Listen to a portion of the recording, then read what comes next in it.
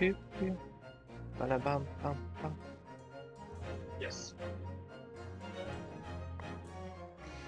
Do do do. Ba ba ba bum bum. Ba-da-bum bum bum. Boom boom boom. Bum bum bum bum bum bum.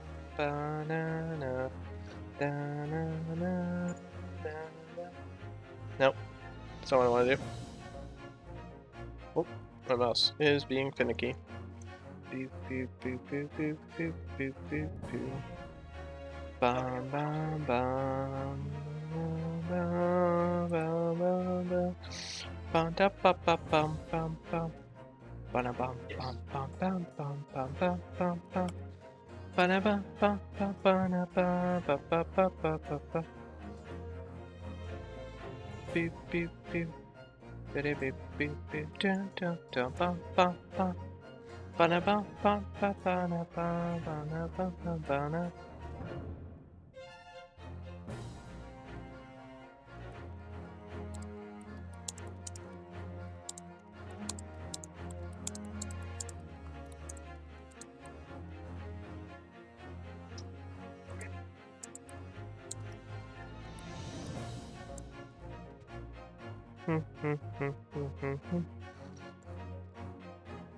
Do do do do bum bum bum bum bum bum bum bum bum bum bum bum bum bum bum bum bum.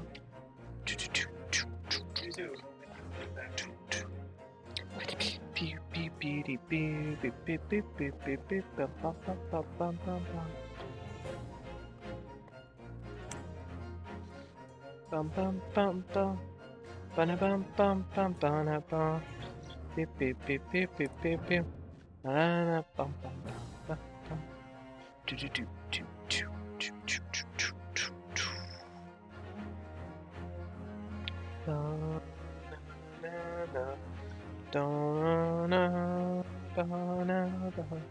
I don't know, I'm doing advertising real quick.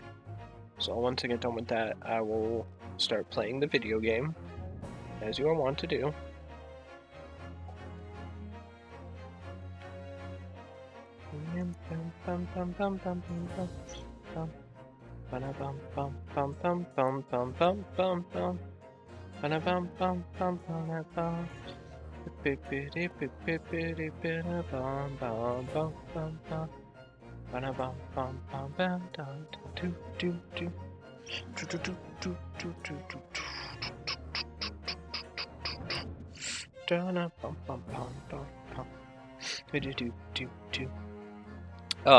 Hello. We are doing Great Ace Attorney. Now with better laptops, so like the cutscenes actually work as intended, instead of, not working and me having to skip them.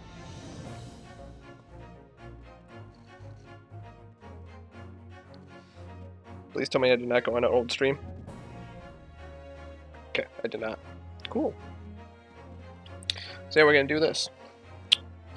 Bum bum bum bum bum bum bum. Bum bum. Bum bum bum bum bum bum bum. I'll advertise here.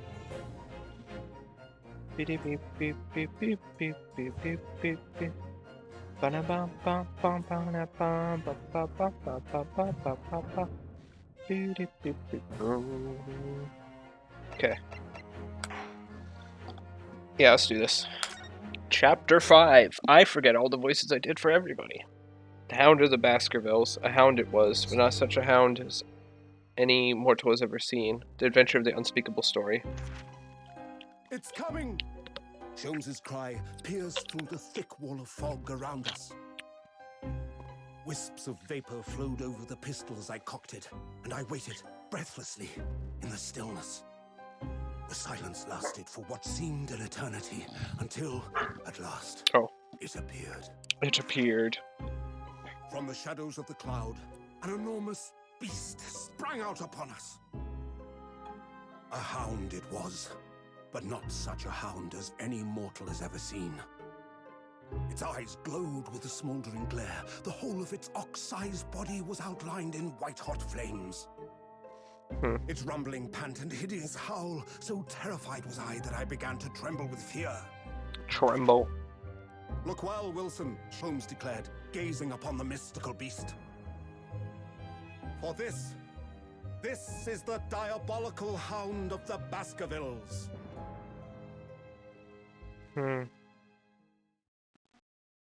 Ooh. Our first 2 months in London passed by in a flash. Yeah. Got a piece of hair. Move, hair! Move! That disconcerting courtroom experience we were first thrown into on the day we arrived in the country. And in Soseki-san's terrible ordeal that had followed closely behind, we had emerged victorious. However, there then came an abrupt end to our opportunities to appear in court.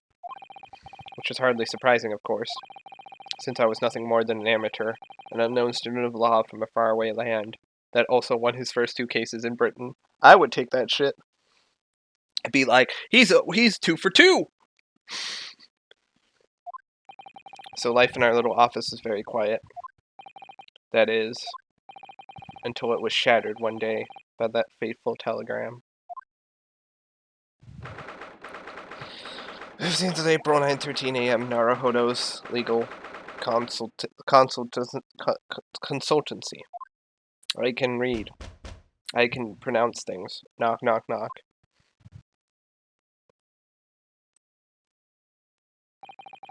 That morning, I was woken by the unreserved knocking on the door by the telegram boy. But after he'd gone, Susato-san's behavior became very obviously strange. Susato-san? Yes. Is it time to leave for court already? Let me see. What case is it today? I don't think I'm scheduled to defend anyone at the moment, am I? Oh, no, of course not. How silly of me. But I think Iris said she would make us breakfast this morning. So shall we go down to Mr. Sholmes' suite? Yes! Iris makes the most delicious breakfast food. She does, doesn't she? And once our bellies are full, we can leave for court in fighting fit form. Let me see. What case is it today? So, in other news about me, I went to call the doctor today to schedule, like, a checkup. Like, 2-3 minutes in, they went like, oh, the doctor's office is busy. You can give us our phone number so we can call you back. I'm like, okay, let's do it. It's been 2 hours. They haven't called me back. It's been over an hour. Oh, I think it's been almost 2 hours. Here we go again. God, I demand satisfaction from my doctors. I demand satisfaction. Telegram. So, what was it about? The telegram that was delivered this morning, I mean. Oh, a telegram? I don't know what you're talking about. Sorry, but you're not going to get away with that. Well, I didn't think I would. Actually, don't give it a moment's thought. It's nothing. Nothing interesting. Boring, in fact. It's just a boring old telegram. That's 3 times now that she's tried and failed to convince me it was nothing. I promise that I'll tell you all about it at some point. Alright, I understand. So, Seki-san. I suppose Seki-san will have arrived back in Japan by now, won't he? Yes, I should think so. He left immediately after that terrible ordeal. Which would mean he should have completed the voyage already, or be just a few days away. A fortnight ago, we had that very long telegram from him, do you remember? Complaining of seasickness. Dude, Soseki just makes like 20 haikus, just all about seasickness.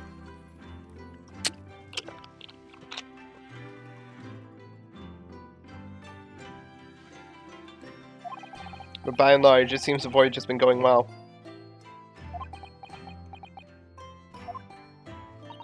Is something wrong, Naruhodo-san? I was just wondering, what might have become of Soseki-san had he stayed in London, that's all.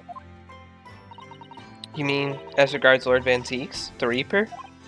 Yes, I can't help wondering if seasickness would have paled into insignificance in that case. The Reaper. What is it they say? That no one who stands in the dock can be saved from the Reaper, right? Like the way that nightmarish trial ended on the very day we arrived in London. Magnus McGilded, thrown into fires. Even 2 months ago, the cause of that dreadful fire is still a mystery.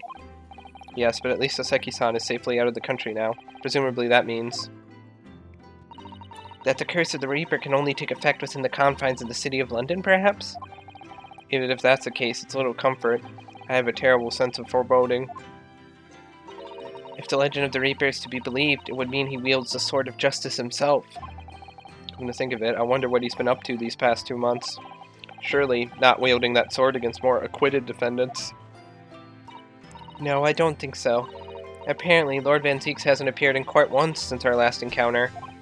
Oh? Yes, since Soseki-san's trial, he's withdrawn from judicial service again, it seems. Really? Just like before, when he wasn't seen in court at all for several years. So it's just been me who's had to face him in his recent spate of trials then? Oh, just my luck. You could say it's a coincidence. Or you could also say it's probably purposeful. I wonder if luck doesn't come into it. Sorry, what was that? Oh, nothing. Never mind. Okay. Wait, see, that's back.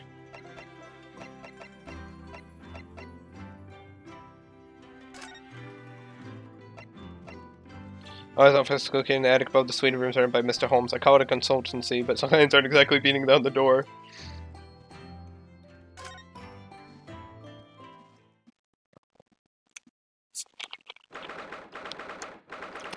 '15th of April, Holmes is sweet. Morning, Reno. Morning, Susie. Good morning, Iris. Iris? What is it, Runo? What is that terrible noise? It sounds like a cat being strangled. Ah, yes. You noticed that, did you? Hurley isn't in the best form this morning, it seems.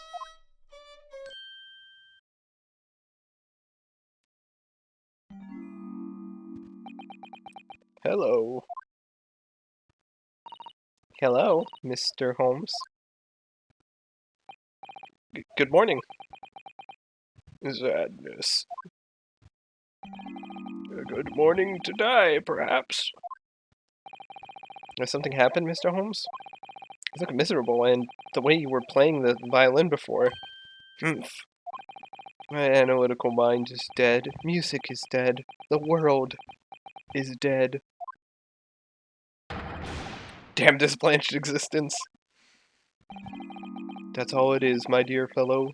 Nothing of consequence. I'm afraid I don't understand. Well, Iris, isn't it time we ate? I don't know what voice. Some dry toast and insipid coffee for me, if it's not too much trouble. Yeah. Cat. Kill it! You're right, punt! It's going out the window. I'm a... Yeetus the Catus. Oh look, it's Wagahai. Wagahai. I am not pronouncing that right, am I? It's Japanese. Good morning, boy. It's a cat. Why are you calling it a boy? Oh look, it's got a little bow tie. Let me see if I can move the mouse. Got a little bow tie. Meow. It must be some sort of tiny door for cats to use. How did it get there? Well then, everyone, time for breakfast. Oh, wonderful! Let me help you, Iris. Ugh, it would indeed be a fine day to die. I knew something looked different. Something's missing from Mr. Holmes' desk. Dude, this man is depressed. We found clinical depression. You seem to be very unhappy this morning, Mr. Holmes. What's happened? It used to be the case that in my hands, this violin sung like the dawn chorus. Its melissonant sonant tones would make flowers bloom. It would? But now, the muses are unamused with me. The goddess of music have thrown me over. Goddesses of music have thrown me over. Whatever do you mean, Mr. Holmes? For hours I have bowed, for days even. Through the night I have endeavored, to no avail. That sound, my tone, is lost. That brilliant, clear, unwavering tone. Gone forever. No more recitals of unbridled emotion! Well, you haven't been practicing much lately, have you, Hurley? Don't worry, I'm sure it will come back to you in time. Heed my words, Mr. Naruhodo. The goddesses of the arts are fickle. One day they bestow genius on a man. The next, they unmercifully withdraw it. Oh, dear. Ah, why is this happening to me? They take the turn I have for the violin from me. What is left, for pity's sake? What is left? Depression. Deduction, perhaps? Isn't that what you're known for?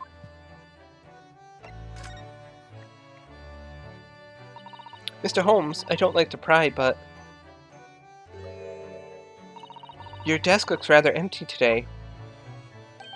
Ah, well done, Miss Sato. Your observational skills do you credit. Oh no, Mr. Holmes, they pale into insignificance when compared to yours. See, you always get it right. Remember the lion? You'd struggle not to notice, wouldn't you? You mean Hurley's great analytoscope? That's at Windybanks now. Sorry, it's at a Windy Bank? No, Windybanks, the pawnbrokery. Pawn? What? You mean you've pawned that enormous machine of yours? It has some considerable value, you see, quite undeservingly. But isn't it a very important machine for your work? I do wish you had consulted us if your situation had become so desperate. I should have gladly passed what little income I have to you. Dear madam, things are far from desperate. But the pawnbroker has your wonderful machine. How can it be anything but desperate? Making use of a pawnbrokery is quite ordinary here in London, I assure you. It is. It doesn't sound ordinary at all. It would seem that neither of you fully understand how pawnbroking works. Oh, what's to understand exactly? How pawnbroking works. What did you mean when you said we didn't fully understand how pawnbroking works? To the people of London, pawnbrokeries are akin to banks. Banks? On Mondays, merchants relinquish their finest jackets and trappings to their pawnbroker of choice. With the money they receive in return, they are able to trade happily through the week. And then on Saturdays, they go to recover their things using the money they've earned. I had no idea. This has been a fascinating lesson for us. Everyone does it, you see, especially people in inner London. And should they have money to spare, they would purchase another fine jacket. Not to wear, obviously, but to pawn, should the need arise. Oh, how ingenious! So whenever we have something that's getting in the way, we leave it at Windybanks, you see. A pawnbrokery can be thought of as an extremely secure vault. Who would have thought that even pawnbrokers are different here in Great Britain? Of course, you have to watch Hurley with it. Sometimes he pawns things he really shouldn't. Don't you, Hurley? Depression. What does it matter? The world is dead to me now. Okay.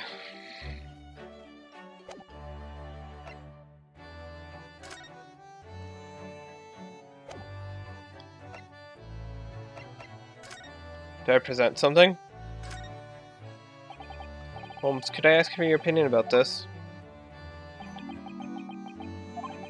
You lure me to raise my languid head with the promise of some mental exaltation. Yet in my morbid depression, I am confronted with the most mundane of problems. Oh. My mind finds greater stimulation in the unforgiving monotony of the floor than in your miserable offering. Jesus! Always glad to help. Oh, my head weighs heavy on my shoulders.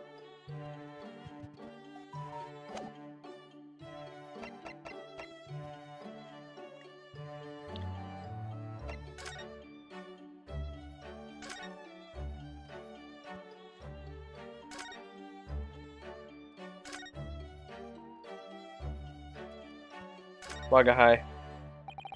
So Natsume's cat seems to have settled into his new home then. Oh yes, and I've become very attached to little Waggy. It would appear his previous owner has completely forgotten to him. So Seki-san is dead to me. All hail Iris. The best cat owner.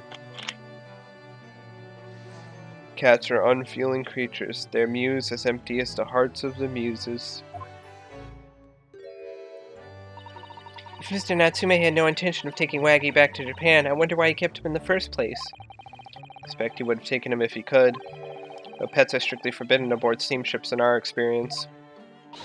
And for good reason. Terrible things can happen if the rules of passage are not obeyed. Well, I don't mind, because Waggy is adorable. She's just holding him. That's not how you hold an animal. Animals don't like that. It's like holding them. It's like holding someone by their neck. Like if you tried to hold a dog like that, they freak out because you know you're not supporting their butt. So their butt is like in the air, and they start freaking out because they think they're gonna fall. Like you don't hold a dog. You don't hold an animal like that. You hold it like with your arms, like with like you supporting the butt. Like that's how you hold it. You have to support the butt. Otherwise, it like doesn't work.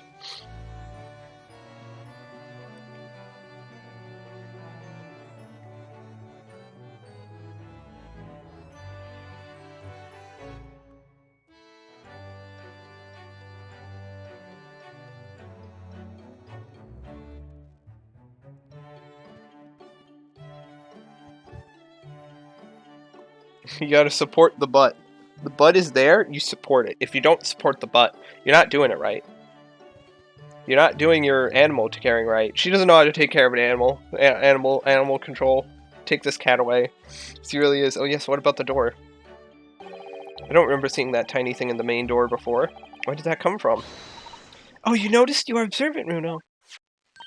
Look, I use this. It's my latest invention. What is that? I call it the cat flapper mat. Gosh, a machine for making doors just for cats? That's right, it can make a cat flap for a little furry friend like Waggy in seconds. And it can do it in any door at all, no matter what it's made of. It's very powerful, you see. I put hydrofluoric acid in it to cut the square. It's very good. What happens to the square I cut out? I don't know. Probably melts. Could go to another dimension. Who cares? It makes a cat flap. That's all that matters. Wait, cat flaps don't get rid of... I'm stupid. I'm a little bit thick. Wouldn't it have been quicker just to make the cat flap rather than making a machine to make the cat flap? Well, yes, maybe. But now I can make cat flaps anywhere I like. Oh, I think it's wonderful. You must make one for us in the door of our office upstairs, Iris. She really knows how to come up with unconventional inventions, this girl. Hehehe.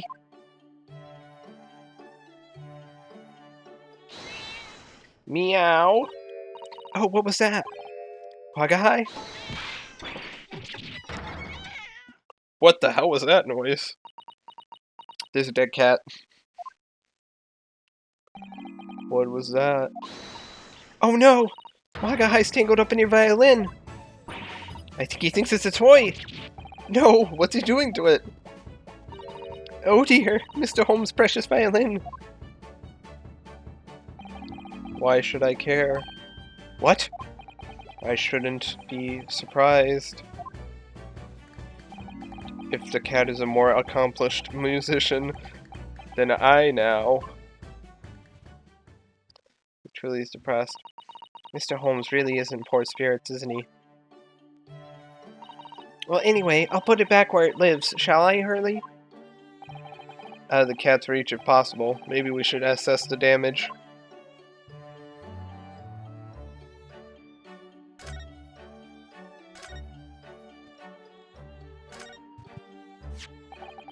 This is the violin, is it? It's a Stradivarius, one of the finest violins in the world, made by the renowned Italian luthier Antonio Stradivari. Now, I don't know anything about violins, but I'm pretty sure that's correct. That makes sense. Stradivarius. I've heard of Stradivariuses before. This is going back way into, my high school, middle school memory. I remember watching, stuff about musical instruments. I think for, school. And they talked about the Stradivarius being, a really, good violin. Oh, I see. It doesn't really look like anything special to me.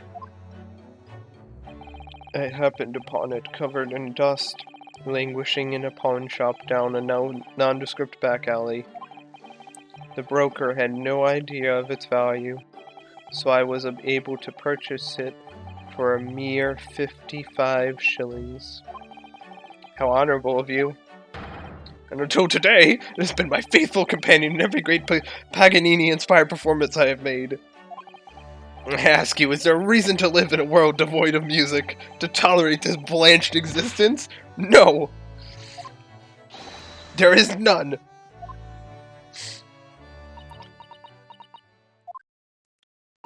Mr. Holmes? What, dear madam, what? My thoughts are preoccupied with fancies of release from this dull routine. Well, it's about the violin. It looks very different to normal, don't you think? What do you mean, Mr. Sato? Oh, Susie's right. Yes, the tone of the wood is completely different. That's not all. I'm sure there was no crack here before. Wait, it's not even the right size, is it? What's this? Was it a cello? I'm terribly sorry to have to tell you this, Mr. Holmes, but that instrument isn't a violin at all. Then what? I believe it's an entirely different instrument called a viola. Did this man go to a pawn shop, get a violin, get a viola, and then think it was a violin? Or did this man get rigged from his Stradivarius violin? What? Oh, Mr. Holmes, are you alright? You're right. You are quite right. This isn't my faithful Stradivarius. So what, pray, is this piece of stringed flotsam not your faithful performing partner, then? I see what must have happened. You do, Iris? This is just a simple mix-up. It sounds like Iris might be able to tell us exactly what's happened if we ask her. Back to Iris. Mix-up. What did you mean by a mix-up, Iris? Well, you see, this viola, I mean, was at Windybanks until last week. At the pawnbroker's? Oh, Mr. Holmes' beloved music partner. There's a proverb from the East with which you are no doubt familiar, my dear fellows. Always let a beloved child travel.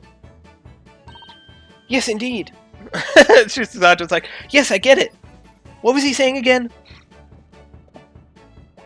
Sorry, I'm trying to move my cord so I don't crush it on the chair. That's all I need. It's oh, your power cord is broken because you crushed it. Good.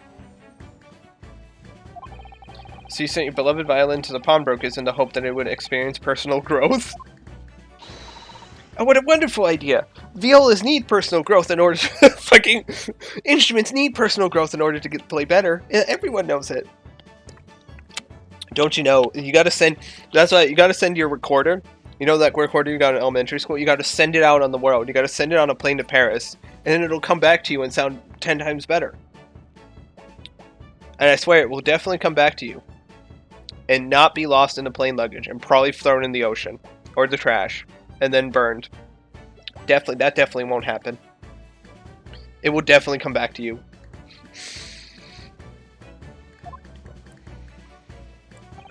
Last week, I pawned my great analytoscope in order to release my precious instrument. But it would appear Mr. Windibank mistakenly furnished me with this tawdry fiddle instead. But my ears cannot be deceived by the hollow timbre of this piece of timber. No, but your every sense was deceived by the fact that it just had strings. Pshaw, a fine state of affairs this is. Why, I always say, Mr. Naruhodo. Never trust a pawnbroker! They will try to fiddle you every time! Don't fiddle with the diddle. Don't fiddle with the diddle. But earlier you told us that you could think of a pawnbroker as an extremely secure vault. Mr. Holmes, you sound like you're a hypocrite. Come, Mr. Naruhodo, dilly-dallying will get you nowhere. Sorry. Crunching your toast with that bacon aspect. Freshing your coffee so obtusely. Are you not a little embarrassed by your own conduct, considering with the urgency with which we are faced? We must visit Mr. Windibank's brokery at once. That's right, isn't it, Mr. Holmes? Precisely, Mr. Sato. Without a moment's delay. But I haven't finished my bacon and eggs. My dear fellow, surely you do not still intend to crunch your bacon with an increasingly bacon aspect, to press your egg even more obtusely. Alright, say no more. Let's go then. My eggs and bacon, though. Don't worry, Bruno, I'd be happy to heat it up for you again later. Oh, thank you, Iris. As it happens, I am rather curious to see what a British pawnbroker looks like. Time to go to Windibank's.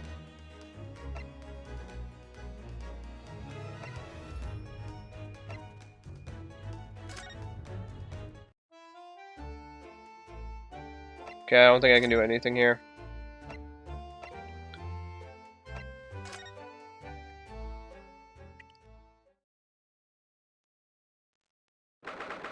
'15th of April. Windibank's pawnbrokery. So this is a British pawnbrokery. Oh my, there are all sorts of tools and contraptions in here that I've never laid eyes on before. Ah, Susato-san, that spark of wonder in your eyes. Can't wait to scour the shelves, can you? Get the impression you enjoy places like this? Oh yes, I don't know why, but seeing such a lot of things I don't understand is a real thrill for me. My dear fellows, let us not forget why we are here. Oh, Mr. Holmes. Our calling on matters of business, not pleasure. Because I think Mr. Holmes means business too, judging from the spark of fury in his eyes. Ah, Mr. Holmes, sir, welcome back. Did you hear that brazen welcome? Well, yes, we are potential customers after all. We are disgruntled customers, Mr. Naruhodo. It is time to inform Mr. Windibank of our ire. Come, the fight is afoot.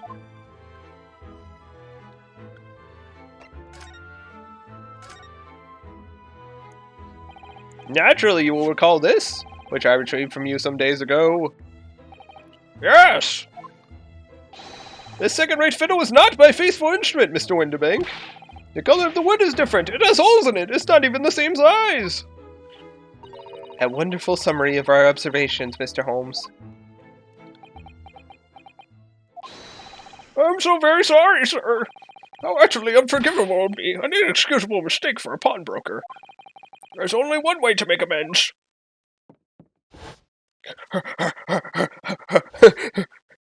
I'm packing heat. I shall have to take my own life. I don't think that will be necessary, do you? If I may just say one thing before I pop off. Yes?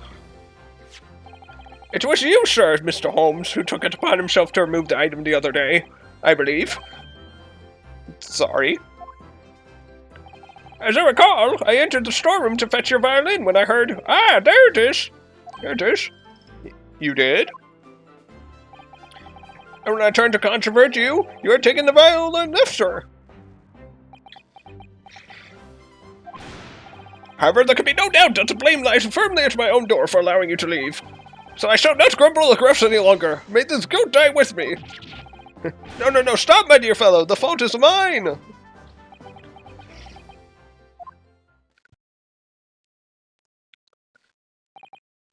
Phew. I almost blew my own brains out. That would have been a great mess. All over the porcelain. My daughter would have had to clean that up. Good thing I don't like her. Good thing I hate the little brat. Always asking for money. That's why I'm a pawnbroker, you see. I could have been a boss. But she just took all my money. It appears that the fight is over. I do humbly apologize, Mr. Windibank. Evidently, my questionable disposition precipitated this tragedy. Well, you wouldn't be Mr. Sherlock Holmes without that questionable disposition now, would you? Yeah, I do believe you may be right, sir. Say the laugh or cry, I suppose. You are, it must be said, one of my more challenging customers. I needed to remind you of the peculiar collection of items you brought through my door in the past. Oh? Peculiar items?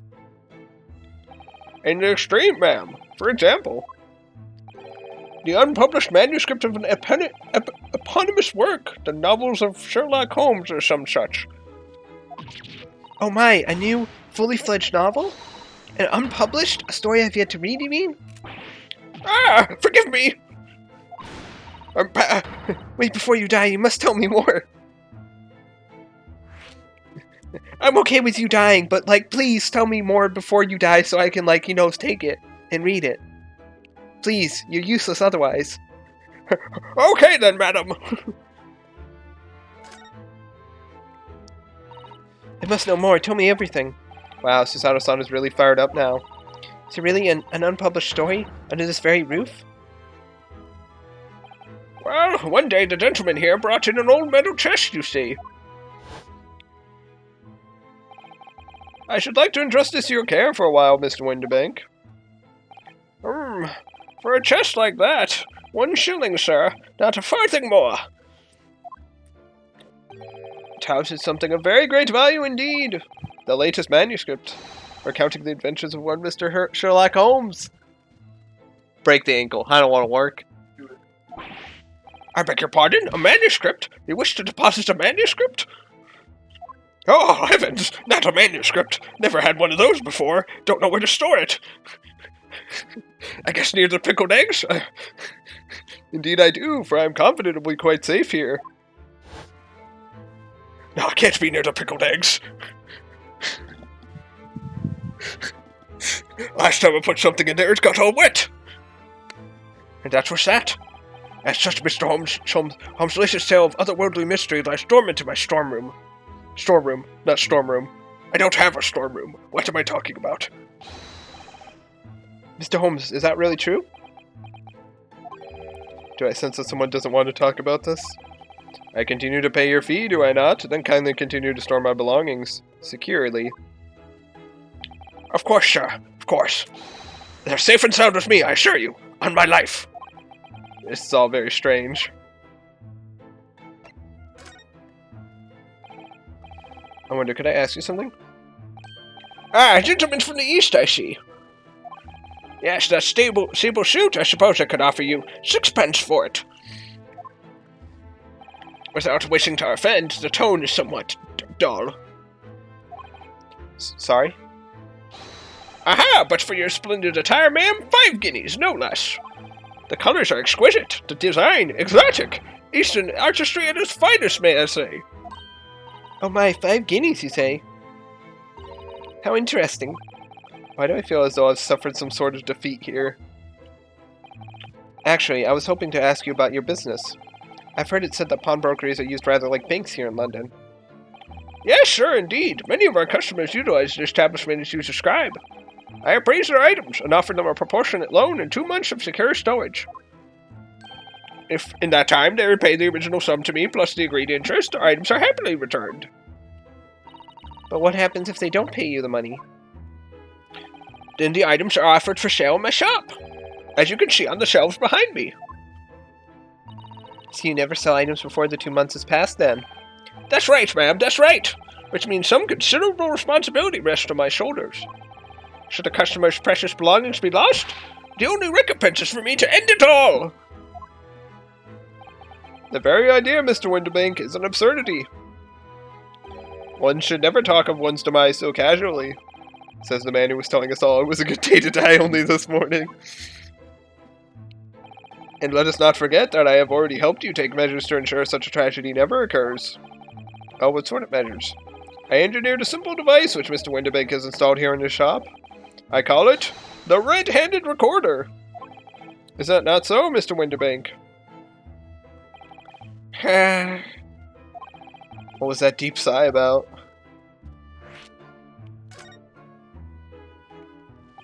What on earth is a red-handed recorder? Use your eyes, my dear fellow. There are two just below the ceiling. I can see what appears to be a camera attached to some sort of timing device. I actually don't see it. I guess it's not in this. Oh wait, is it right there? Very astute! It is indeed a camera, furnished with some 100 pieces of celluloid film. Every 30 minutes precisely, the camera automatically records the appearance of the shop. Here, I have an example I can show you.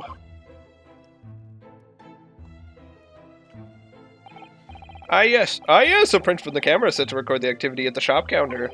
I developed a special type of film so sensitive it produces a crystal clear image, even in darkness. Really? That's extraordinary. Yes, you can clearly see the counter and the door behind it, look.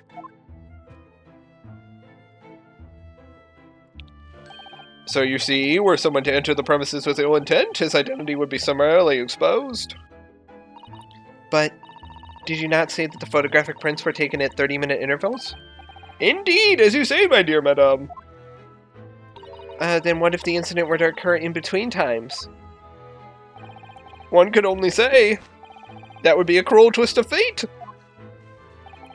I must confess, your devices have been giving me some cause for distress of late. I beg your pardon, Mr. Winterbank. Surely they are anything but distressing. Reassuring is the word. It's the cost of the film, sir. You most graciously placed not one, but 2 cameras in my shop after all. Which means I must pay for nigh on 100 utterly useless prints every single day. I'm afraid the cost of the film will break me before I'm very much older. I can't afford this, Mr. Holmes. What are you doing? My daughter stole all of my money. You know that. Nevertheless, a small price to pay to ensure the safety of my preferred pawnbrokery, no? My dear fellows, we verge on an age where safety and security come at a price. Oh, heaven help us!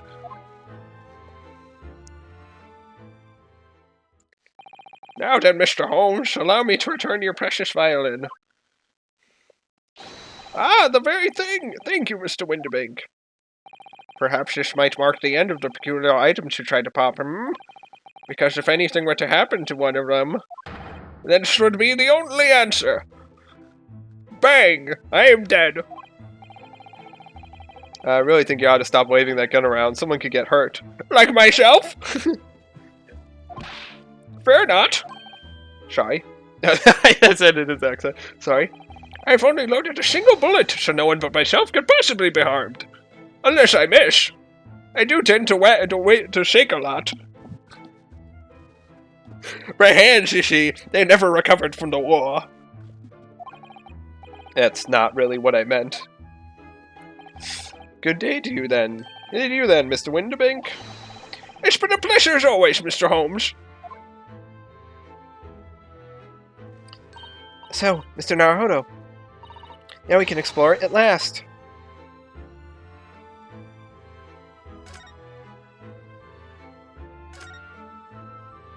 I already talked to him. Okay.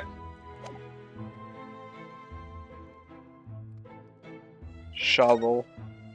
That's not what I clicked at all. I clicked on the mouse. Ow. What assortment of things here are on these shelves here? What are the assortment of things there are on these shelves here? Crockery, footwear, clocks, and watches. Almost anything you care to imagine. I found a weapon. There's some watches, some clocks, a dismembered head, some statues. Wait. Wait a minute. Those are forfeited items offered for sale by the pawnbroker. What does that really mean, though? When you pawn or colloquially pop an item, the broker loans you money against its worth. He stores the item for an agreed period of time, after which the loan must be repaid. If not, he is free to display it in a shop for sale at a price of his choosing. And that price, we usually call it screwing the customer. They do like to screw the customer quite a bit. Oh yes, now you've explained it. I'm noticing little price tags on everything. Of course, simply by paying the agreed interest on the loan, one can extend the period of safekeeping. So you may pawn that black garb of yours without fear, my dear fellow. My treasured university uniform? Never. It embodies my student spirit. Okay. Now, what do you suppose this rather enormous machine does? It seems to have two little windows for looking through. Allow me to enlighten you, my dear fellows. What you are looking at is a stereoscope. A stereoscope. Fascinating. It's aptly named, I assure you. Look through the eyepieces and see for yourself. Oh, I should be delighted to. Excuse me a moment while I just have a look. Just before you do, there is something I should point out. My dear fellows, in order to see the image properly, stereoscopically, as it were, you will need to be cross-eyed. However, if that is beyond you, it is of little consequence today. Alright then, I'm going to try it.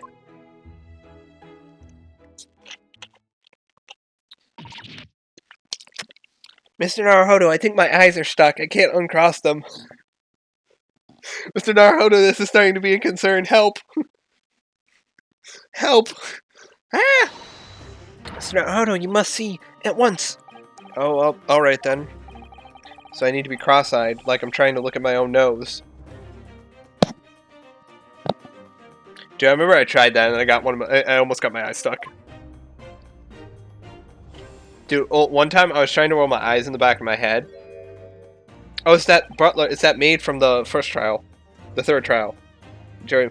Anyway, I tried to roll my eyes back in my head one time, and I got my eye accidentally almost stuck. It was bad. It scared the shit out of me, okay? I couldn't get my eye back to a normal position. What? What the? I don't believe it. It's just a photographic print, but it seems like you could reach out and touch it. Yes, the sense of depth is startling, is it not? Stereoscopes are one of London's many fads. They are often found in little stalls in the park. People queue for hours to see them. If you've ever played BioShock Infinite, you've seen these. Except they're actually little movies in BioShock Infinite. Why? Why are people meddling with such black magic? It's sorcery! We must burn the witches! Find them in the streets and burn them! Susato, calm down. It is no magic, my dear madame. It is, well, far too complicated to explain at present. We shall save this lesson for another day, when it matters. Oh.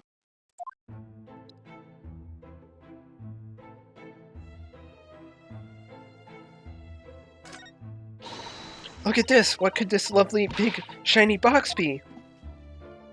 That, my dear madame, is a music box. Surely you have such things in your own country?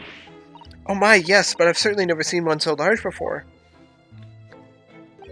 Shall we listen a while?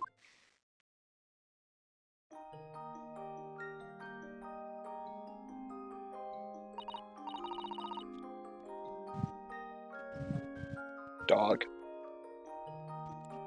Ah, what a sublime sound. It's like the music of angels. Susato, it's literally just one note. Never heard anything like it before in my life. This particular specimen is of the larger variety, commonly found in public houses and restaurants. There is a metal disc inside on which the notes to be played are recorded.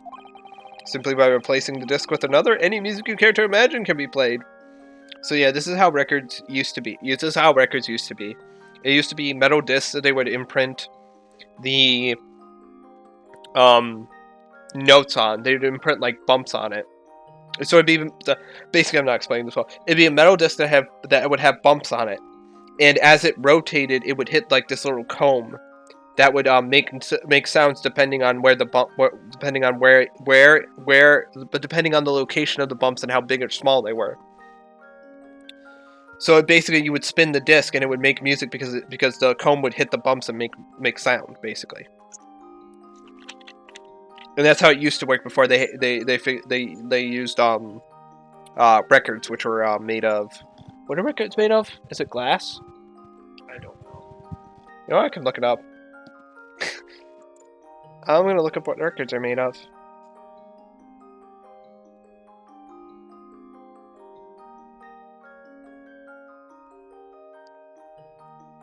Time to look up what records are made of.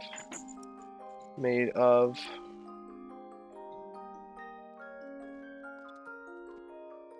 No. What are records made of? PVC. Okay, polyvinyl chloride.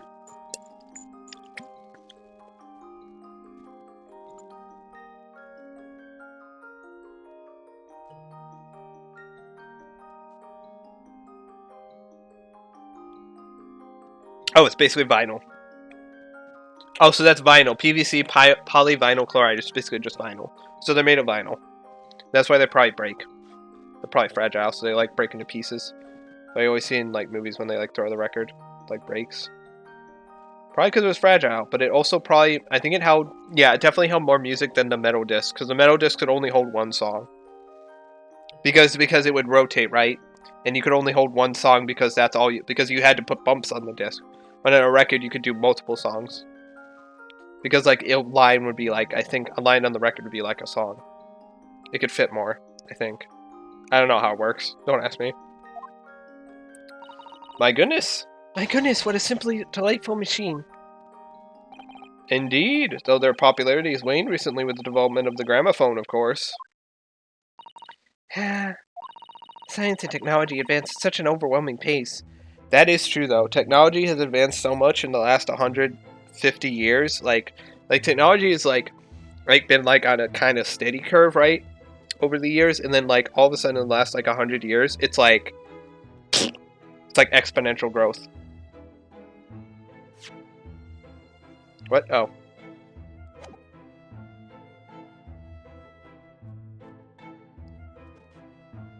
Okay, that was weird. What is he sniffing? Okay.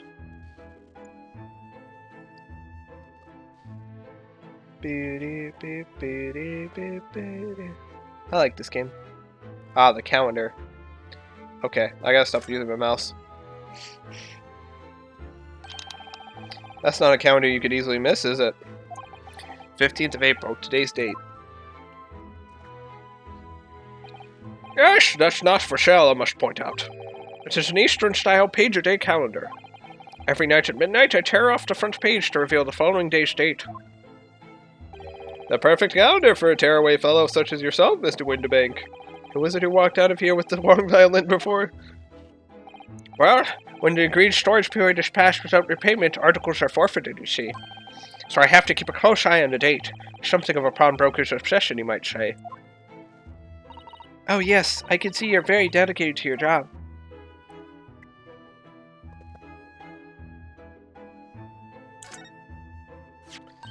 Look at this! Whatever could it be used for? I have no idea. Ah! There's a small catch just here, look! We're going to open it, aren't we?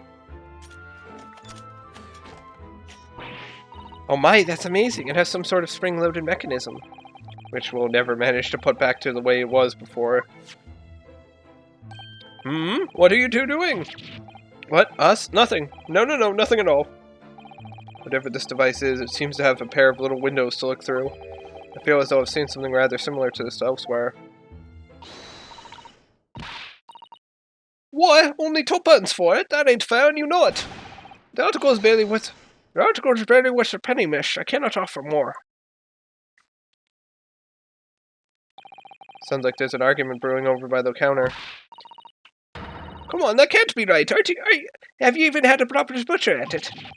I've seen all I need to see, young girl. Wait, don't we know? I'm sure I recognize her. Oh yes, it's the young lady from Mr. McGilda's trial 2 months ago. Her name is Jenny Lestrade, my lord. She's a chancer, earns her crust among large crowds, relieving people of their purses. What's commonly called a pickpocket.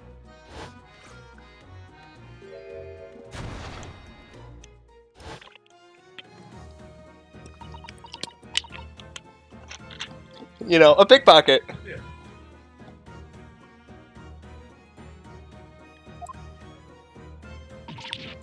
Go and admit it, you lot. I have to get the stupid Irish accent I have. Hello, Mrs. Stride. I hope you've been well. She immediately loads gun. Yeah? What? You remember me then, do you?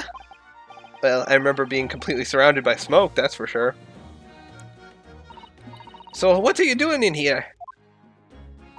Down and out like the rest of us? Nothing to eat? Come to pop that black weasel? Sorry, coat to have ya. What is it about this black uniform that makes everyone comment on it? Ah, good day, unless I'm much mistaken. You would be the young pickpocket who stole our experimental smoke grenade launcher. Ah, Mr. Holmes! So, you have something of value to pawn, do you? Allow me to see the article and I shall negotiate with Mr. Winterbank on your behalf. Pull the other one, I don't need no help from some stuck-up bee. Get out of me business, go on, or I make trouble for you. As you wish, Miss Lestrade. I will happily remove myself from your presence. I evaporated out of existence! Ooh. He's really done it, he's gone. He's just... he bolts out of the store. I'm sorry, miss, as I said, there really is no room for negotiation here. What is that thing he has in his hand? Some kind of metal disc? And you! Go on! Leave me alone! Oh, Miss Lestrade, just pretend we aren't here. We shan't be offended in the slightest. Sato-san can really stand her ground when she wants to. Whatever.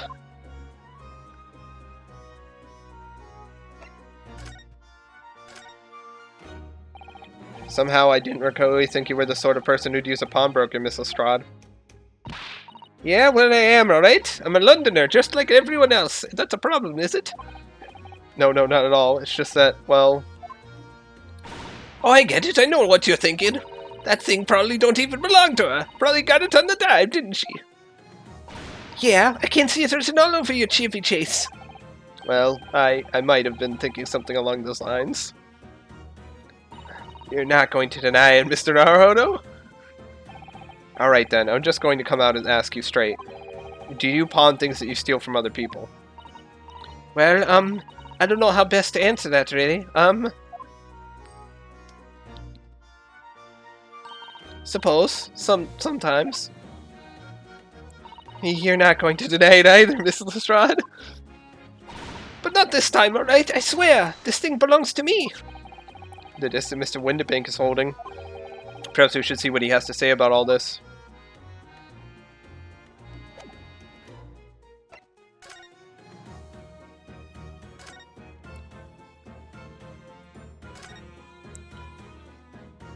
Mr. Winterbank, what exactly is this metal disc that Miss Lestrade has brought in? It seems to have hundreds of tiny little bumps on its surface. Ah, this is a music disc, you see, for use inside a music box.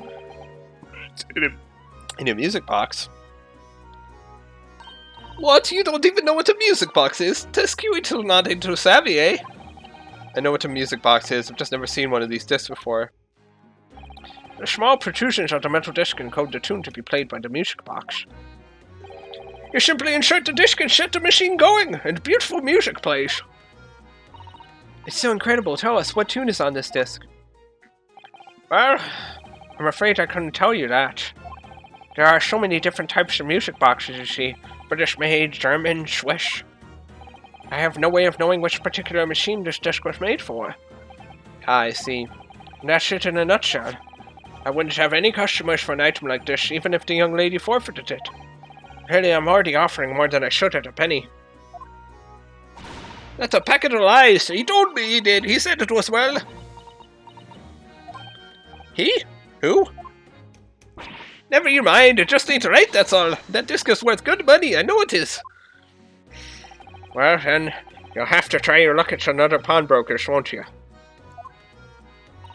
Ah!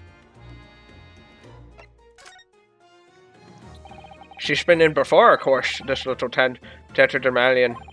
I see. I've fought some dubious articles from other with her every single time, I might add. Dubious? What are you trying to say? I'm an honest customer, me. So, is there something dubious about the disc she brought in today?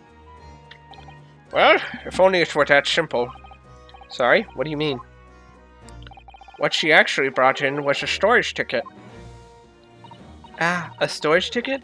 So, Miss Lestrade has actually come to redeem an article from you today, is that right? Yeah, that's right. A girl like me has a lot of stuff worth needs storing. Alright, yes, that's definitely dubious. The article in question would have been forfeited at midnight tonight. But as she gave me the ticket for it and repaid both the loan and the interest, I was obliged to return the article to her. But what was the article? Did you tell us, Mr. Windybank? The little scamp is wearing it, ma'am. It's the overcoat that she redeemed. Oh. What? What's wrong with that? It fits, don't it? I mean, it's mine, so of course it does. I can't. I'm really bad at this Irish accent.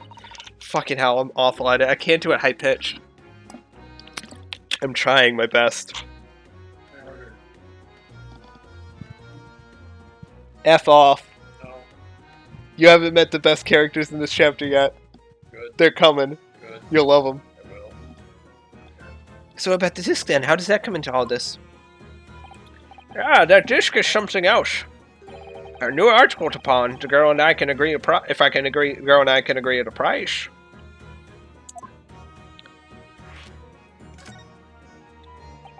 I'm confused. I thought you said that Miss Lestrade brought in a storage ticket today. It's really quite simple. Yes, the child brought me a storage ticket and the money owed on it, as you say. For this heavy black coat, which you returned to her care as... For this heavy black coat, which you returned to her care as I understood it. That's right, yes. And rather unsurprisingly, as soon as the little ragamuffin put the thing on, she went rifling through the pockets. Oh, you mean... What? Don't you know it's rude to stare at a lady? I see. So it came from the pocket of the overcoat, did it? If you mean this disc, then yes, exactly, ma'am. And she immediately tried to pawn it? For quite a high price as well. This is all rather suspicious, I think. Give it up, I'm just trying to pawn something in like anyone else would. Miss Lestrade, may I ask who deposited the overcoat here in the first place? Well, me. It doesn't really appear to be your size. Me old man, it's me old man's, ain't it? Is it Miss Lestrade? Is it Miss Lestrade? Yes, this is definitely all rather suspicious.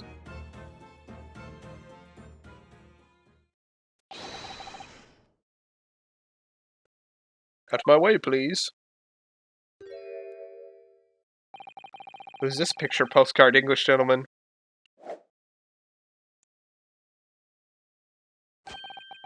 Good day to you, ladies, gentlemen.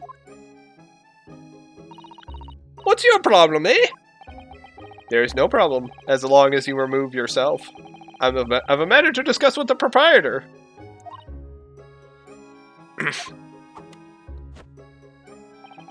And if you intend to make a problem of it, I shall see you outside, little girl, for the hiding you deserve. Look, ain't it obvious? It ain't done talking with me yet. If you think you're such a gent, you should know how to wait in line. Well, you are an impudent little brat, aren't you? As well as a pickpocket. Eh? Who are you? How did you... How did you know who I am? The question is, how do you not know who I am? You haven't the courtesy even to remember the faces of your victims, it seems. What? You mean from you? Broker. Yes, sure. Oh, this is terribly confusing. I'm about to sweat. Oh, what voice should I do for this dude? Should I do a really fancy voice? I don't know what a really fancy voice would be like. I can't do a British accent. If I do, it's going to be even worse than the Irish one. And the Irish one is pretty fucking bad. The Irish one is pretty awful.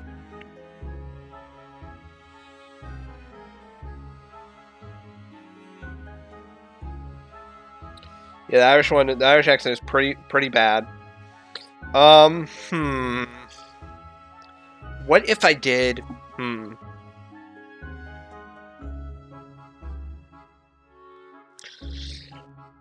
I believe this filthy pocket thief has just redeemed an article from you. No. Yes, the article in question belongs to me. I demand for it to be returned at once. Oh my. Now that's a lie. What are you trying to pull? Give me back my overcoat, you wastrel, and needless to say, any music box exists, too. No, you can't have it. You just can't. It's me old man's, or what was. Now it's mine. Fucking, I can't do this Irish accent. I'm about to give up on this Irish accent. I did it, like, fine, like, the first time I did Ginny. And I can't, I keep butchering it more and more. The more I do it, the more I butcher it. Because I think I try to, like, it's me old man's, or it was, now it's mine. So it's bad. It's bad. It's just awful. I want to keep doing it, because I feel like it adds more to the character, but it's also, like, really bad. It's not as bad as Gombi's voice, though. Gombi's voice was pretty bad, but at least it was something different. Goodness, Mr. Naruhodo. This is a very awkward situation. And, you know, I can do the Irish accent because I'm a part Irish. That's the thing, right? I can do it because I'm part Irish. Is that allowed? Okay. Yes, I think perhaps we should hear both sides of the story a little more detail. It's accusation. Miss Lestrade, is it what the gentleman is saying? What do you think? It's all lies, ain't it? Obviously. I swear on me life, I ain't never laid eyes on that dandy before. Now shear it now. Now shear it now, you little ragamuffins. You stole it, didn't you? That ticket you brought in here just now. No, I swear it. I swear to God. It was barely an hour ago. I was walking along the street, minding my own business, of course, when this little gutterling ran into me. I knew at once what had happened. I've been robbed yet again, I thought to myself. Those wretched pickpockets. Yet again? Oh yes, as you can see, I am a man of impeccable style. This isn't the first time that I've been targeted by these backslum scoundrels. Now then, relinquish my overcoat. Come along now, Mr. Strahd. Give the good gentleman his coat back. If you're going to cause trouble, I shall have no choice but to call the police. Hold on, why does everyone think it's me? Just look at this dandy coat, and you think I'm the dodgy one? I'm sorry, miss. No one's going to believe you. What about evidence? Yeah. Where's your evidence that I've stolen something, eh? Come on, let's see it. I have evidence now. What was the voice I just did for him? Oh, I have evidence, naturally. Of course I do. You what? Evidence. Evidence that the article Mr. Strahd redeemed. Oh, evidence that the article Mr. Strahd redeemed actually belongs to this gentleman. Of course, we need only consult Mr. Windibanks' ledger to know the truth. We'll be able to look up the name of the person who's deposited the article in the first place. Yes, brilliant. I'm very sorry, but I'm afraid that won't be possible. Oh, I never ask customers' names. That's a strict policy of mine. But why not? Well now, as you can imagine, some of my customers have circumstances to consider. A great many of them prefer to maintain their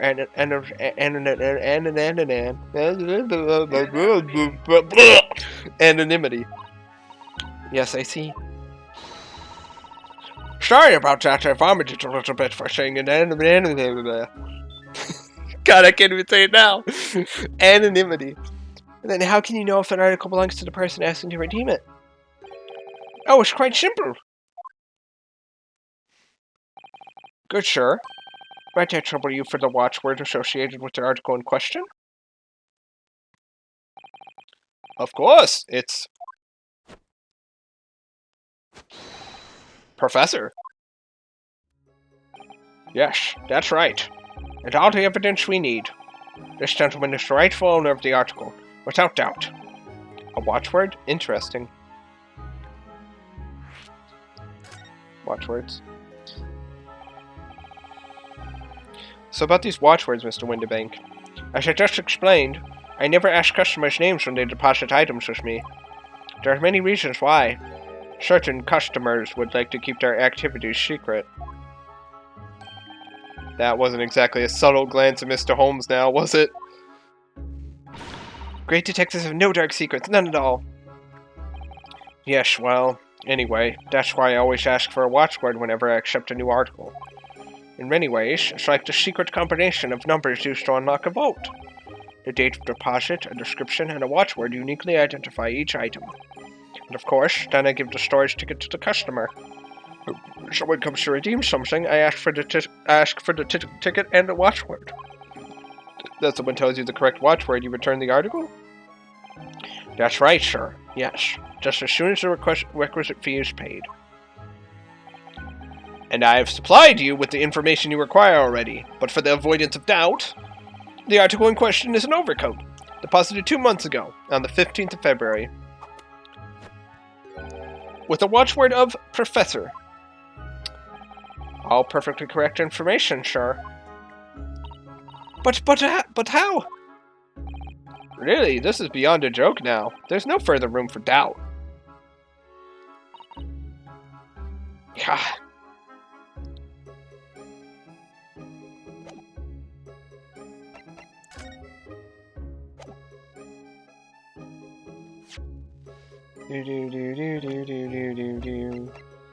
Pop? Oh, his name is Pop.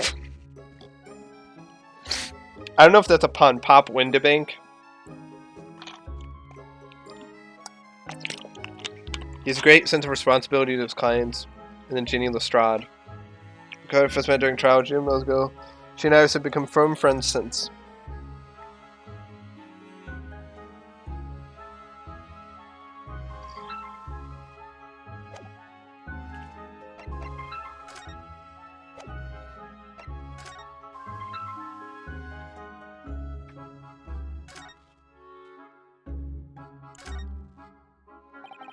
Excuse me, but who are you? One would expect the inquirer to introduce himself first. Though clearly you are not British, so perhaps our ways are foreign to you. Oh, sorry, yes, we're from the Empire of Japan. We're studying here. Oh yes, Japan. I've heard talk of the place. Oh yeah. Let's dance. Its inhabitants live on some fiery brown-colored soup dressed up with exotic spices. You might be thinking of somewhere else. And what was that theatrical gesticulation about? Perhaps, anyway, if you are a gentleman, sir. You offer your own name first before inquiring after the name of another. Of course, yes. I'm Ryunosuke Naruhodo. I'm a lawyer. Well, a student of law, really. My name is Susato Mikotoba. I'm Mr. Naruhodo's assistant. I see. My name is Benedict. Yes, Eggert Benedict.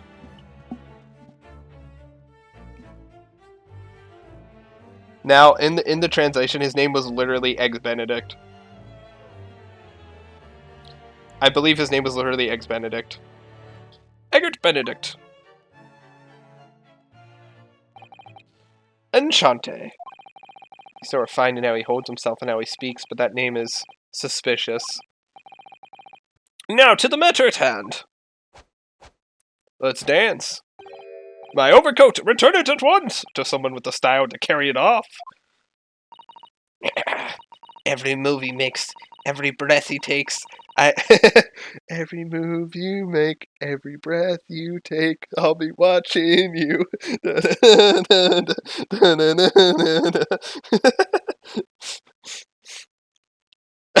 I can't. Oh my god! I think it's a reference to that song. It's literally like word for word almost. Every move he makes, every breath he takes, I'll be watching you. I can't stand watching him.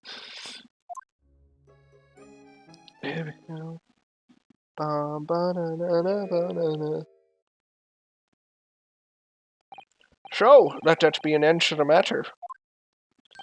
And thank you for your custom, Mr. Eggert Benedict, sir. Oh yeah.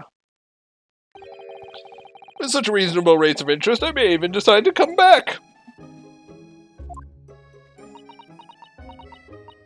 Yeah, this is why I hate grown-ups. Just 'cause I'm a diver, everyone thinks that makes me a liar. And the contents of the coat pockets, if you please, broker. But of course, sir. Here's the disc for you.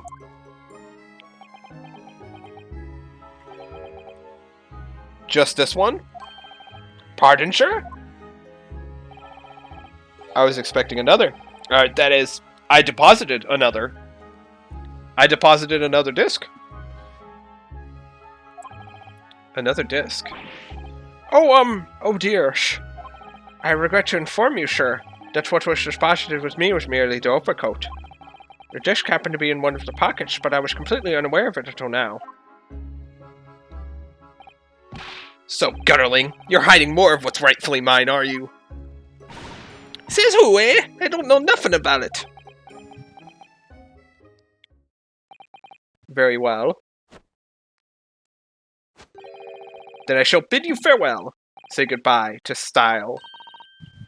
Wait a minute, that disc is mine. Ah! What do you think you're doing, you little tramp? You've drawn blood, you filthy animal! Oh my, yes, there's blood on the disc. It's because of all those sharp little bumps. I must have scratched his finger on them. I found it first, alright? I mean, it belonged to me old man. So you're not having it. Oi, you take it. Me? If I hang on to it, then I'll have it off me again. So you keep hold of it. Mrs. Strahd, why is this disc so important to her? The old disc used to play music in a mechanical music box. The piece of music which remains identified is stored on the disc by means of small protrusions. You there, in the black livery! Hand that disc to me at once, please. No, don't! He's lying. Grown-ups are all liars. What do I have to do now? It's turning into a Jamaican accent. It's turning into a really bad Jamaican accent. Fuck. I'm going to resolve this.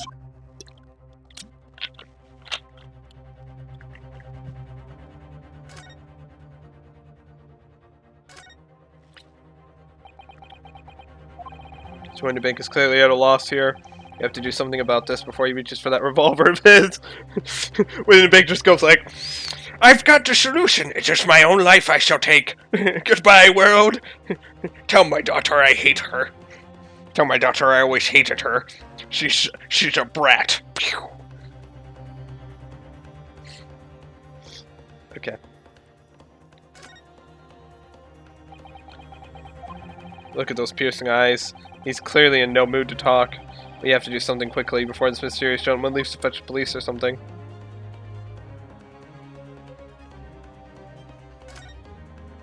Hey, Holmes. Mr. Holmes?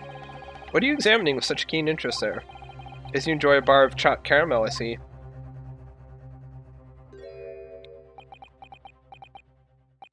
So, you found me at last, Mr. Naruhodo. Sorry? After that young pickpocket sent me on my way, I was forced to lurk in the shadows, cruelly ostracized as the rest of you partook in the jovial atmosphere of fellowship.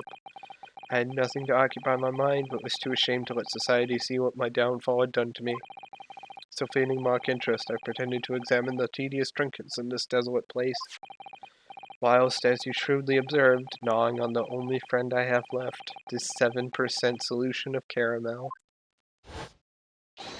Pray, do you claim to understand the depths of my despair, Mr. Naruto? But how could you? I was so lonely, so desperately lonely. Then why on earth didn't you rejoin the conversation? Things have gone from bad to worse here, you know. Yes, I overheard much of your conversation. Or rather, in my craving for human contact, my ears devoured every word that was uttered. You really were sad, weren't you? Poor Mr. Holmes, I feel simply awful for you. It would seem... Yes, my inferences are correct. Oh, surely you're not about to tell us that you've solved the entire case once again. My dear madame, sometimes I wonder, were my genius for deduction to be commoditized? How much could I pawn it for? That was a really bad saying of that. It seems Mr. Holmes has had another of his flashes of inspiration. Who knows if it will help to resolve the situation between Miss Lestrade and the mysterious gentleman.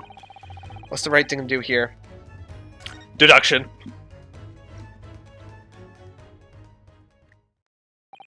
Well, Miss Lestrade, it would appear you find yourself in something of a predicament. Where the blue blazes have you been, eh? Pardon? When a lady's in trouble, a children's supposed to be there to help. Straight away, not an hour later. Harsh. And who, pray tell, are you? Mr. Eggert Benedict. You have, in my eyes, a veritable encyclopedic array of curiosities about your person. Nevertheless, there are two immovable conclusions I have drawn. I beg your pardon? The first is this. The true reason for your visit to this pawnbrokery today is something you have not yet revealed. And the second is this. A considerable crime is in contemplation, one you will orchestrate with intent to steal a vast sum of money. Well, Mr. Benedict, what say you to my deductions? How? He's turned as white as a hard-boiled egg. Got him. It would seem that once again, Mr. Holmes has made a flawless deduction. Just who do you think you are, sir?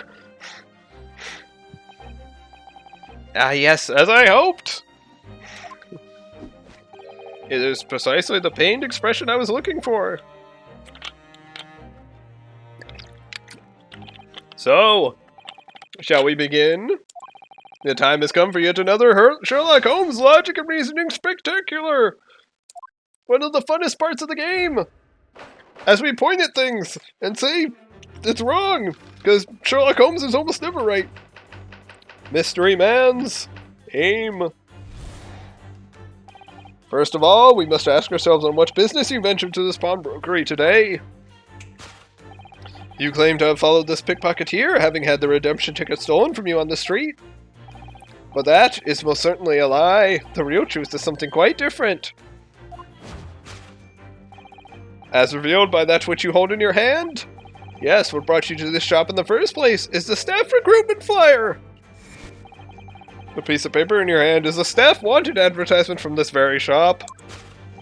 Yet even the most unobservant would soon realize that a man of your appearance has no need of such employ. In other words, there is some ulterior motive for your actions. The cane, which you unwittingly clutched to your person, exhibits an incontrovertible contradiction. What utter rot! I've had this cane for years! The contradiction of which I speak is, of course, the missing ferrule. The end of any walking cane would be terminated with a metal ferrule to protect the wooden tip. And yet, detailed analysis shows the wooden tip of the stick to be utterly bare! Therefore, there is only one conclusion. The rod that you hold in your hand, which appears to be a walking cane, is in fact no cane at all. You recoil, sir. Is something wrong? And in your recoiling, you inadvertently facilitate the answer of the next conundrum to present itself. Namely, what is the truth behind this rod you bear? Yes, your reaction betrays the truth. The handle, which you evidently would like to conceal, is the key to understanding this riddle, you see. From the moment I saw it, my suspicions were aroused. What walking cane demands such a stout handle, mused I. But of course, as I said, this is no walking cane. No, that rod is the broken handle of a shovel. What? Are you insane? He's like looking at it like... He's like looking at his cane like... You know what, you're right, it is a shovel. You figured it out. And now, having determined this undeniable truth, the conclusion is clear. Your true motive for coming here was to take employment at this establishment in order to excavate the ground beneath the premises. What a calculated crime you have conceived, sir. A wickedly calculated crime. To tunnel underneath the pawnbroker.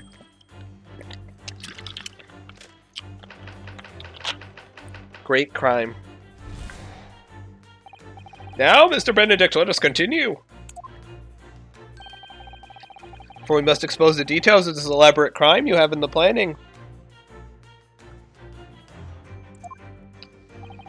This is utterly absurd. You suggest that I, a gentleman, intend to excavate the ground beneath this pawnbrokery with a broken shovel?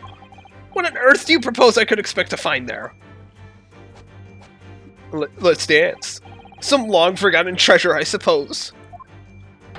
Save for such a fanciful theory, what possible reason could I have to do as you say? Oh, but there is ample reason. As you are only too well aware, Mr. Benedict. Ah, and your furtive glance is more telling than I could have hoped. What? Let us consider what would motivate a man to infiltrate a shop such as this and covertly dig beneath its floor. The answer is revealed by the council notice on the counter to which your eyes were inadvertently drawn. This letter gives notice of public works to be carried out in the local area. And according to the enclosed plan of the upcoming sewerage works, beneath this shop runs a sewer that adjoins another, one that runs under the bank on the opposite side of the road. This madness has entered the sewers now, has it? By excavating the ground beneath our feet, you would gain access to the waterway that flows in very close proximity to the great vault of the financial institution opposite. What are you... In summary, sir, you devised a master plan to pull off an elaborate bank robbery by dint of the underground tunnels. Master plan? Which brings us at last to the final chapter of this lurid scheme. With what plunder did the thief hope to make off from the underground vault of the bank? Are you quite serious? Having consulted with Scotland Yard some days ago, I happen to know the answer. But naturally, the answer is no secret to you, is it, Mr. Benedict? I have no idea what you're talking about. Allow me to present a rather interesting piece of evidence. You see, this picture postcard tells us all we need to know. A postcard of the Great Exhibition? I'm afraid you quite lost me. Currently in the final stages of preparation, the Great Exhibition will soon be underway, and the government has provided extra funds to complete its centerpiece, the Crystal Tower. Funds that currently sit in the vault of the bank, on the other side of this road. Pardon? Yes, the considerable crime you have been contemplating is the theft of that which sits in the vault of that bank, the special reserve funds for the Great Exhibition. Now, for those of you who are here, what he's explaining is actually the plot of a Sherlock Holmes story. It's the plot of one of Sherlock Holmes' stories, where people who worked at a pawnbrokery, or people who worked at a store, dug underneath the store and robbed a bank that was across the street by using the sewage tunnels. And how he figures it out, because Sherlock Holmes stories do not give you enough info to figure it out on your own. He tapped like the wood with his cane, the floor with his cane, and went like, "Oh, it's hollow." Of course, that is top secret police information, so keep it under your hat, please. Steal the Great Exhibition's reserve funds.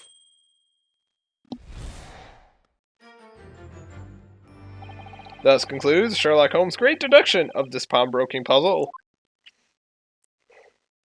Except I was completely wrong, once again. Mr. Holmes? Well, Mr. Naruhodo, an impressively upbeat deduction for a detective racked with loneliness, would you not agree? Was it true what you said about the bank over the road and what it has in its vault? Indeed, though few know of its existence, it is one of the government's most closely guarded secrets. Gregson told me, in the strictest confidence. That's why I blabbed about it inside a public pawn shop. I'm a good person. I can keep secrets. Very well, I might add. You could say I am the best secret keeper in the world. And let nothing prove me otherwise. What? He starts laughing. It's like Gregson just comes in.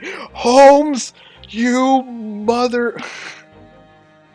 I will murder you.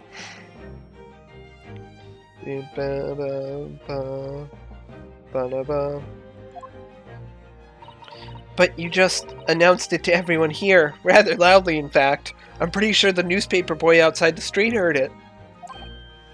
Ah, and if it's such a big secret, how would Mr. Benedict have come to find out about it? There can be but one explanation for that. Clearly it is because the man is a criminal. But what if he didn't know anything about the money in the vault? If he is a criminal, as you said, then buying a brand new shovel is sure to be the first thing he does now that you've revealed the secret. Oh. Or if he doesn't, maybe Mr. Windibank, well, he already has plenty of shovels here after all. Oh my life, I assure you I'm not so unscrupulous. Well, hopefully this has taught you a valuable lesson. Sensitive information must be handled with the utmost of care. One can never be sure that someone privy to secrets won't disclose them. Once the word is out, it's out. Perhaps I'll think twice before confiding in you next time, Mr. Holmes. An excellent idea, Mr. Naruhodo. An excellent idea. Well then, Mr. Naruhodo, you know what to do, I'm sure. Yeah, so let's listen to that great deduction again. Let's see if we can massage it into shape. We're going to give it a good old back massage, like rub its back a little bit, do the little like back thing where you hit it with the sides of your hands, and then like, you know, snap the spine in half, and then wrap it around into a pretzel. Very well then, let us start once more from the beginning. Sherlock Holmes, magnificent logic and reasoning, spectacular. Course correction. Hold it. Bum ba dum bum. Bum bum bum bum bum bum bum bum bum bum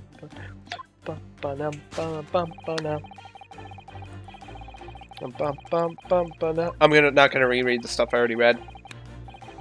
Bum bum bum bum bum bum bum bum bum bum. Bum bum bum bum banana bum bum bum bum bum bum bum bum bum bum bum bum bum bum. So in Mr. Holmes' reasoning, Mr. Benedict came here in order to apply for a job so he could dig down through the floor. Yes, in an attempt to tunnel into the sewers to gain access to the money in the vault of the bank across the road. But he wouldn't get very far with a broken shovel, would he? No, I think it's fair to say his motives lie elsewhere. The question is, where? What did bring Mr. Benedict here at this particular point in time? His hat! That silk top hat is wider than white. Only an English gentleman could hope to carry off something so bright. It looks so incongruous with that black overcoat, don't you think? Perhaps it's the latest London fashion. I mean, that's just guesswork, of course. How about it, Mr. Naruhodo? I think you'd look very fetching in a white top hat. Well, you know, I think it might look rather incongruous with my black university uniform, so I think it would look cool. Cane. That's a proper English gentleman's cane, isn't it? Look at the beautiful polished brass on the handle. Yes, Mr. Holmes is right. It's not the sort of handle you usually see on a cane. Perhaps it's the latest London fashion. I mean, that's just guesswork, of course. Perhaps you could adopt a cane, Mr. Naruhodo? Might rather suit you. I have a feeling it might argue with the sword around my waist. Okay, so I gotta figure out this. Maybe it's something on the back of the flyer. There it is. Figured it out. Scribbled writing. Oh, look at all the scribbled notes on the back of the flyer here. I don't believe it. What is it? Listen to what it says. Name, Gina Lestrade, height 5'2". Green cap, scruffy waistcoat, grubby white shirt, blue satchel, rugged. It's a detailed description of Miss Lestrade. Goodness! There's even a sketch of her, hat and all. Although if he showed it to her, she'd fire that smoke grenade launcher in his face for sure. And look, the details of the shop have been written down here too. Windibank's Pawnbrokery, Baker Street, redemption deadline, 15th of April. Which is today's date. Why would Mr. Benedict have all that information scrawled on the back of that piece of paper?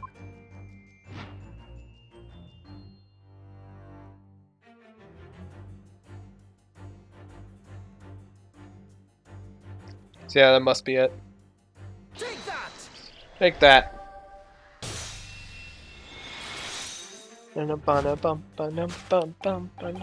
Yes, what brought you to the shop in the first place is the info about Miss Lestrade. Quite so, my dear fellow. It would appear that the writing and sketch on the reverse of the flyer pertain to the pickpocket Miss Lestrade and to Mr. Windibank's pawnbrokery here. Ah! You originally told us that you had merely given chase after Miss Lestrade stole the redemption ticket from you. But that, sir, is a thinly veiled lie.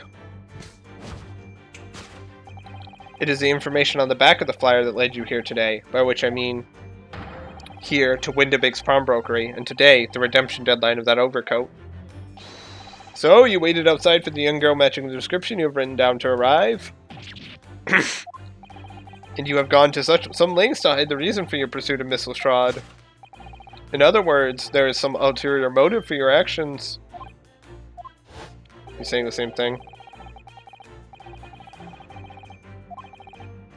What utter rot! I've had this game for years!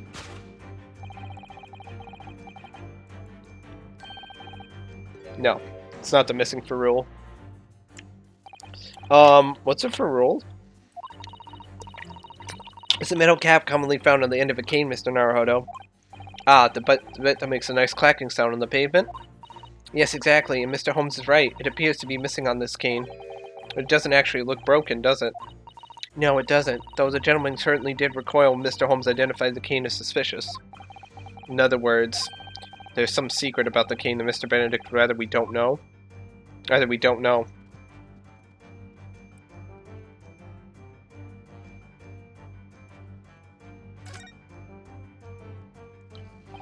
The end of this cane is just bare wood.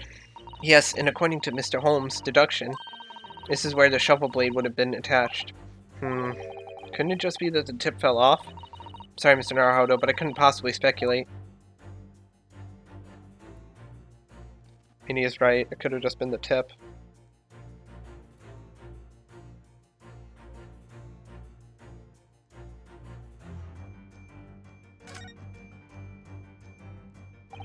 Look here, Mr. Susato. Look here, Mr. Susato. There's some letters on the handle.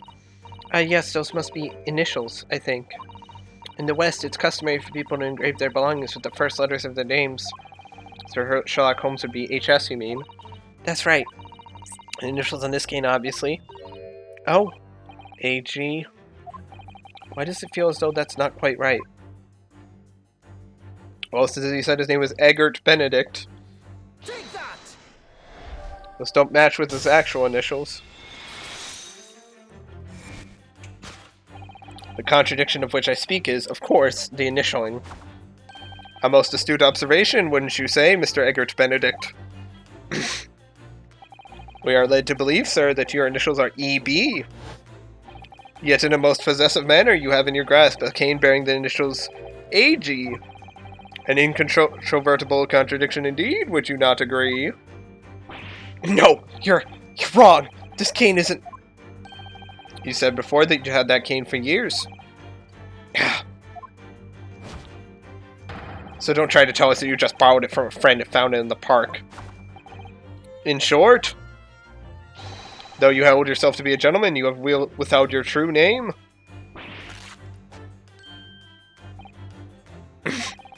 You recoil, sir. Is something wrong?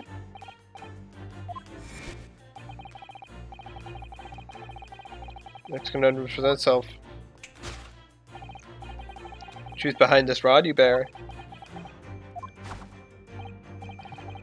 Chase the truth.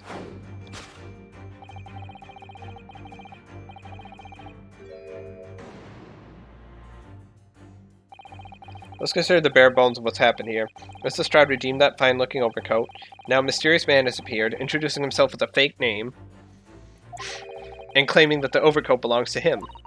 But we know that he actually identified Mr. Stroud from a written description, which suggests that everything else he's told us is untrue.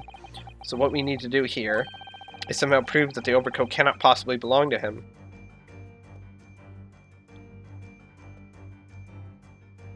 Hat. I've been looking closely at this hat for some time now, and it suddenly occurred to me that a bright white top hat like that might be just a hat for me. You like it, do you? I think I do, don't I? Well, in that case, you could see if there isn't something similar among Mr. Windibank's forfeited items.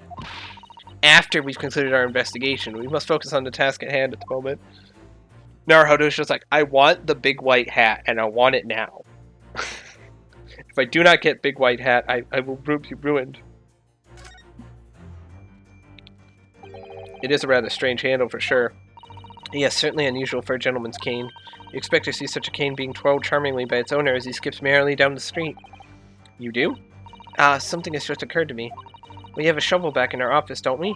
Yes, you're right. And its handle is exactly the same shape as this cane's. Here we go. Now I'm starting to wonder if it's not actually a cane at all, but a spade. Mr. Holmes' deductions are curiously compelling, aren't they?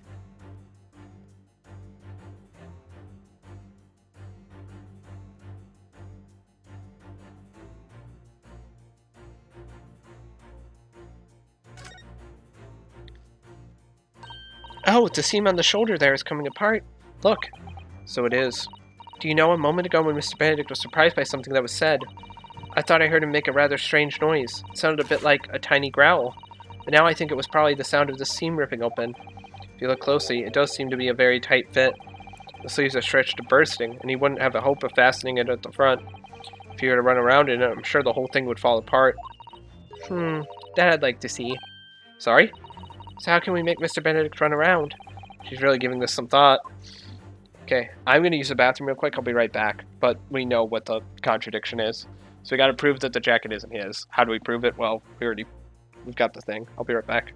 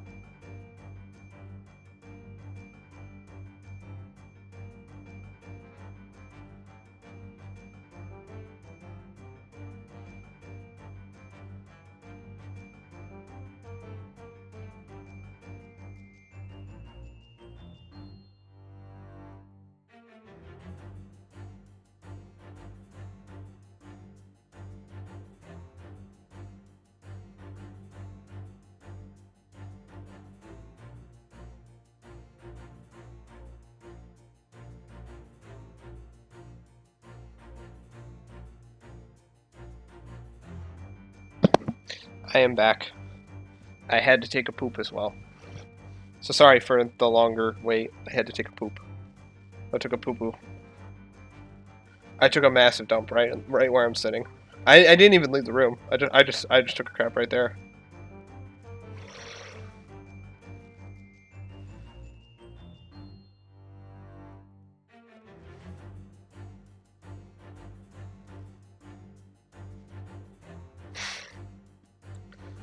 Also, for those of you who are wondering why I'm not doing the Twitch strike, the two of you that are here, there's a couple reasons. First one, I am not in a position. I only have 3 or 4 people watching my stream at any one point, so I'm not going to make an impact by doing it. 2, I'm not in a position as a streamer to be able to afford to stop streaming a day that I have off of work. I can't afford to. If I want to make this grow, I have to stream, regardless of extenuating circumstances, because that's the only way I'm going to grow. You know, I have to do it regardless of extenuating circumstances in any way, shape, or form. I have to try. And 3rd, I do agree that hate strike shouldn't be a thing, but I've also never been hate striked. So it doesn't affect me personally, but I completely agree. Hate striking, and doing the hate raids should not be a thing. They should not be a thing. Now, the other thing that people are arguing for, the 70 to 30% pay cuts, I don't know about that. They're probably not going to get that, but probably streamers are not going to get that in any way, shape, or form. And the only people that can complain about it are the really big ones. You know, not me. Like, if I make money, if I was making money off of this, then yeah, I'd be more like thinking about like, oh yeah, I would do it, right? Because then I would make a difference. But like, I don't make money off of this yet. This is just a passion until it like becomes like, my goal is to make it like something that makes money and become like a job, right? So it's a job I'm passionate about. You know, if that makes sense. Yeah. Okay, I hope that makes sense. Take that! Okay, we're gonna do this. Boop.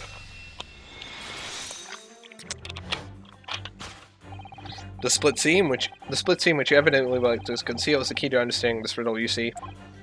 Ah. Yes, because the overcoat is rather obviously a poor fit. Having forced it over your broad shoulders, the seam is already breaking apart. My suspicions were aroused from the outset. When you so baldly lied about your name and so boldly waylaid this pickpocket.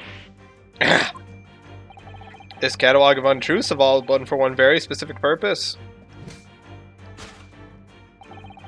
To steal the article that the young girl redeemed from Mr. Windibank.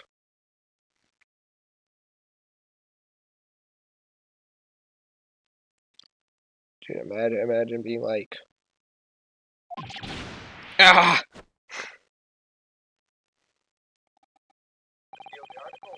Oh, sorry, I'm looping. My bad. It like turned on the volume for some reason. What really irks me is this. The considerable crime I initially imagined has been considerably curtailed. To abscond with a redeemed item. Solved.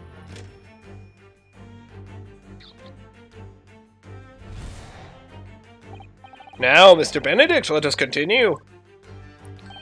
For we must expose the details of this elaborate crime you have in the planning. This is utterly absurd. You suggest that I, a gentleman, designed a wheeze to filch some tawdry article of pawnage? Have you forgotten that I redeemed the article in the proper manner, using the watchword? Let's dance. Had it not been the one to deposit it in the first place. How could I possibly have known the relevant details? N'est-ce pas? Oh, but the watchword can be discovered. As you are only too well aware, Mr. Benedict. Ah, and your furtive glance is more telling than I could have hoped. What? Let us consider how one might come to learn a secret watchword relating to the pawn property of another. The method is revealed by the council notice on the counter. The direction of the deduction must change rather dramatically now, I think. Yes, no more talk of tunneling into the sewers. Which is a pity, because it all sounded rather exciting. Anyway, you can't deny that this mysterious gentleman did know the watchword. Yes, Professor. If you didn't know that word, Mr. Windibank would never allow you to redeem the article. Or looking at it another way, if you did know that word, Mr. Windibank would allow you to redeem the article whether it was yours or not. So the question is, could this gentleman have found the watchword out somehow?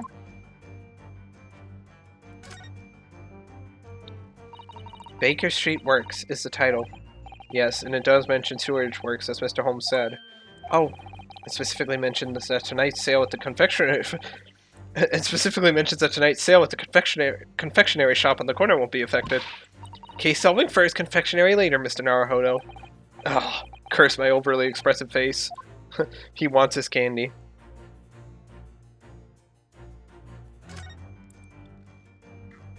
This is Mr. Windibank's gun.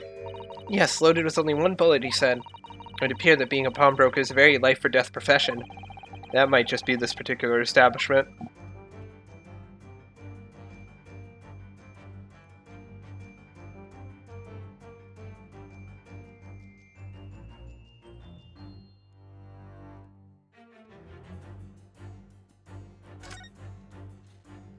This looks to be quite an old lamp. It's obviously been well looked after, and there's oil in it too. In other words, it's still in use. Yes, it would appear so. But as for how it could be related to Mr. Benedict knowing the watchword for the pawned article, I have no idea. That makes two of us.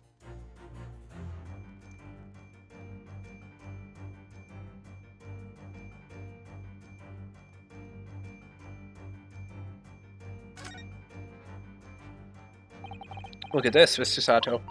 Ah, it appears to be a memo that Mr. Windibank has scribbled to himself. Let's see. What does it say? Oh, Professor. Mr. Windibank must make a note of the watchwords his customers give him right before their eyes. In an alarmingly clear script as well. Oh dear, I don't know where to look. Who knows what other secrets I might see. Take that! Take that.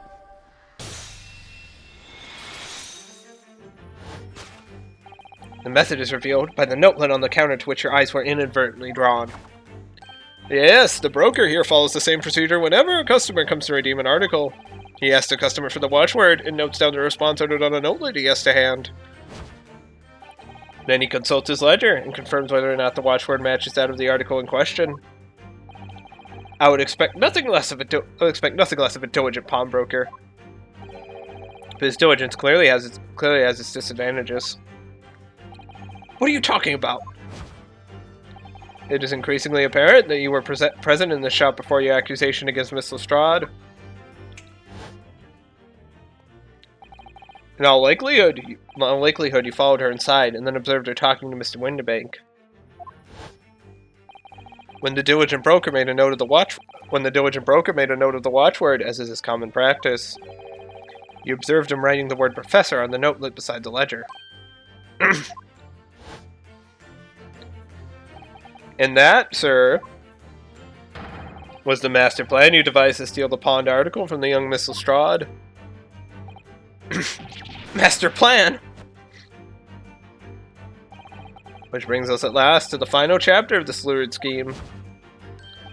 Why would you go to such lengths to redeem that particular article from this pawnbroker? Are you quite serious? An ill-fitting overcoat hardly seems to justify the effort, much less a worthless music box disc. But naturally, you had very good reason to make them yours, didn't you, Mr. Benedict? I have no idea what you're talking about. Allow me to present a rather interesting piece of evidence. You see, this picture postcard tells us all we need to know. The articles we're talking about are the overcoat and the music box disc that was in one of the pockets, which according to Mr. Windibank isn't even worth a penny, and yet this man went to such lengths to steal them. Why? I wonder if perhaps we already have the evidence we need to explain it, Mr. Naruhodo. Could we? Really? Better have a thorough look through all the evidence we've collected so far.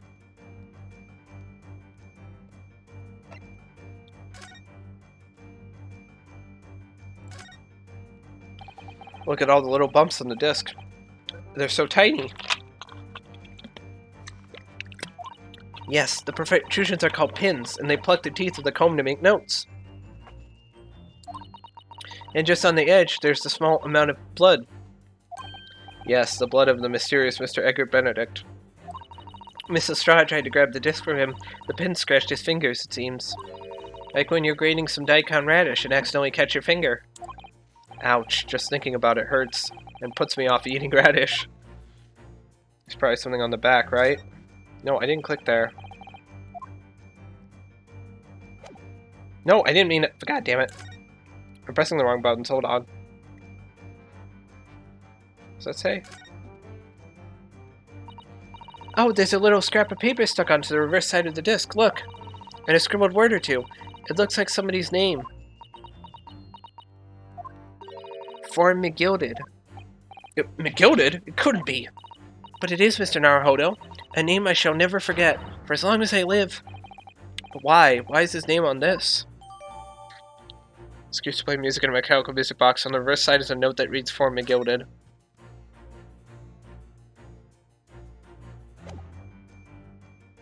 Take that! Take that.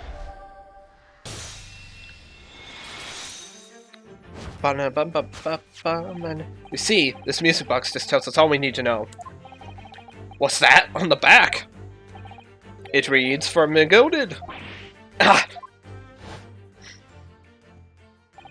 Ah, Mr. Magnus McGilded, the unfortunate philanthropist who perished in curious circumstances at the Old Bailey 2 months ago. A prominent man in London, though his loan-mongering demonstrated a distinct lack of scruples. So, you're an associate of his, are you? Or perhaps a subordinate? Mr. McGilded was a man of unusually small stature. In fact, he was precisely the right size for that overcoat that you've squeezed yourself into. Your true identity remains shrouded in mystery, Mr. Eggert Benedict. But the final conclusion here is crystal clear! The reason you came to this pawnbrokery today.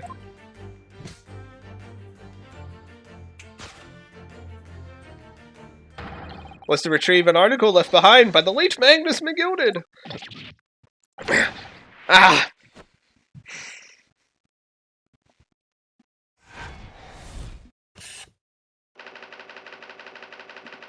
Acquire an item deposited by Mr. McGilded. So Mr. McGilded is still relevant.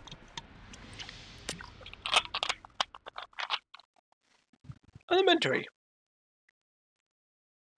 Well, well, Mr. Magnus McGilded. Not a name I expected to hear in these circumstances. Mr. Holmes, I'm afraid there's something very troubling on my mind. Pray tell, Miss Susato. Well, according to what Mr. Windibank told us earlier, today was the final day on which the coat could have been redeemed, was it not? Yes, ma'am, that is correct. Today would be precisely 2 months since it was first deposited. Well, today is 15th of April, so 2 months ago today would have been 15th of February, sir. That's right. It's all carefully recorded in my ledger. Deposited at 10:30 p.m., I see. What? But that suggests... Yes, 15th of February is precisely the day on which the omnibus murder took place. And 10:30 in the evening is precisely the time at which the terrible events were unfolding. Suggestive is not the word. It would seem the matter is entirely beyond coincidence.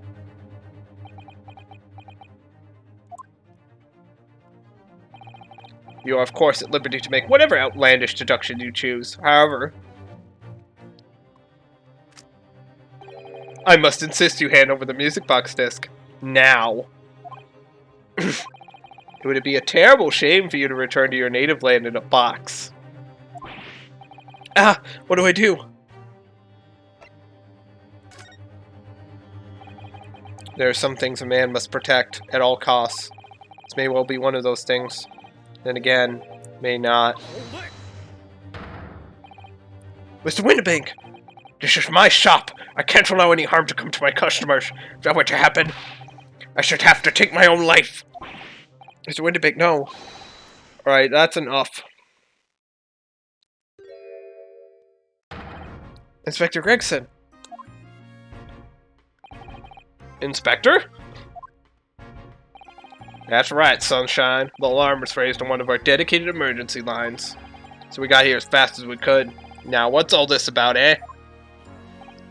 Oh, praise be! You're here at last! I was moments away from forfeiting my own life for my very own establishment.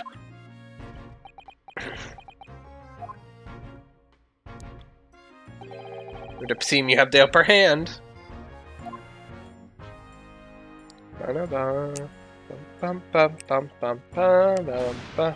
Right, you lot have got some explaining to do. I don't appreciate being bothered with some petty argy-bargy. Petty? Mr. Windibank very nearly met with his end. Yeah, by his own gun as far as I can tell. Oh dears. And the whole Britain could meet with its end if I don't get to the bottom of the case I'm supposed to be working on. What on earth is the case, Inspector? Spare no detail, Gregson. I might have said a little too much. No matter, it's nothing to do with you lot. Anyway, sir, you're gonna have to come with me down to the station. But of course, Inspector. Ah! He's getting away! Get after him, lads! Whistle to beat Officer 2! Sir! He just spins away. Just spinning away. There's been a spate of thefts at pawn shops around here recently. So we fitted emergency buttons underneath the counters for brokers to let us know when there's trouble. Oh, Inspector, I was very worried there for a while. Very worried indeed. Now then, Mr. Permanently in mourning. Oh, yes? I'll be taking that whatever it is of McGilda's down to the yard. Thank you very much. So hand it over. Oh, yes, of course. No, don't! Don't give it to him! It's mine, that is! Mine! I'm sorry, miss. But anything belonging to McGilda has to be taken in as evidence now. As evidence? The police demand something as evidence? My dear fellow, we have no choice but to capitulate. It's all yours, Inspector.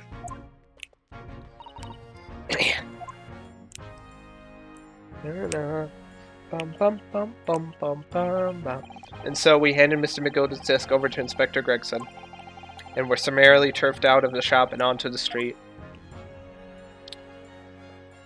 To be continued.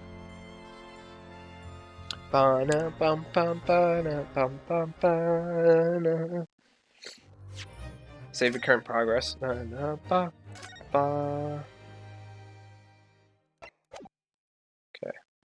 Oh wait. Save here. Part 2. 15th of April, Baker Street. See, that's why I hate grown-ups.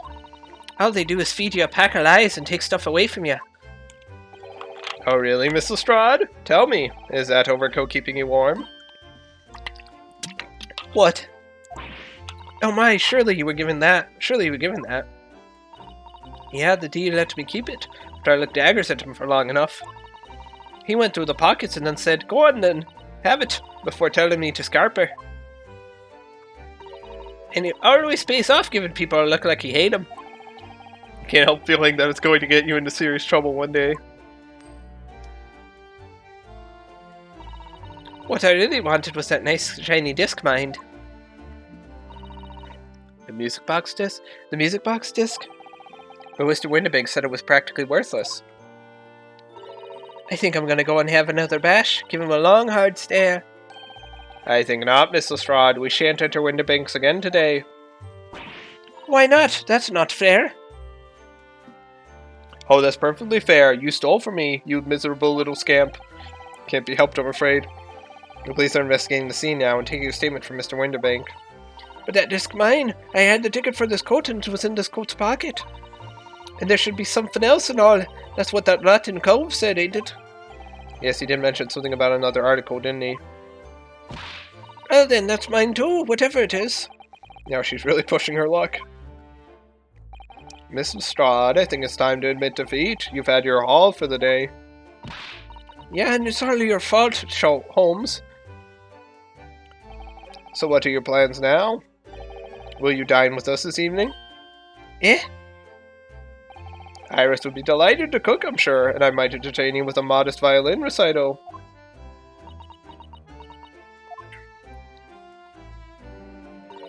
No, Ta. Oh. Why would I come round to your place, eh? Have you lost your head or something? I'm off now! Oh dear, she's gone. Having reviled on me quite necessarily, I might add. I can't help wondering. Perhaps she might turn up anyway. Interesting. When she's had a chance to calm down, I think there's a good chance she'll decide to come. Very well then. I'll inform Iris to set a place for our potential guest at the dinner table this evening. And one more thing. I should be glad of your company later too. Sorry. I believe I will have a rather splendid surprise to show you. Oh, how exciting. What is it? You shall have to wait and see, Miss Susato. Until later, then.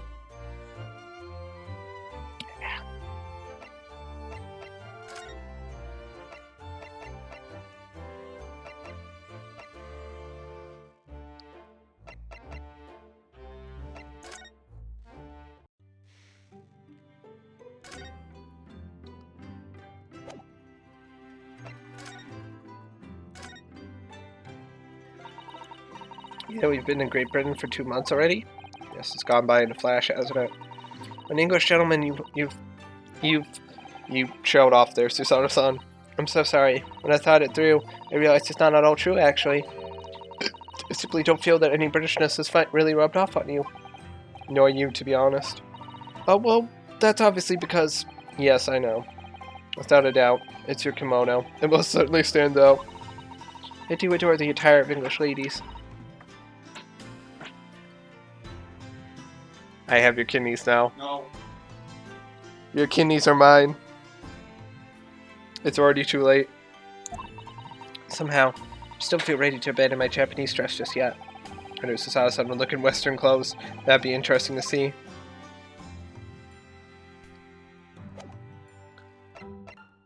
Where am I supposed to go? Maybe back to Baker Street? Oh, I was supposed to go here. I'm stupid. 15th of April, 3:46 p.m. Home Suite. Ah, Susie and Muno, come in, come in. Good afternoon, Iris. Thank you so much for breakfast this morning. Oh, don't mention it. Goodness, look at the time already. Busy as always? I am. I'm preparing everything for dinner this evening. Already? You're obviously cooking something special, are you? Oh yes, after all, we have a special guest joining us. Guess who it is? Go on. Hee hee, you'll never guess. Look at those little eyes of hers shining. Oh dear, it is awkward when you already know the answer, isn't it? It's Ginny! Isn't that exciting? Oh, what a surprise. Yes, that's wonderful news. Wow, Iris seems overjoyed at the idea. I can't wait to learn some pickpocketing tips for a real pickpocket. For a real professional. Sorry, I can't speak today. Oh, you know what I just noticed? So here, I'm gonna turn my mouse real quick. If you look at her tiny little backpack in the corner, it has like a mouse. It has like a rabbit that looks like Sherlock Holmes and a little like mouse that looks like her. That's kind of cool. I like that. It's details. Oh yes, it does sound like fun. I'm not sure that's entirely appropriate. Are you Mr. Naruhodo? By the way, Iris, what's Mr. Holmes up to? Hurley? Oh, he's been like that ever since he got back. Hello, Mr. Holmes. I beg that he won't speak to me. Sorry? I don't know who you are, but kindly take your leave. As you can see, I'm not here. I don't know how to respond to that. I do apologize. When he gets like this, he's completely oblivious to everything. Yes, I see. Really, he behaves just like a child sometimes, Hurley does. Unlike me, the 10-year-old. Mr. Holmes and Iris have something of a parent and child relationship, don't they? Yes, except that Iris is clearly the parent here. Come to think of it. I wonder where her real parents are. What's the matter, Runo? You have ever such a funny look on your face. Oh, no, it's nothing. I know what it is. Why does this girl live here with Mr. Holmes? You were wondering. Am I right? How? How did you... Hehe. Oh, Runo, I can read you like a book. You're so obvious, Runo. Oh, this girl's dangerous.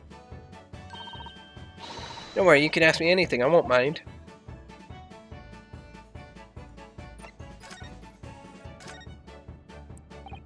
So by Ginny, you mean Miss Lestrade, the young woman from the Magoda case 2 months ago, right? Yes, who also stole my experimental smoke grenade launcher. Although, after that trial, I invited her back here and we had dinner together. And now we're the best of friends. Oh, what a lovely tale. Yes, now if I bump into her on the street, she runs away as fast as she can. Oh.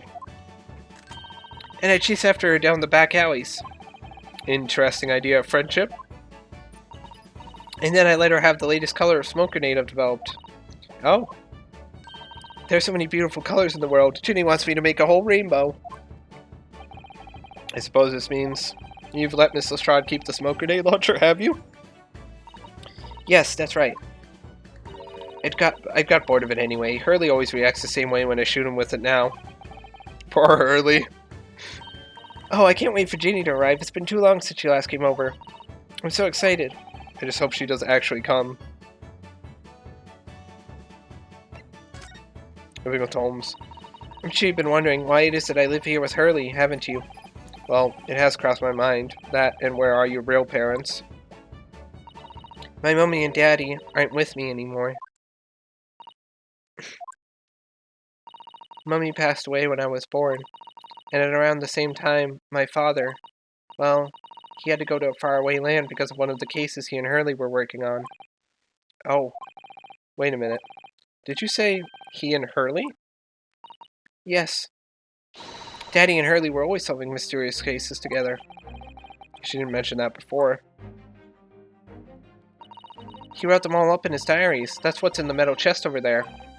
Really? He recorded them all? So, you mean it's true? Mr. Holmes really did have a partner with whom he tackled some of his most taxing cases? Oh yes, I mean, it's always nice to have one, isn't it? So Mr. Holmes' partner was your father? Exactly. Hurley told me I wasn't allowed to look in the chest, but that only made me want to look even more, so I opened it up and found your father's memoirs. Yes, so I asked Hurley, who wrote these? He nearly fell off his chair. But then he told me. That's when I found out that the author of all those accounts was my father. Iris's father was Mr. Holmes' partner.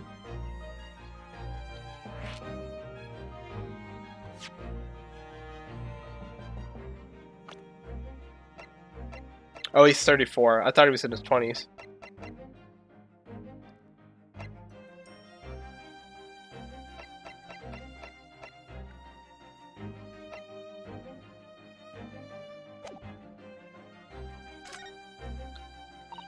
I've practically lived with Hurley all my life. I was tiny when he took me in.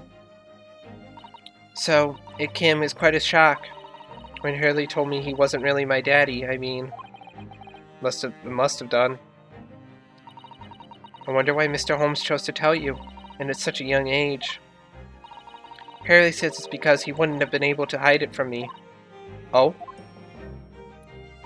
Well, having lived with Hurley all these years, you might say that his ways have rubbed off on me. There are some things I can just see. Especially lies. I almost know when people are lying before they open their mouths sometimes. Right. Anyway, I was so fascinated when I read Daddy's diaries.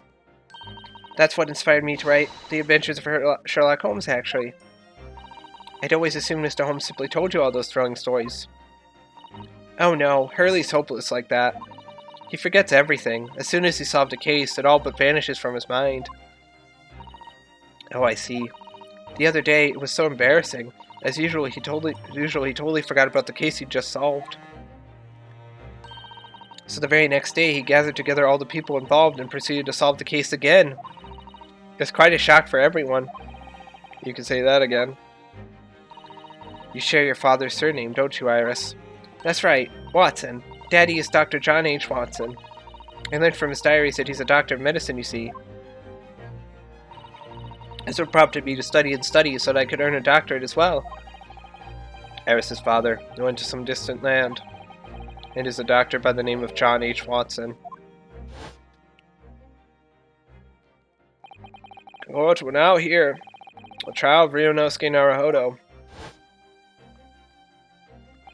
Kindly state before the court the name of the victim in this case. The victim's name was Dr. John H. Watson.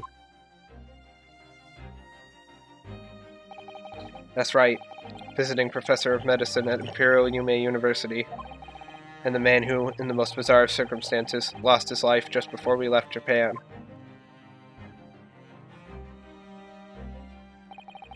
Miss Chisato. Yes. Perhaps we shouldn't pursue this conversation any further at this time. I think that would be for the best. Hey, Iris, your dad's dead. Ha! You're an orphan. Ha! Ah, my dear fellow, so good to see you. Eek, Mr. Holmes. Talking a lot. Sorry. Why ever did you not make your presence known to me before? Well, no matter now. So, how the devil are you? We've been with you for most of the day. Goodness, really? You tell me, Mr. Holmes, is your violin unscathed? My violin? Whatever are you talking about, dear madame? Oh, never mind that now. I have something far more interesting to show you. Behold, my dear fellows. Oh, another music box disc. No, not another disc, Miss Chisato. This is the one Gregson demanded we hand over as evidence, Mr. McGoden's disc. Oh my. Then, what's it doing here? You know, at times, Mr. Naruhodo, I think that though I have an undeniable turn for detection, I may well be even more adept at larceny. Ooh, that would be wonderfully exciting. I'd be your pickpocketing assistant.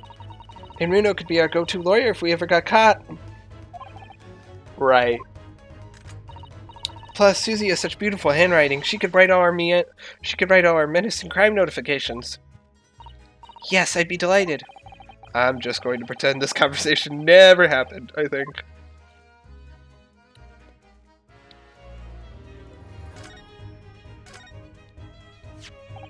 I don't understand. How did that disc come to be in your possession? I thought Inspector Gregson took it back to Scotland Yard. Quite correct. And that sort of uncompromising attitude is precisely why I always carry some of this. That's a bar of caramel, Mr. Holmes. Your one and only friend in times of loneliness, if I'm not mistaken. If you will humor me, my dear fellows, cast your minds back to when the good detective confiscated the disc. I'll be taking that whatever it is in McGoden's down to the yard, thank you very much. Hand it over. Oh yes, of course. If the police demand something as evidence, my dear fellow, we have no choice but to capitulate. It's all yours, Inspector.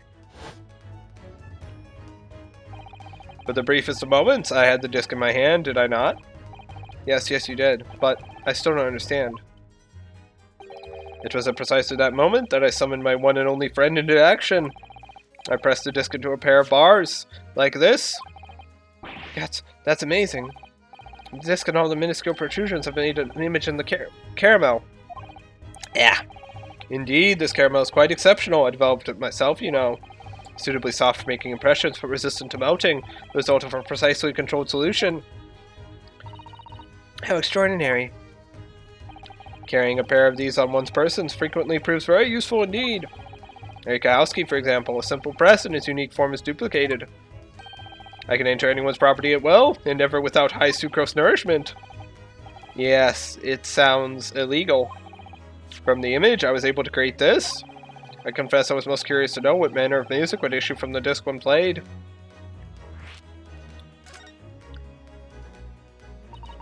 Do tell us then, Mr. Holmes. What music does the disc play? Well, unfortunately, I have no idea. No idea. None whatsoever. Are you familiar with the workings of a music box, my dear fellows? No, I'm afraid not. Goodness, you don't know, Nuno?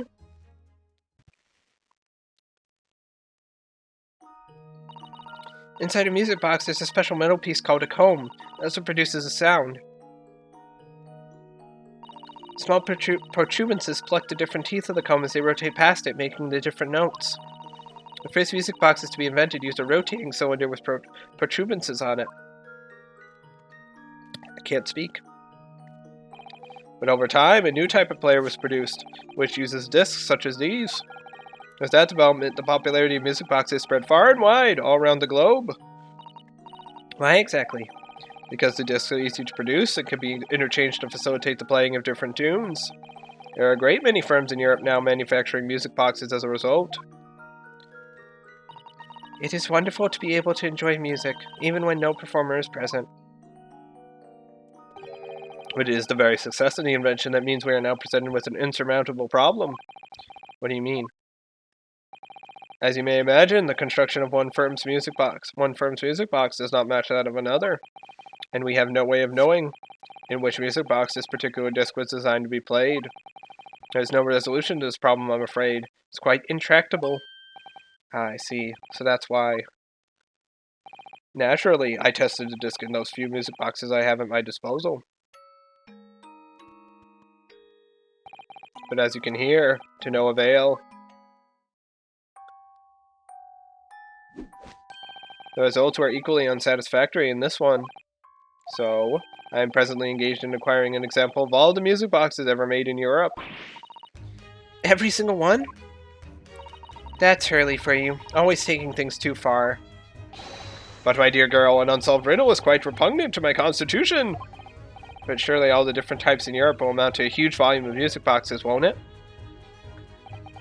Yes, that is certainly true. In the worst case, I shall just have to ask you to vacate the attic room. What? Magnus McGilded. Magnus McGilded. Not a name I expected to hear again so soon. Yes, it's only been 2 months since that grisly case.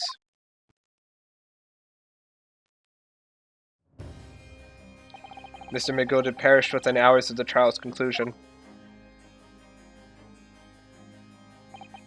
Was it the curse of the Reaper? No one knows still now. The omnibus was reduced to a pile of ash. Not a shred of evidence remained. And with the man's death, the truth about the murder in which he was so intimately involved was buried.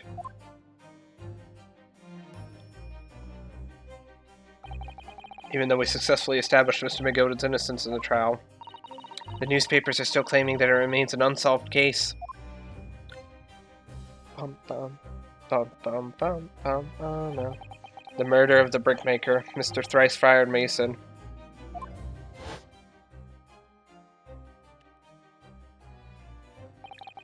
In the end, the truth of the matter remains a mystery. We still have no idea what really happened that night.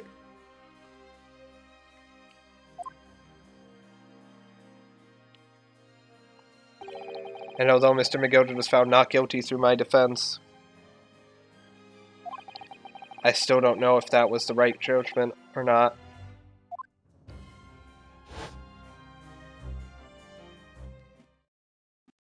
It would appear the case is not yet closed.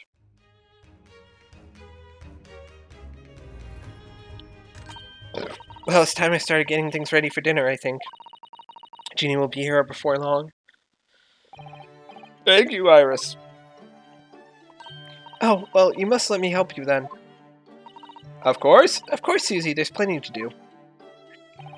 I think I shall investigate the condition of my faithful performing partner. Now then, where did I leave it? Let this be a lesson to you, Mr. Holmes. Never leave anything too precious with the pawnbroker. Yes, you may be right. Oh, that reminds me of something Mr. Windibank said before. He said that he had a manuscript of Iris's in pawn, didn't he? Did he? Yes, he definitely mentioned it. Mr. Holmes' latest tale of otherworldly mystery lies dormant in my storeroom, were his words, I believe. So you heard about that, did you? I expect you were as incensed as I was. Oh, yes, the idea of such a wonderful story languishing in Mr. Windibank's stateroom, gathering dust. My dear madame, I'm quite sure I told you already. A pawnbroker's storeroom is the safest place for it, more secure than a bank's vault. And what about your Stradivarius, Harley? Was that safe and secure? Well, there may be the occasional mix-up, caused by a certain impetuous someone not too far from me now. Do you have any idea how long it took me to write that Baskerville story, Hurley? Oh, it sounds so exciting. The Hound of the Baskervilles. I should love to read it.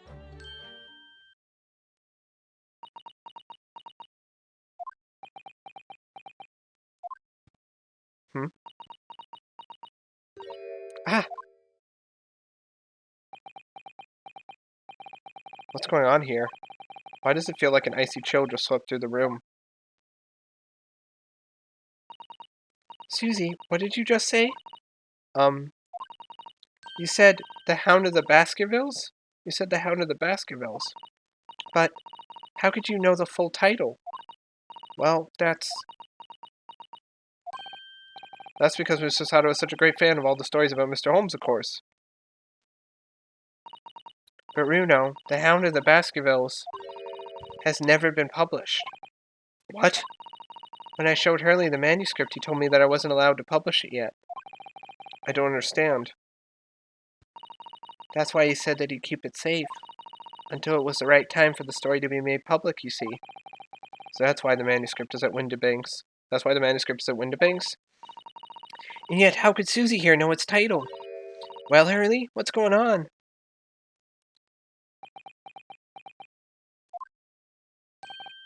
Ah. What is it, Mr. Holmes? It will disappear. Our guest has arrived. Mrs. Lestrade. This was a bad idea. I knew I went to welcome. I'm going. No, wait, Miss Lestrade. We've all been eagerly awaiting your arrival. Haven't we, Iris?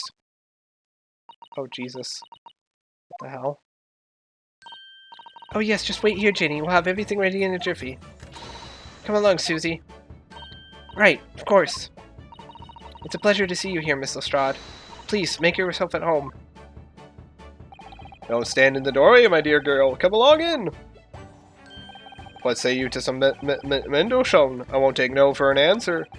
Meddlesome it is, then.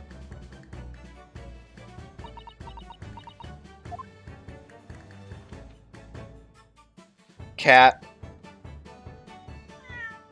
I gotta turn my phone. I can't reach phone charger. Did you say good? Yeah. Why are you a bully? I know bullying me is like the thing to do, but still. I got it. Oh, it's wrapped around another cord. God damn it. Fine. Fine, I'll deal with it. I got it. Ugh. I got it plugged in. Ugh, we saved the phone from dying again.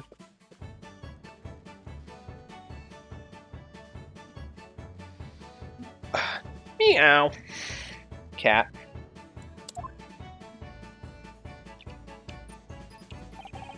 That evening, Iris prepared us all a meal that was even more delicious than usual. Mr. Holmes' violin performance was in no way meddlesome. And Gina, as we came to call her, taught us all how to steal things from one another without being noticed. She taught us how to be good pickpockets. Everyone thoroughly enjoyed themselves, well into the night.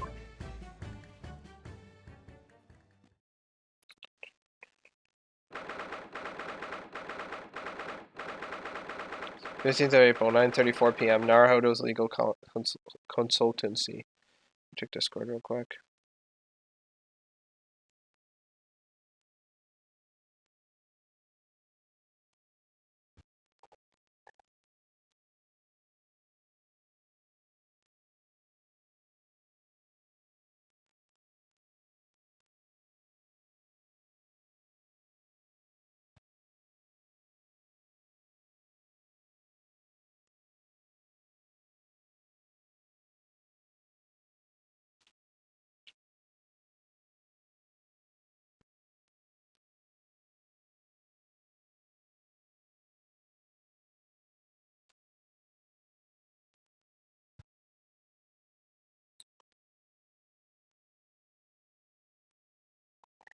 boop, boop, boop, boop, boop, boop, boop.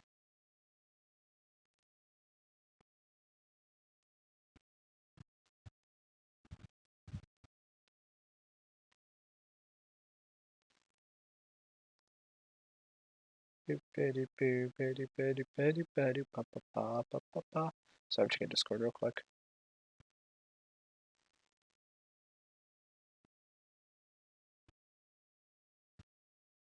There you go.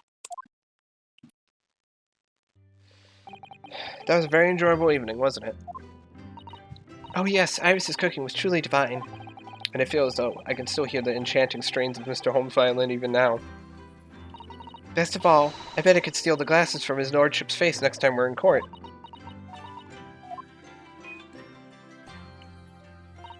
Naruto-san. What just happened? My phone just... No, okay. Weird. I thought I saw something on my phone. Naruto-san, could I consult with you about something, I wonder? What's the matter, Susato-san?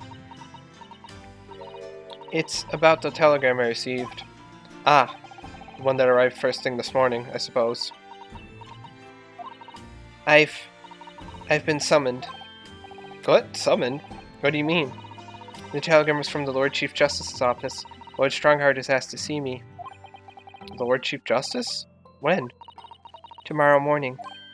What? Then we will have to start preparing at once. Oh, no, that won't be necessary, Naruto-san. I've been summoned alone. Alone? What on earth for? I have no idea. I suppose I shall find out tomorrow. What's all this about? Whatever it is, it's making me feel very uneasy. Knock knock. Oh, who could that be, I wonder? Good evening, friends. Ah, Iris. Hello again.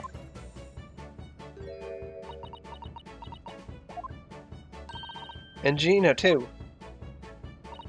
Yes, Ginny's going to stay with us tonight. She's going to sleep in with me. Isn't that right, Jeannie? Well, yeah. How lovely. Let me make a pot of tea.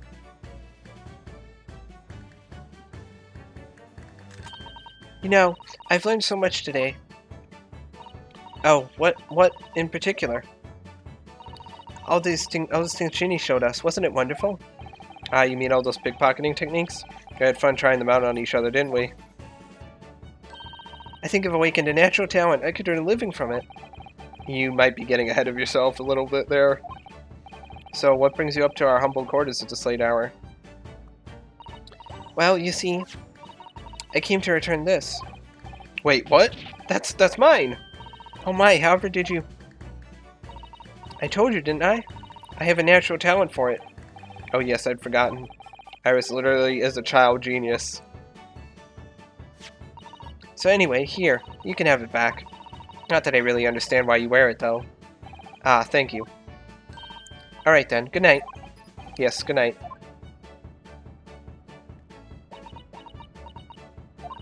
So this is your office, is it? What do you think, Ginny? I think I wouldn't fancy my chances with a lawyer what lives in a place like this. Yes, me too. It seems as though Iris here still has something she'd like to talk about. I suppose she probably wants to talk about the manuscript. Yes, I suppose she probably does.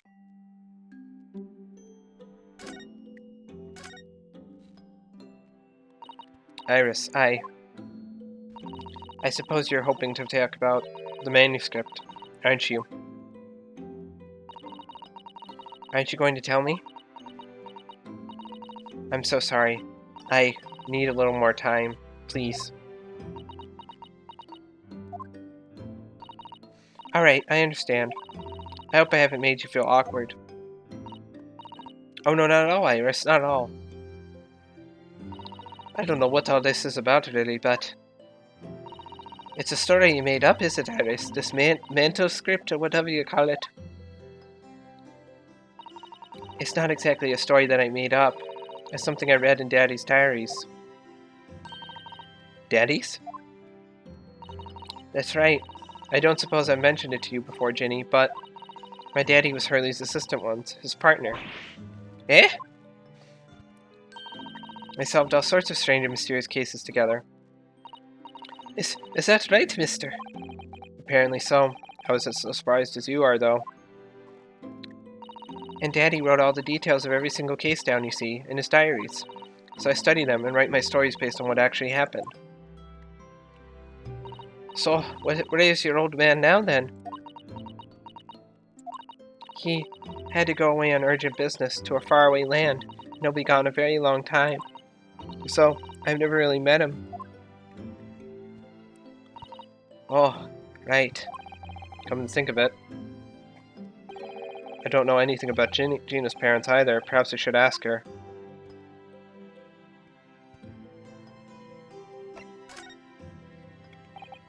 Iris, this Hound of the Baskervilles story. I take it that's another tale inspired by your father's accounts? That's right. I thought it was fascinating. But it's different somehow. From the other cases, I mean. Oh, how? I don't really know. But it must be special in some way. Because after I'd written it, and I showed the manuscript to Hurley, he turned as white as a sheet. It was the first time I've ever seen him like that. It pains me to have to say this after you've toiled over it for so long, Iris. But this story must not be published at this time, under any circumstances. But why not? It's one of my best works. I'm not at liberty to say. Not now. So please, do not ask me.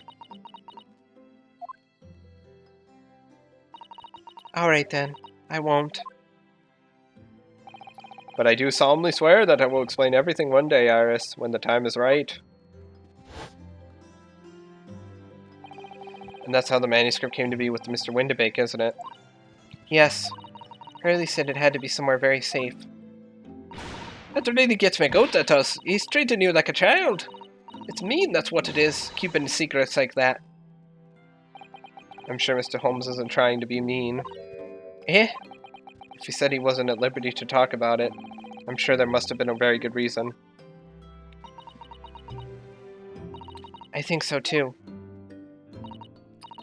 You lot are too trusting for your own good. But he can't pull the wool over my eyes. Holmes is lying to Iris. I bet my life on it. What? Hurley's lying to me?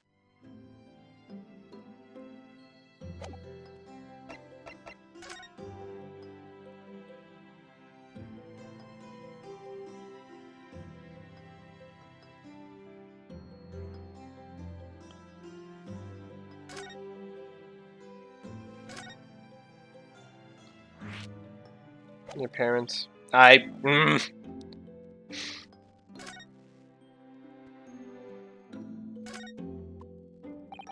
realize that I don't know anything about your parents, Gina.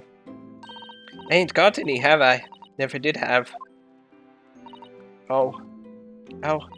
Look, the East End's full of orphans like me. No one wants nothing to do with us from the moment we're born, not even our mums. But we all stick together. The older ones look after the little ones and make sure they get by. So that's why you're a pickpocket. Nah, diving's my life. I love it.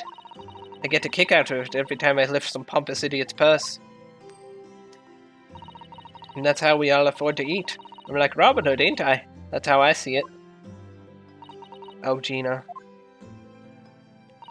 I do think about it sometimes. What it'd be like to have parents, I mean. I always thought it'd make everything right. But having listened to what Iris just said, sounds like having parents ain't always easy either. Oh. I mean, if you know you never had them, you don't feel like you always wanted to meet them. It's true.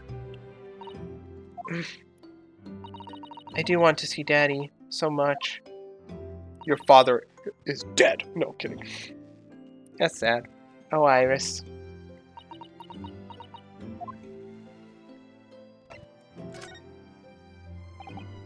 Gina, what did you mean when you said that you know Mr. Holmes is lying to Iris? Well, he reckons he popped that manuscript or whatever, what? But come on, that's obviously a load of rubbish. Oh my, why would you think that, Gina? It's simple. If that story was really an old Windibank storeroom, there's no way someone from halfway around the world, in other words, you, could know about it. Ah. Sorry, Iris, but if you ask me, he sold it. Without telling you. But Hurley would never do something like that. I'm sure of it. Heh. Grown-ups do a lot worse than that, believe me.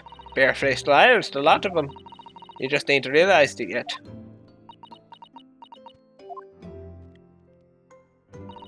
I'm telling you, that mental script ain't in Windibanks. You'd soon see it if you had a look. Even if you think you can trust him, I don't. That Sholmes is a liar like the rest of them. If I'm honest, I have wondered if Hurley's telling me the truth sometimes. See? Oh, but I don't mean that I think he sold it. I mean that I sometimes wonder if he might have hidden my manuscript somewhere I don't know, even though it's wrong of me to doubt him. Don't be too hard on yourself, Iris.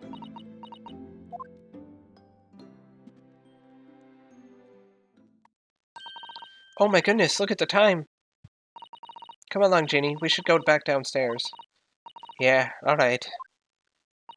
And please, don't mention any of this to Hurley, will you? Okay, Hurley. Stab. She said not to. Well, I already told him. Sherlock Holmes knows everything now. See, if you betray the children early, they'll learn to never trust.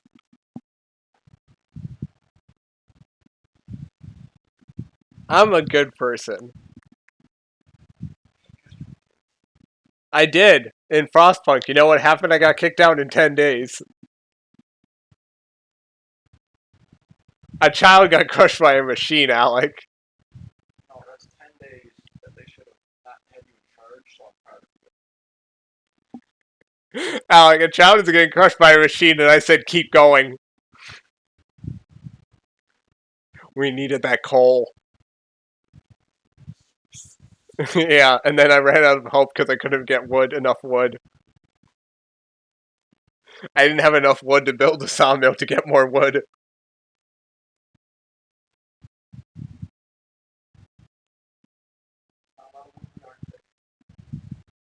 I mean, I'm not in the Arctic, I'm just anywhere in the world, but yeah.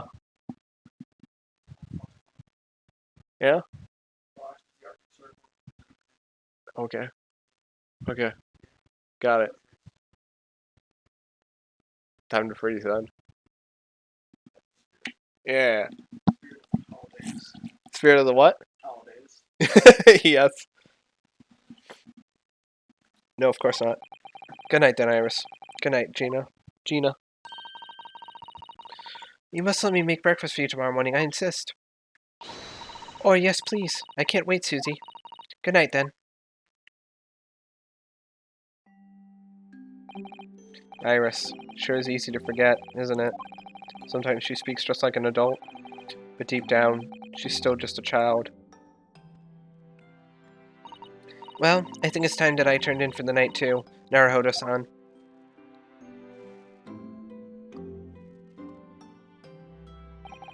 Dr. John H. Watson, Iris's father. But also, the name of the murdered visiting professor at Yume University can't be a mere coincidence. There's something deeper going on.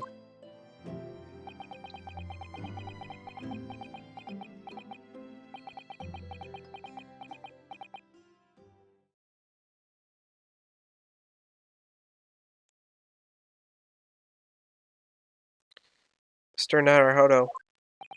Mr. Naruhodo. That voice. That's Mr. Holmes.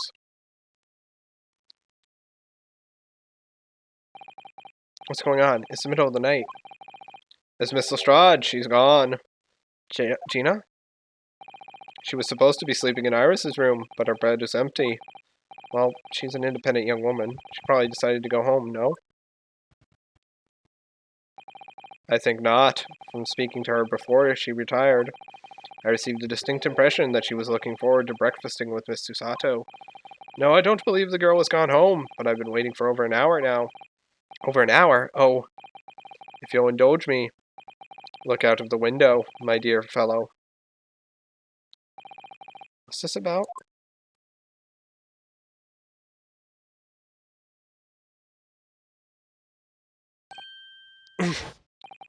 Wait a minute. Why is there a light on at this time of night? That's Mr. Windibank's pawnbrokery. Mr. Windibanks. Oh no. It's simple. If that story was really an old Windibank storeroom, there's no way someone from halfway around the road, in other words, you, could know about it. What? How did I exit the thing? God damn you. Sorry, but if you ask me, he sold it. Without telling you. Could Gina have gone? Seems you have some knowledge of the situation, Mr. Naruhodo. Sorry? Oh, no, not really. Well, anyway, we must investigate. At once! It's Susato.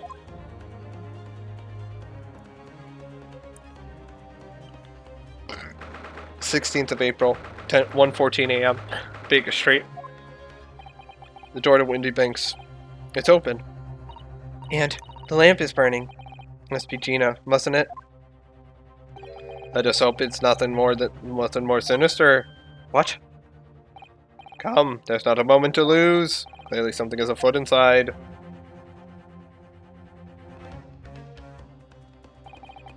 There's no one here. Oh yes, there is. Bang. Ah! Ah! Mr. Holmes! Mr. Holmes! What the? Has Holmes been shot? Leave me, Mr. Naruhodo! But... after them, go! Right.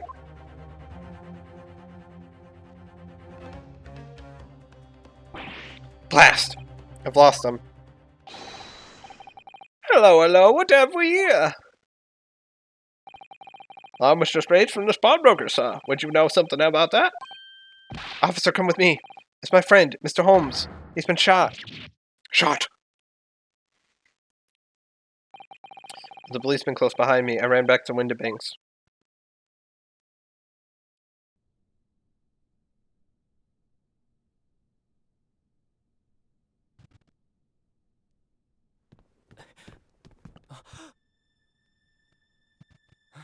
Mr. Sholmes!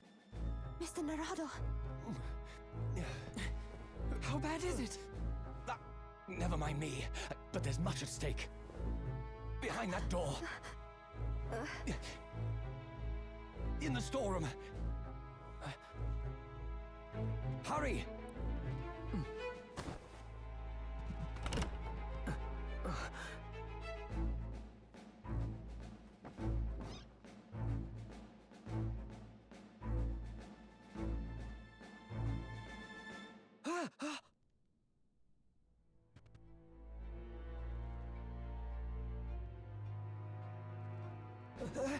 It's Gina!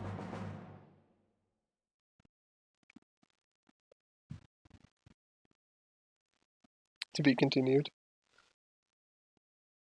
Can actually play cutscenes now. Yay! Dun, dun, dun, dun, dun, dun.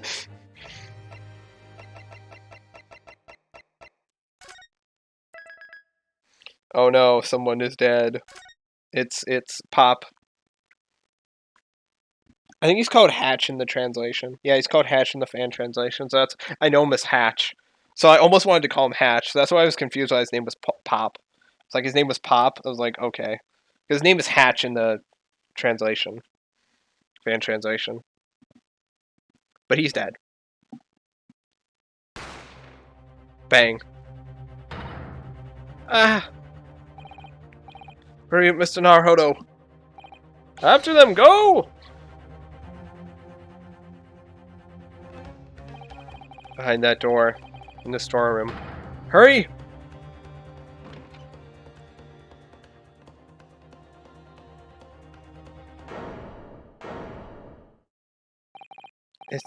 It's Gina?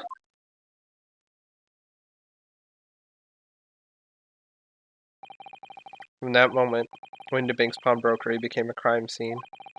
Everything that followed happened in a whirlwind of activity. The arrival of the police, the preliminary investigation of the scene, and the questioning. It was just before dawn before I was allowed back to my lodgings at 221B.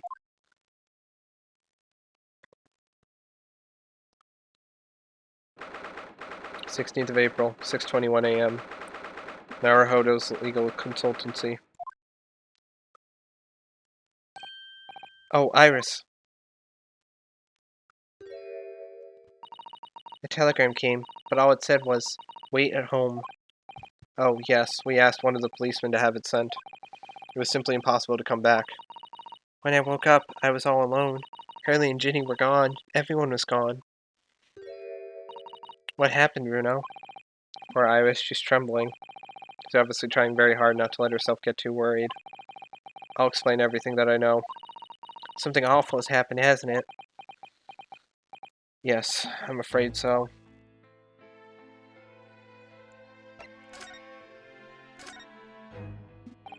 I'm sorry to have to tell you this, Iris, but Mr. Windibank is dead. He was shot. We discovered it in the early hours of the morning. Oh, yes, I had a feeling. You did? Oh, I saw all those police carriages pulling up outside his shop, so I knew something must have happened there. When we entered Windibank's in the small hours, we disturbed a gang of 2 thugs. They ran out onto the street and I chased after them, but they got away. So it was one of them who shot old Mr. Windibank, I suppose. I don't know, but that's not what the police believe at this moment. Oh, why not?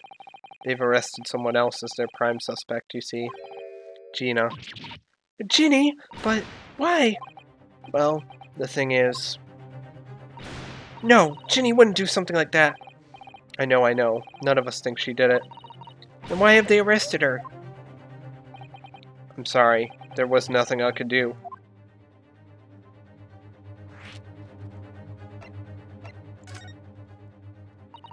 So where's Hurley then? Is he still there investigating the scene? He really ought to have some breakfast. It's not good for him to miss meals. I don't want you to worry, Iris, but I have some news about Mr. Holmes.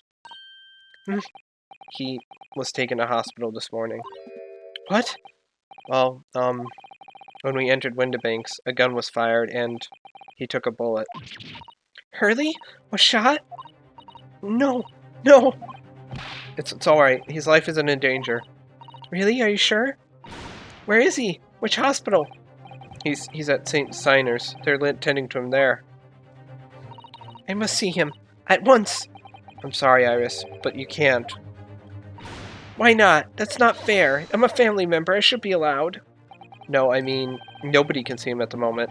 He's not allowed any visitors. They're preparing to operate, you see. To operate? Oh, poor Hurley. It was the 2 thugs who were in Mr. Windibank's shop. They shot Mr. Holmes when we disturbed them, you see. It was pitch black inside the shop at the time. My mind went totally blank, I'm afraid. I just froze. After them! After them! Go! After that, I ran out into the street, but, well, they were long gone. I shouldn't have hesitated. I'm so sorry. It's my fault. I let them get away. I think that's a very good thing. Sorry? Well, if you'd seen which way they went and chased after them, you might have been shot as well, Bruno. On top of everything else, I couldn't bear that. Oh, Iris. Where's Susie, Bruno? She's still at the police station. Oh, why? I expect she's still being questioned. The police said they wouldn't be finished for a while. Why aren't you there then? Well, I didn't get a good look at the criminals anyway, so they weren't questioning me for long. Mrs. Sato stayed behind at the scene to attend to Mr. Holmes, so they didn't get started until later. Ah, I see. Besides, one of us had to come back to be with Iris. Glad Inspector Gregson agreed to me leaving early. You should have let me know, and I would have come to the station. She needs a rest. don't understand why they arrested Ginny. It's not fair. What about the two thugs that were at the scene? Why aren't they the prime suspects? After all, they shot Hurley dead, didn't they? No, I mean, Mr. Holmes isn't dead, Iris. Ah, this is all so horrible. The thing is, Mr. Windibank was found on the floor in the storeroom where he keeps all the deposited articles, and the storeroom door was locked from the inside. I see. But he wasn't alone in there. Gina was found next to him on the floor as well. Oh no! And according to the detectives who investigated afterwards... Don't tell me. There was no one else in the room? Yes, exactly. How did you know? It's the only explanation. Yes, the only explanation indeed. What do you mean by that, Runo? Well... what can I say? I'm damned if I agree, damned if I don't. I'm afraid I'll need to go out again now, Iris. There's not much I can do at the moment, but I can at least try to find out how Mr. Holmes and Gina are getting on. I want to go too. Take me with you, Bruno. I can't stand just sitting around waiting. I'm not sure how I feel about taking a 10-year-old child to the scene of a murder, but I don't want to leave her all alone here either. Alright then, Iris. Perhaps you can help me. Oh yes, I'd love to. Gina's at the prison. Mr. Holmes is probably in his hospital bed. And don't forget, we have to visit the crime scene. We need to conduct a thorough investigation. I can see you're ready for action. I imagine Iris would appreciate going to the hospital sooner rather than later. Bum, bum, bum, bum, bum, bum, bum, bum. Chad is very dead today.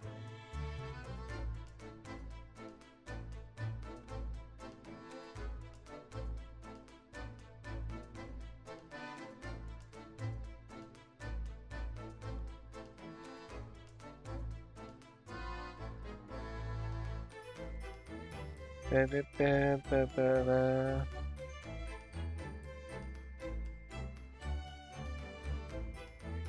Bum, bum, bum, bum, bum, bum, banana, banana, bum, bum, bum, bum, bum, bum, bum, bum, bum. Chad is very dead today. This is why I kind of stopped streaming Great Ace Attorney, because nobody really watched it. But then again, I like the game and I want to get to the second game in the series, you know? And I feel like I'd have to stream the first to, like, make the second make sense, you know? But also I've noticed that this series does not do well. In terms of streaming and YouTube, it does fucking awful. I know. Believe me, I know. I guess nobody likes my voices. But my great 10 out of 10 voices. My voices are 10 out of 10 always. You can't prove otherwise. There's no proof. The location has been added. Let's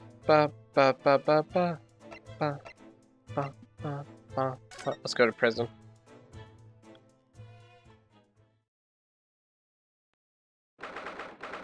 This is April. Local prison. Cell 13.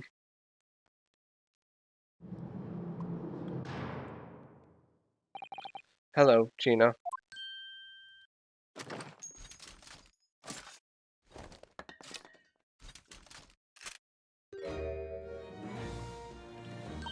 Oh, you still have the grenade launcher Hurley and I made.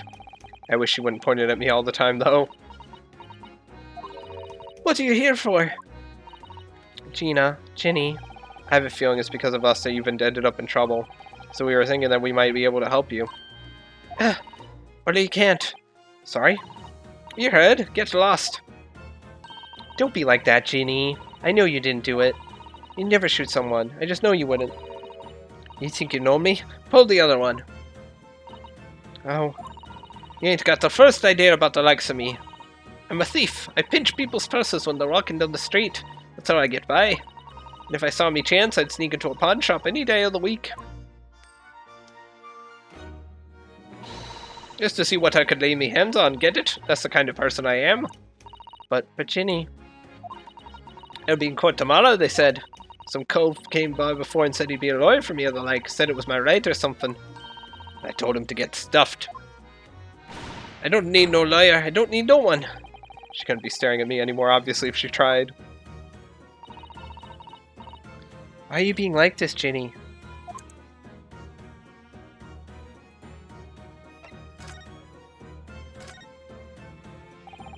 I don't understand, Gina, why did you send the public defender away? He wanted me to sign some papers, representation papers or something like that. It's all gonna be rigged anyway, the whole trial. They'll pin it on me because I'm a kid. That's what grown-ups always do. Why do you think that? Because that's how it's always been for me growing up in the back slums, my whole life. If you do what the grown-ups tell you, you'll get your mates dragged off by the coppers, or worse. I've had it happen to me before and all. Been sold out and nearly snaffled on the back of it. You can't trust no one, that's the point. As soon as you do, you're gone to grass. Dead. Gina, listen. If you like, in tomorrow's trial, I could... Forget it. Jeannie, don't you trust Runo? Nah, I don't. Look, I'll ask you nicely now. Just leave me alone.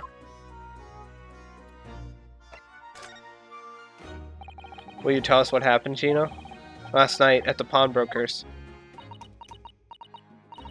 There's nothing to tell. They figured to pay me, so I broke into the place and started going through the storeroom. The old bloke walked in on me and you know the rest. But why, Jeannie? Why would you do that? Ain't it obvious? The place is full of stuff I could sell for a shilling or two. Diving ain't easy, you know. It's a lot of work, and half the time you don't even get nothing. Is that really why you broke into the place? What? Are you sure the true reason wasn't something else? Oh, give it a rest. What'd be the point anyway, eh? Nothing I could say would make a blind bit of difference. Please tell us, Ginny. Won't believe you. Whatever it is. Believe me? Don't be daft. You can't believe nothing. Everyone lies all the time. And you know what? When it comes to liars, I'm the biggest of the lot.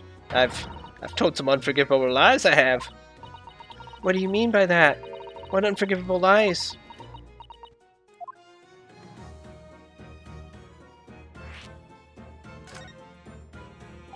What did you mean before, Gina, when you said you were the biggest liar of the lot? Why don't you tell us what these unforgivable lies you told are? Maybe we can help. Sorry. We're out of time. They're going to want to question me now. Ginny, please. Oh, yeah. I wanted to give you this. Something to remember me by.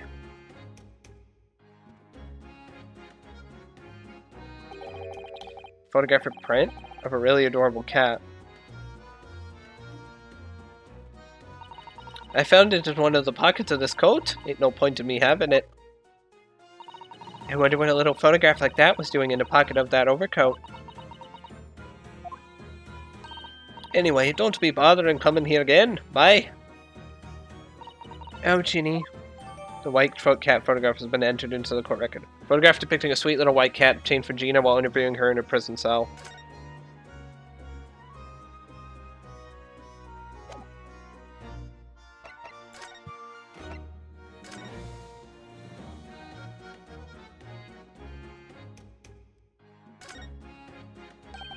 Look on the back of this print here. There's something written on it. 13th of February, 9 p.m. Article deposited, 1 small box. Loan amount paid, 10 shillings. Redemption deadline, 13th of April, 9 p.m. So this photographic print is a redemption ticket? 18th of February, that could be significant. It was just 2 days before the murder on the omnibus, wasn't it? Small box. That doesn't tell us much about it, does it? You know, if Mr. McGilded still had the ticket, then presumably he never redeemed the article. So do you think the box might still be present somewhere in the shop? Ah, yes. It's something Mr. McGilded deposited we need to investigate. There's a ticket purchased from the pawnbroker owned by the victim, Mr. Windibank, in the form of... Okay.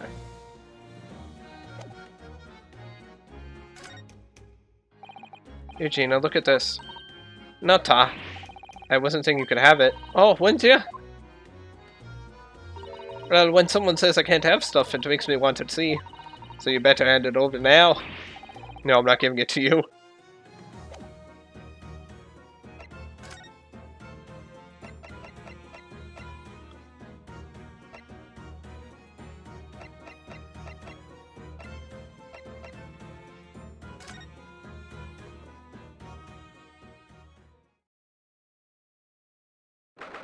16th of April.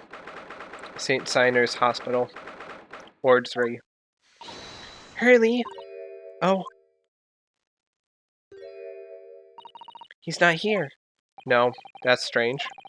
Nurse definitely said he was in the bed by the window, didn't she? Oh, I know what's probably happened. Hurley was being a big baby, and the bullet wound wasn't that bad after all, so he's been sent home. I'm not so sure about that. Baby or not, there's no question that it was a fairly serious injury that Mr. Holmes suffered. Oh.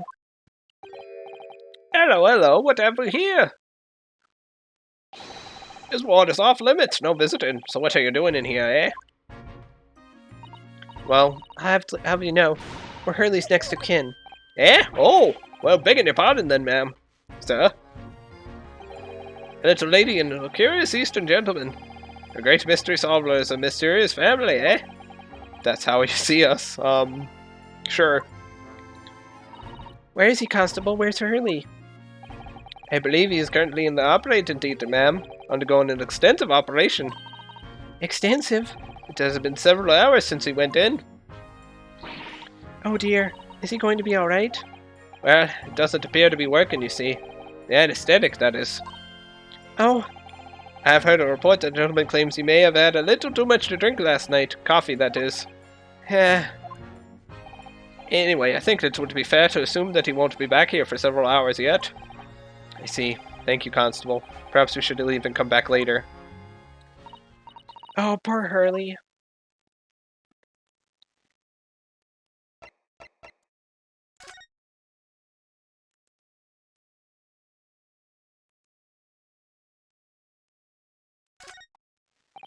There's a notice board on the wall here. Look. Let's see. What does it say? Thought of the day. On seeing any vermin, calmly and discreetly inform matron. Oh yes, they have rats and mice in hospitals like this. So they love to feast on all the medicine. If you don't deal with them, there's nothing left to treat the patients. They also get really high. Hello, Z-Man. I feel that. That's how I feel after work. I feel exhausted. Rats and mice. Oh, I see. This is a rather old building, I suppose. The doctors and nurses are all very good, I hear. I certainly hope so, for Mr. Holmes' sake.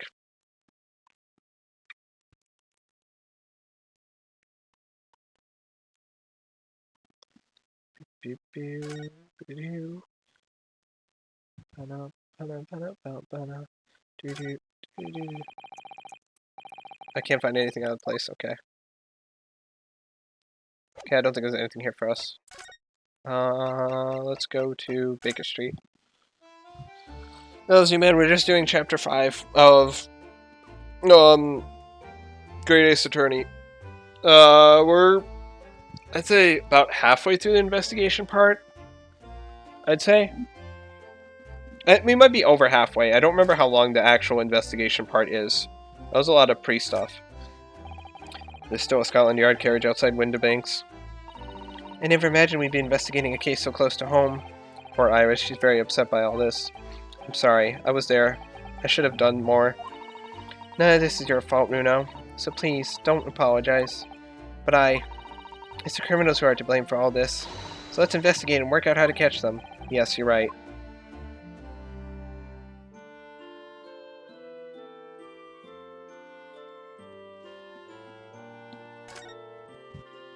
Okay. Let's move to the pawnbrokery.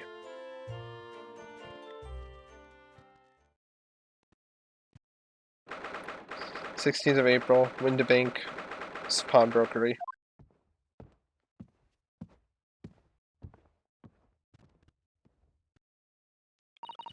This is where it happened then.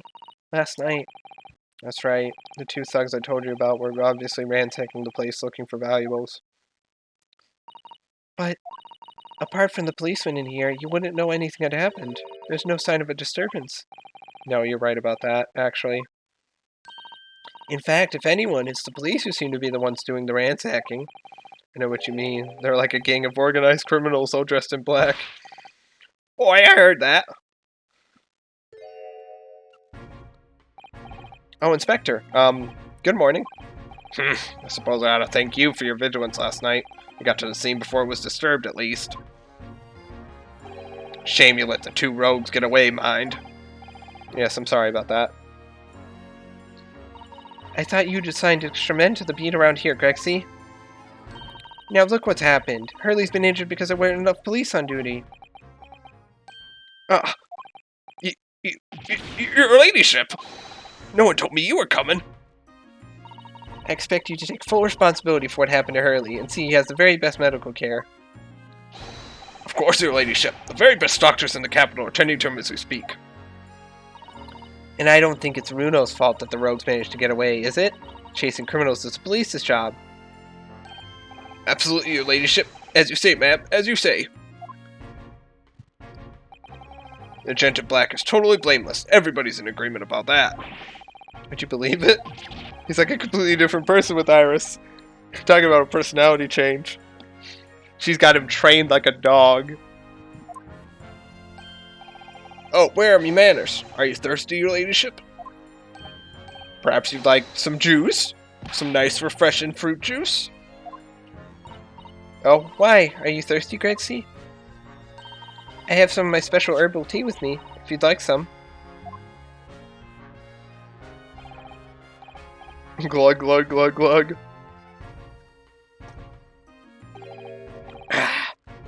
Lovely. Ta very much. Really hit the spot, your ladyship. I don't even recognize him like this.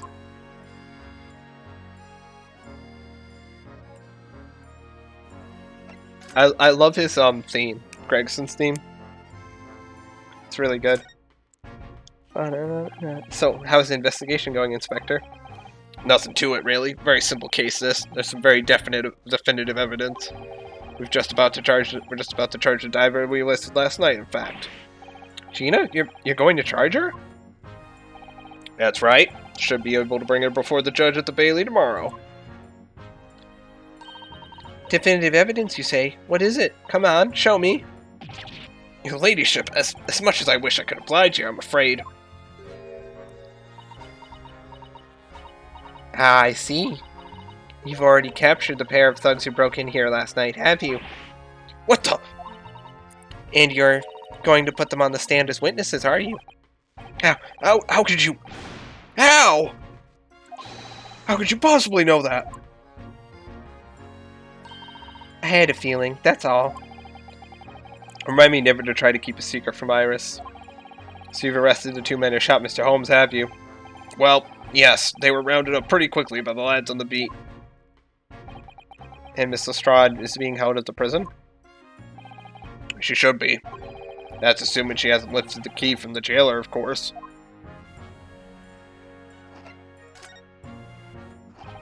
Can you tell us anything about Mr. Holmes? What's his condition? Sorry, I'm not at liberty to divulge that information. Scotland Yard matters are strictly confidential. Well, I know he's being operated on in St. Signers. Why can't I see him? I'm family, you know. I'm terribly sorry, your ladyship. It's the hospital's policy. No visiting at all. Oh. The bullet must have hit an artery in his midriff. He's lost a fair bit of blood. Oh no. He didn't seem too bad in the first hour or so. And a hemorrhage like that is enough to make even the one and only Holmes pipe down. Mr. Holmes is a human like the rest of us, you know. Well, anyway, he's having emergency surgery right now. They've got to stop that bleeding. But he will be alright, won't he? That'll be able to make him better? Of course, your ladyship. He'll be right as rain before you know it. Right as rain. Really? How do you know? How do I know? Because, of course, you see, yes, because Mr. Holmes is such a great detective, that's why. We'd better pray the doctors have a better grasp of what's needed to make someone well again. Oh dear, please don't die, Hurley. I'll report you on to your ladyship the moment I hear he's out of the operating theater. Her ladyship. I couldn't help noticing, Inspector. What? Out with it, sunshine. Well, there seems to be a marked difference between the way you talk to me and Iris. Watch this sauce, Sonny. I'm a copper, and we don't go in for favoritism. But he's right, you do treat us differently. It's because of those adventures of Sherlock Holmes stories, that's why. Oh.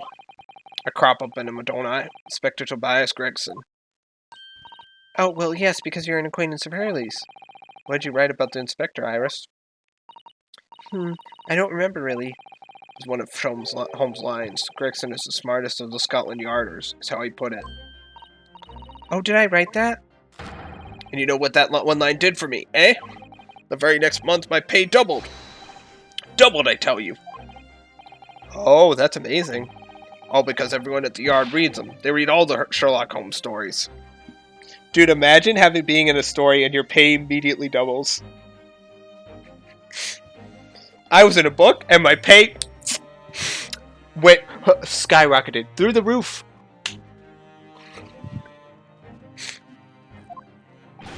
You've even set up a fan club for me. Of course, that explains everything. It was around that time that you became such a toady to me. Can you blame me? All I'd take is one bad word from you and Holmes could change his tune about me. Gregson? No, the great detective will say. He's getting quite overrated these days. Think of what would happen to my salary if that came out in print, eh? It'd be cut in half. Twice! The whole thing gives me the willies. I can't tell you how many nights of sleep I've lost worrying about it. But that would never happen, Gregsy. Every month when the new Rance magazine comes out, my hands are trembling as I turn the pages. Oh, how awful for you. Here, have some of my tea to settle your nerves. I put opium in it just for you. Ah, lovely. Thank you very much. That really hit the spot.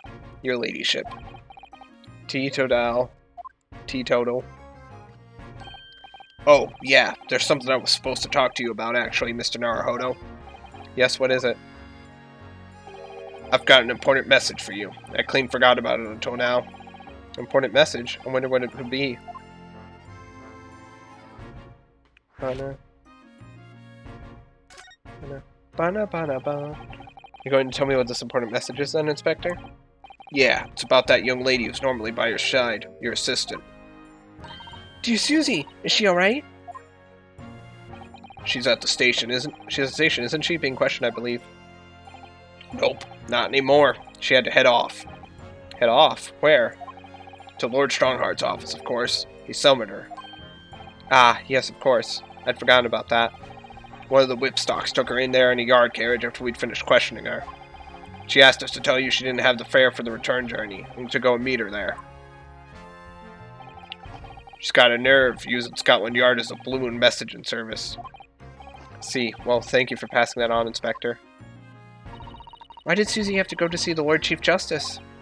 She didn't tell me, but I'd better head over to the Lord Chief Justice's office to fetch her straight away.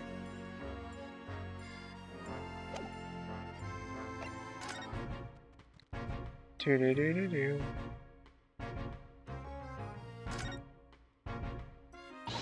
Alright then, let's see what we can uncover. Oi, what do you think you're doing, Sunshine? Can't touch anything in here. Oh, but we were hoping to investigate. This is a crime scene, for Pete's sake. No touching. What's the problem, Gregsy? Bruno's a lawyer, you know that. Oh, I'm ever so sorry, your ladyship, ever so sorry. The rules and regulations are a thorn in my side. Of course, if Mr. Naruhodo was to have been properly appointed by the accused, that'd be another matter. The accused? If you could show me some representation papers, I'd be only too happy to let you nose around. If you hear that, Bruno, you need Ginny to sign some representation papers. Looks like presenting the detective here with the paperwork is the only way. So, you gotta go get Susato. Location has been added. Ah, yes, the birds.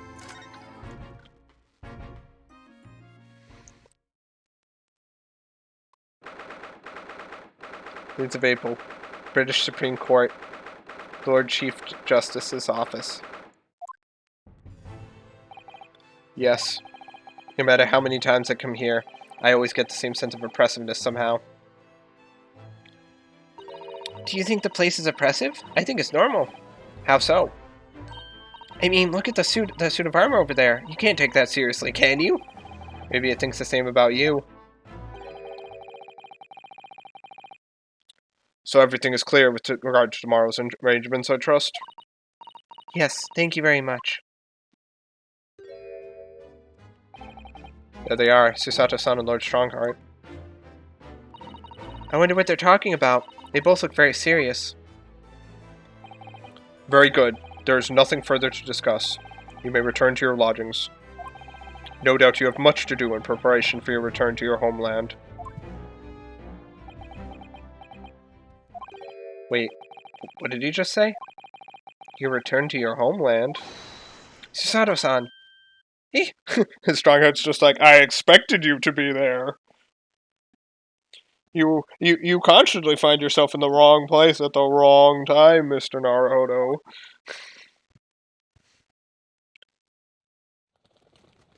The birds. Oh, Mr. Naruhodo. What was all that about? Ah, Mr. Naruhodo. Thank you for coming to collect your colleague. What's this all about? Why were you talking about Mrs. Sato's return to her homeland? And tomorrow?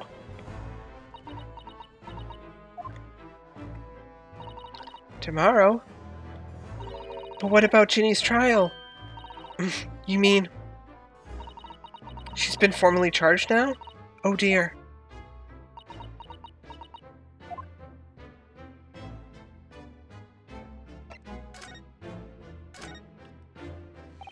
Mr. Sato, what's all this about?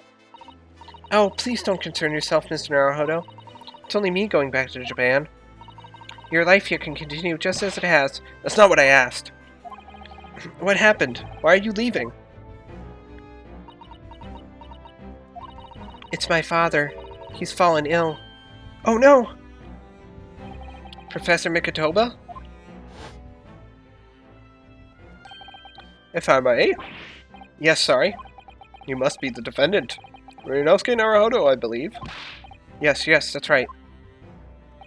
My name is Eugen Mikotoba. I'm a professor of forensic medicine at Ime University. We received an international telegram from the Empire of Japan informing us of the news. 10 days ago, Father collapsed with a fever. The cause is apparently unknown, and it seems he grows weaker day by day. I don't believe it. As you are aware, the voyage from here to your country's capital, Tokyo, takes some 50 days. I thought it would be prudent to hasten Miss Susato's departure as much as possible. Yes, absolutely.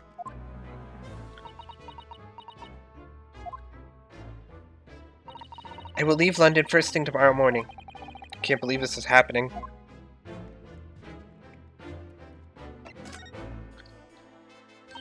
So Gina has been charged? She'll have to appear in court? Yes, she was formally charged a few hours ago, and the date of the trial has already been set for tomorrow. No, not even 24 hours later? Gina? Ah, the Lestrade girl in the murder of the Baker Street pawnbroker, yes. An all-too conspicuous case. The pickpocket was clearly disturbed mid-robbery and shot the man in a panic. No, the yard is overstretched as it is, without wasting time on these open and shut cases. It's not wasting time. Ginny would never do something like that. Mr. Naruhodo. Oh, yes, Lord Strongheart? In deference of your fine services to date, I shall overlook this young girl's insolence. But I have no recollection of admitting a child into my office. Leave. Now. Of course, Lord Strongheart. Criminals will tell the most palpable lies in order to evade justice. The police can ill afford the time it takes to unravel their untruths. Meanwhile, more crimes are perpetrated. We have far more serious matters with which to contend. Serious matters? Didn't Gregson mention something like that yesterday? Yes, Inspector Gregson made a similar remark yesterday. It's no concern of yours, though I'm sure I need not remind you of that.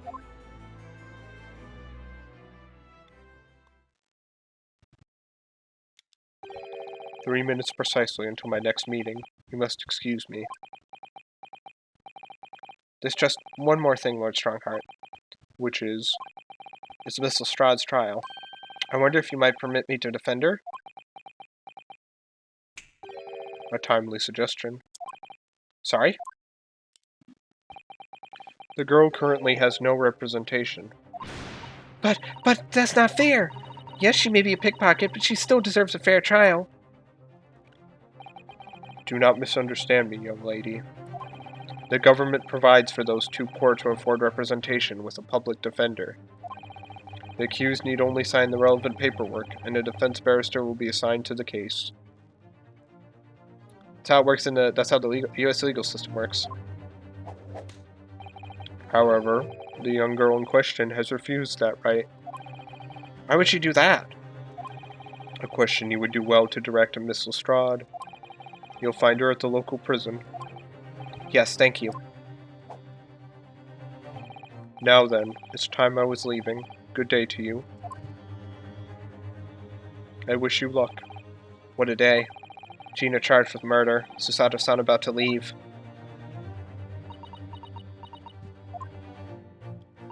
Come now, Mr. Naruhodo. Iris, we must make haste. But, Susie... You're leaving for Japan tomorrow morning, aren't you? Don't you have packing and things to do? Mr. Naruhodo's judicial assistant, my personal circumstances are of no consequence. My sole purpose remains to help you in whatever way I can. Thank you, Mr. Sato. That's a very pensive look. I think we ought to visit Gina first. In any case, I should like to wish her well before I leave. Yes, that sounds like a good idea. Let's go. If I'm honest, this has completely thrown me off. I'll just have to do what I can, as a lawyer. I'll just have to do what I can, as a lawyer. Takes out gun. I'm ready to go. Time to shoot my way through the opposition. Checking Discord real quick.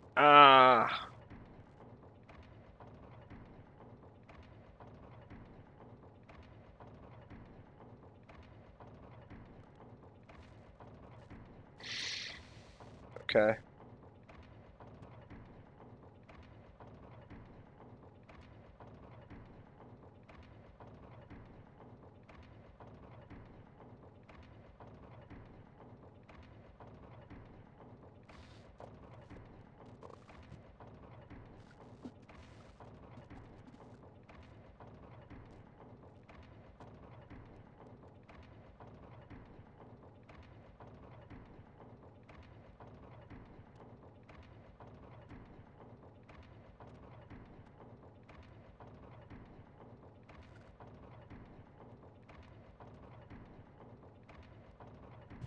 Okay.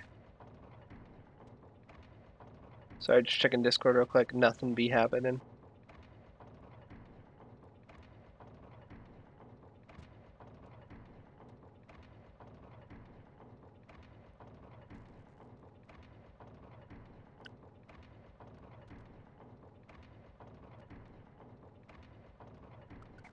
Okay.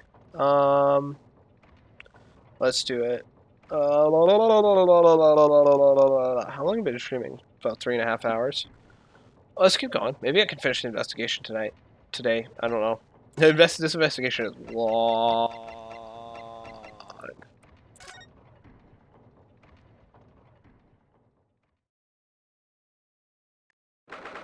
16th of April. Local prison, cell 13. Ha!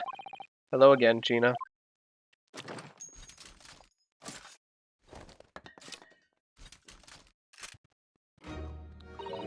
What are you lot here for now? To have the muzzle of that grenade launcher shoved in our faces yet again, obviously. I think I need to improve the way you load ammunition into that thing, don't I? Don't I? Look! You can come as many times as you like, but I ain't got nothing more to say to you.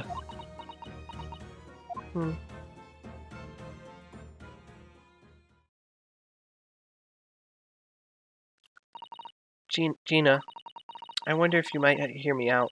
There's something I'd like to say. What? I'm sorry to say that I must reluctantly bid you farewell. Eh? Farewell? Tomorrow I must begin my journey back home, to Japan. I fear we may never meet again. Oh, right. I've had the pleasure of meeting so many lovely people in London. I have so many wonderful memories. And yet as things stand now, it will be a glum parting indeed. Poor Iris is so miserable. Susie. Well, that ain't my business. Both Iris and Mr. Naruhodo believe you to be innocent, Gina. They put their faith in you. But somehow, you can't find it in your heart to put your faith in them. Yeah, that's right, I can't. What of it? It grieves me greatly to have to say goodbye to my friends when they are all so clearly unhappy. Because of you. What's it's my fault? Yes, so I have one final request, Gina, before our paths never cross again. Right here and now, I want you to show both of them that you don't deserve the faith they've invested in you. Eh? Only by doing that will you truly be as alone as you claim to be. What are you talking about? What do you expect me to do, eh? You've told us that everyone lies. So prove it by admitting one of your own untruths. What about what you said before, Ginny? You said something about unforgivable lies. You must tell Mr. Naruhodo and Iris the truth now. That is my last request before I leave. My last request as a judicial assistant. No, I can't. Whatever these lies are, they're obviously weighing very heavily on Gina's mind. Gina, I could be wrong, but is it something to do with what happened 2 months ago? Something about that trial? The one in which Magnus Midtgaard was acquitted? Ah! The case of that mysterious murder that took place inside the omnibus. You were called as a witness by the prosecution. Is that what this is about? Yeah, you're right. Because in that trial, I lied. I lied like you wouldn't believe. Will you tell us about it now? Ba-na-na-na. Ba-ba. Do-do. Like you said, it all happened 2 months ago. The coppers got hold of me and shoved me in the witness stand. Based on your testimony, Mr. Midtgaard was declared innocent. Yeah, well, the thing is, I lied about a whole bunch of stuff. I knew it. What sort of thing did you lie about? I was hiding under the seat that night. That was the truth. It was pitch black in that little cubby hole. I couldn't see a thing, and then... thud. I heard that loud thud, like someone falling on the floor. That's when Mr. Midtgaard discovered you? Yeah.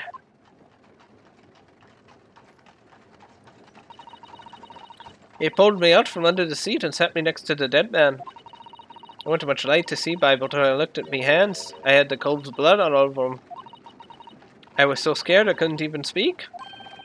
You had his blood on your hands? In other words, it was Gina that the witnesses on the roof deck saw through the skylight. Then Mr. Midtgaard started asking you questions, I suppose? Who you were and why you were hiding under the seat. Yeah, he did, only that's not all. What do you mean? I mean, he threatened me. Threatened you? How? He made me swear about what I'd seen and what I'd heard. And about what he was going to do after the cove was found dead. He made me swear I wouldn't tell no one about any of it. If I did that, he said he'd let me scarper before the coppers showed up.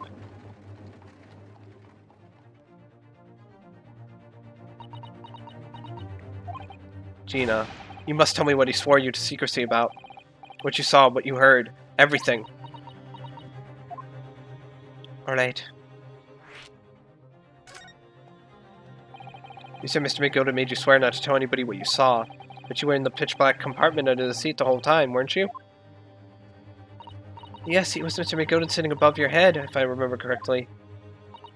Yeah, that's true, but It was when I heard the thud of the coven lit on the floor, coven the floor that I let out a little scream. See, couldn't help it. Miss McGill had heard that, dragged me out by me arm, and that's when I saw it. It was on the floor next to the old geezer what had been stabbed. A disc all bright and shiny. A disc? You mean... Yeah, that's right.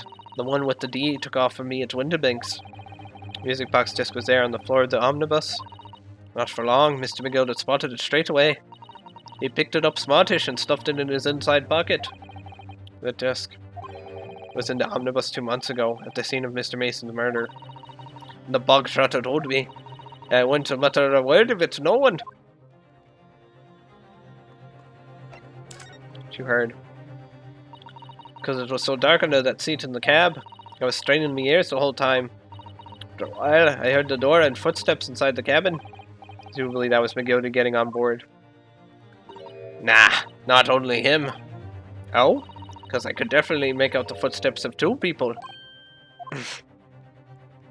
In that case, it would seem likely that it was Mr. McGilded and the victim, Mr. Thrice-Fried Mason. In his testimony during the trial, Mr. McGilded claimed he slept during the carriage ride. But whenever I'm in a carriage, I'm taken with a fierce tiredness and always succumb to it. In your own testimony, Gina supported this. All I could hear was the Irishman snoring.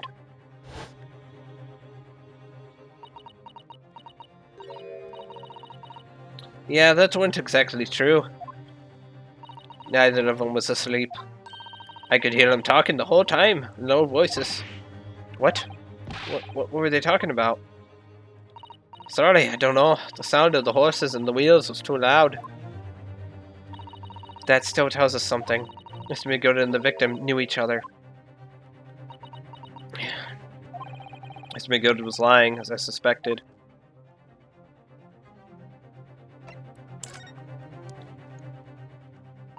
I knew it wasn't going to take long before someone raised an alarm that the bloke had been killed. Yes, you were quite right. The other passengers on the roof deck noticed very quickly. So when the cab came to a stop, Mr. McGill told me to hide back under the seat again. I climbed in and waited. The 2 coves from up top ran off to get the coppers. Yes, Mr. Fairplay and Mr. First. Right, and after they'd gone, Mr. McGill had asked the driver to do him a favour. A favour? Now then, fella, what I need you to do is take this coat of mine and deposit it with a nearby pawnbroker. And for your troubles, let's see now. Aye, I'll give you 10 guineas.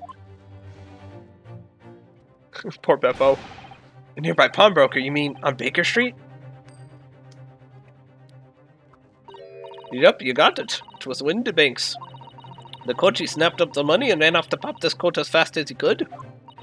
So then there was no one left in the carriage. Mr. Gilded opened the box under the seat and let me get out of there. Not without conditions. I keep fucking up the Irish accent. I'm not late, you are? Oh yeah, the streamer is late. You're right, I'm just 4 hours late. I see. Yeah, we just started, like, I just started randomly streaming 4 hours into playing a game, you know. It'd be 3 correction. Oh, right, it hasn't been 4 hours yet. I see. McGilded's conditions. What were McGilded's conditions then? For letting you go free, I mean. Not telling a soul, not for anything, but what I saw and what I heard. And there was something else as well. There's more? Yeah, this is the most important thing, he said. I'm after sending the coachman on a little errand for me with some small changes at hand. Now then, did you hear what I asked of him? Did you see anything at all? Yeah, he asked him to go pop your easel, right? Aye, the fee's taken me overcoat to deposit it with a pawnbroker hereabouts. And I want you, lass, to take the redemption ticket for it. Do you understand? What? You want me to have the ticket? That's right, and I'll come fetch it from ye later, sometime within the next 2 months. You're to hang it on to it until then, is that clear? And whatever you do, don't lose it. Alright then. And in case I might happen to be delayed at all, you're to go to the pawn shop, Windibank so it is, and you're going to extend the loan after the 2 months is up. If ye forget, the article will be forfeited, and any old fiend could come along and buy it. Eh, but I ain't got that kind of brass. Here's £5, that should be enough. Do we understand each other, lass? Don't try anything funny now, if you go against me. Yeah, I get it. Good, and one more thing. In a few days from now, you'll be visited by the police, I've no doubt. The coppers? Aye, they'll come asking you to take the stand in court to testify as a witness. Let's just have a wee chat about that, shall we? What it is that you might say, and what it is that you won't.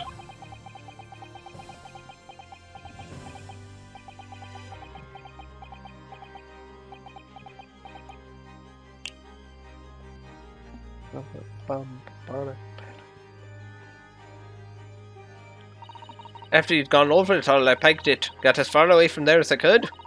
He did the pawnbroker's tickets in some bushes near the scene. I went to fetch it the next day once it got dark. McGilded planned it, and coercing Gina and giving false testimony.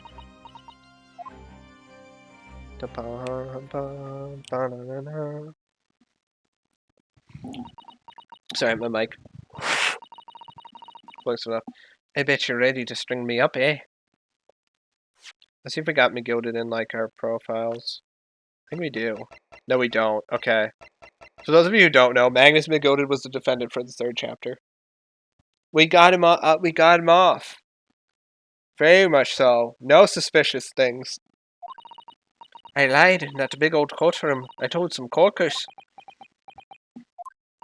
The thing is, he said he would make it so he couldn't live in the East End no more.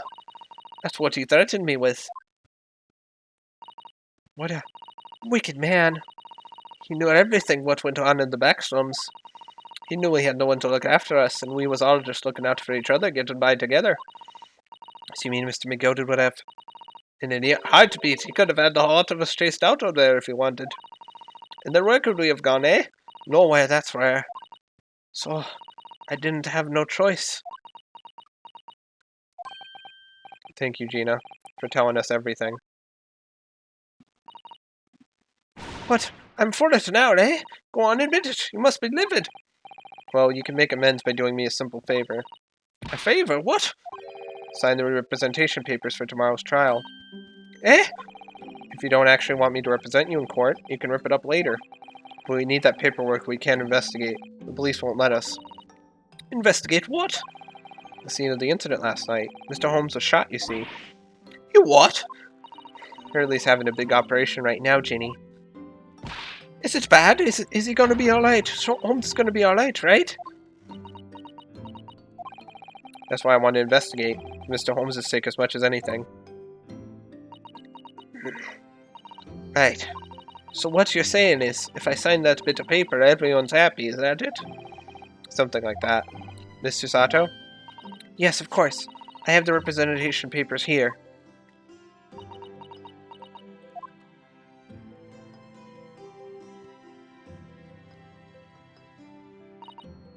I don't need no one to stick up for me, though. No lawyer or nothing.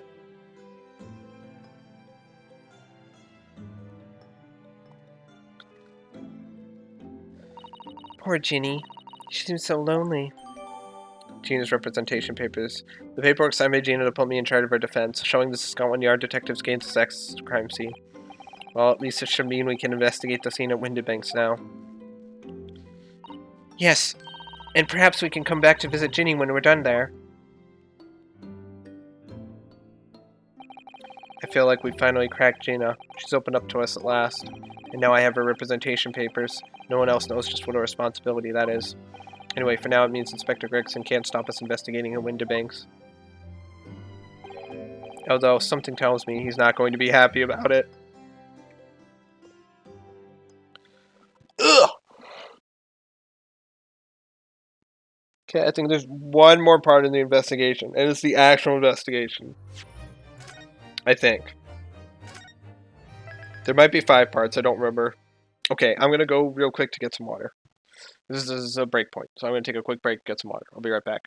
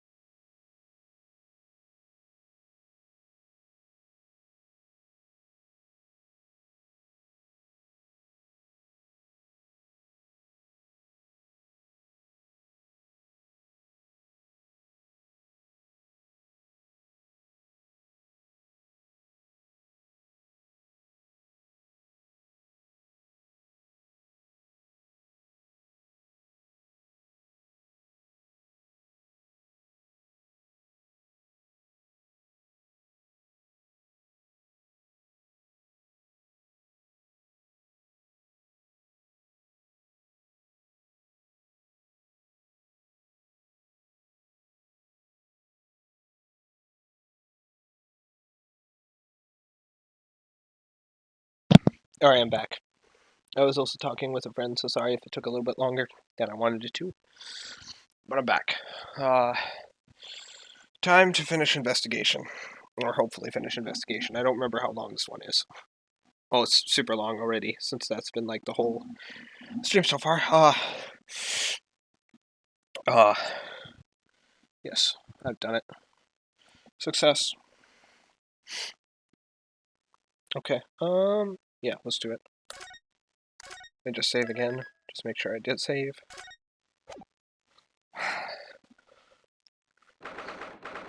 16th of April, 1:26 p.m. Windibank's Pawnbrokery. Here we are again at the scene of the crime. Now to thrust these representation papers in Gregson's face and see what he makes of them. Hello again, Inspector. Do you have a minute, please? What is it now? You should go home and get some rest. Here you are, Gregsy.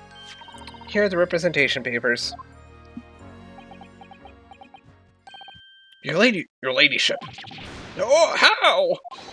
I don't believe it. How the devil did you get that stubborn little ragabash to sign that? I salute you. That is good work, that is. I can see you've been very busy here as well. How about some tea? It's a special blend designed to relieve fatigue.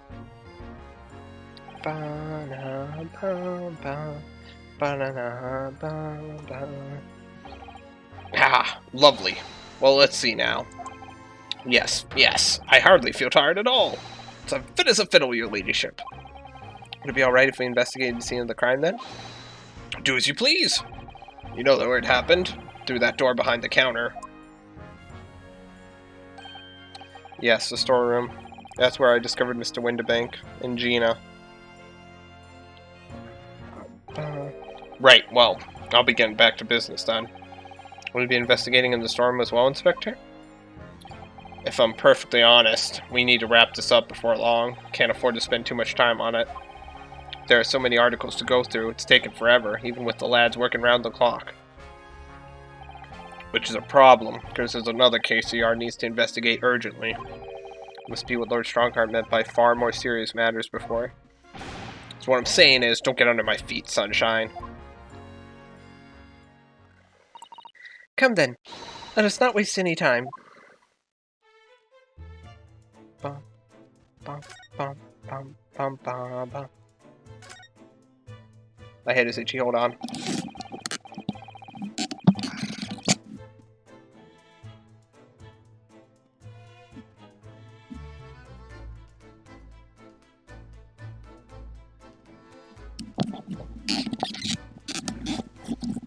Get back. Article ledger here, Mr. Windibank's notes, and What's this? It looks as though someone here left a little photographic print behind. Oh, look on the back! There's some writing! Is there? Ooh, show us, Susie! Show us! 15th of February, 10:30 p.m. Article deposited, 1 gentleman's overcoat. Loan amount paid, £1. Redemption deadline, 15th of April, 10:30 p.m. Gentleman's overcoat pawned for £1. Clearly was a very fine coat. In fact, I think... Yes, this must be the ticket for the overcoat that Ginny redeemed yesterday. And is still wearing, which belonged to McGilded. Would never have expected the redemption ticket to be handwritten on the back of a photograph, though. Seems Mr. Windibank just used whatever piece of paper he happened to have to hand. But this photograph of a cat looks very familiar, doesn't it? I'm sure I've seen this exact same picture somewhere else recently. Oh yes, you're right. Very recently. It's the same as the one Ginny gave us earlier. Of course, I was forgetting that she gave us the print. Well, what are we waiting for then, Mr. Arhado? Get it out! Alright, let the cogs turn. Yes, they are exactly the same.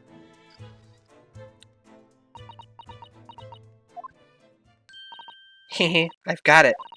These two photographs hide an amazing secret. A secret? What does she mean?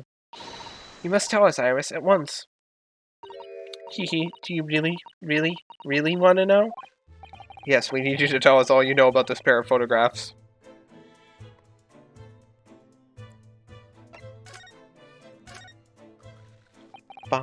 So Iris, about these two photographic prints. The one we found here on Mr. Windibank's counter, and the one Gina gave us before.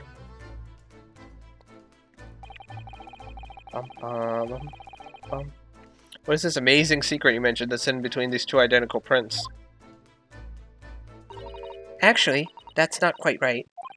Sorry. If you look carefully, the two prints aren't the same. Not exactly. They're not? Have another look at them now.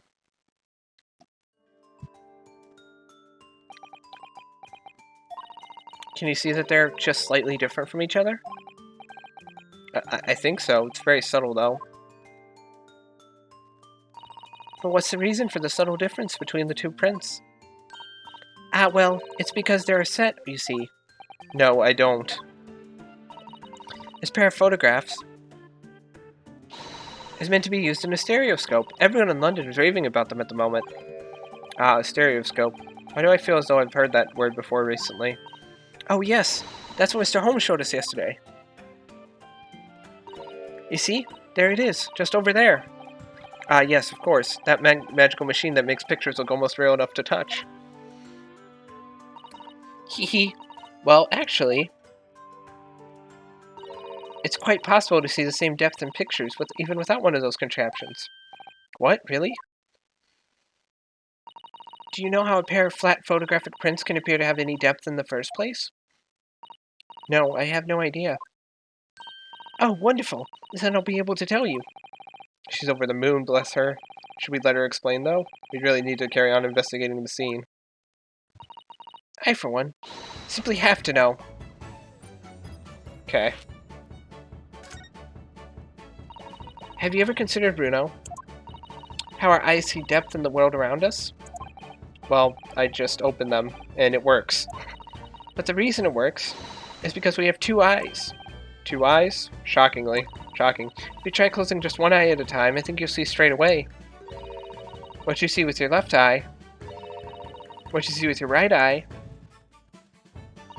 are ever so slightly different. You get a different view with each eye. Yes, the position of objects seems to shift slightly. Exactly, and in your head, your brain uses that shift to estimate depth as it merges the two views into one. That's how we can sense depth in everything we see. Ha, my brain really is amazing, isn't it? It does so much without telling me. Ah, I think I see. So the pair of photographs consist of a left eye view and a right eye view. Is that right? Oh, well done, Susie. You're so quick. So if you can persuade your brain to merge the two pictures together in your head, you'd be able to see depth in these prints. Yes, Bruno, you're beginning to understand. And a stereoscope's function is to act as your brain and allow you to do just that. Yes, but as long as you have two images, two eyes, and one brain, you can actually do it yourself without needing a stereoscope at all. You can? Really?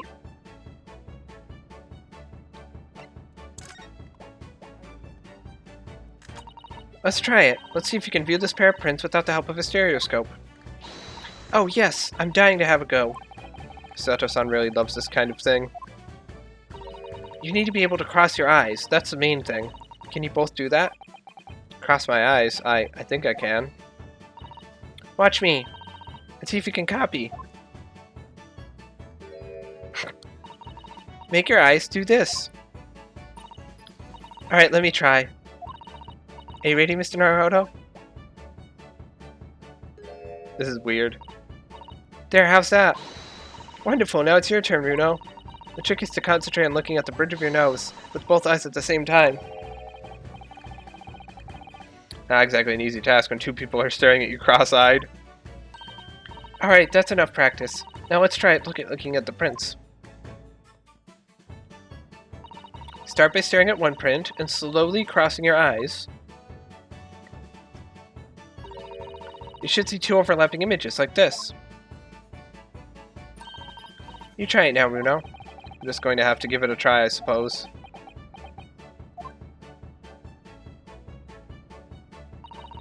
Did the print split into two images for you? Now the next step is to put the pair of prints side by side like this, and then to try crossing your eyes again. The prints should slowly merge together until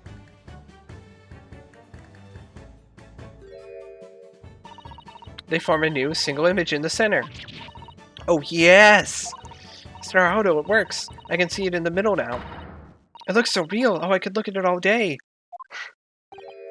I wouldn't advise that. Your eyes might start to hurt. Your turn, Bruno. Pretend you're looking through the two pictures and slowly cross your eyes. Keep adjusting the position of your eyes until the two images overlap exactly in the middle. Like this, is it?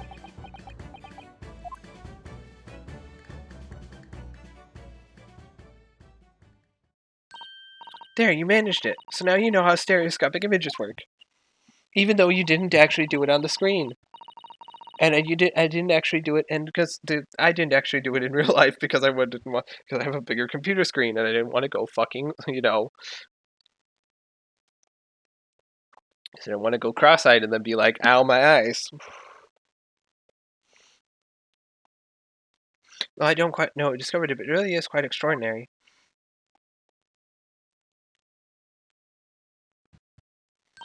So what do you think of these stereoscopic prints then, Bruno? They're certainly amazing, but it isn't easy to get the knack of viewing them properly.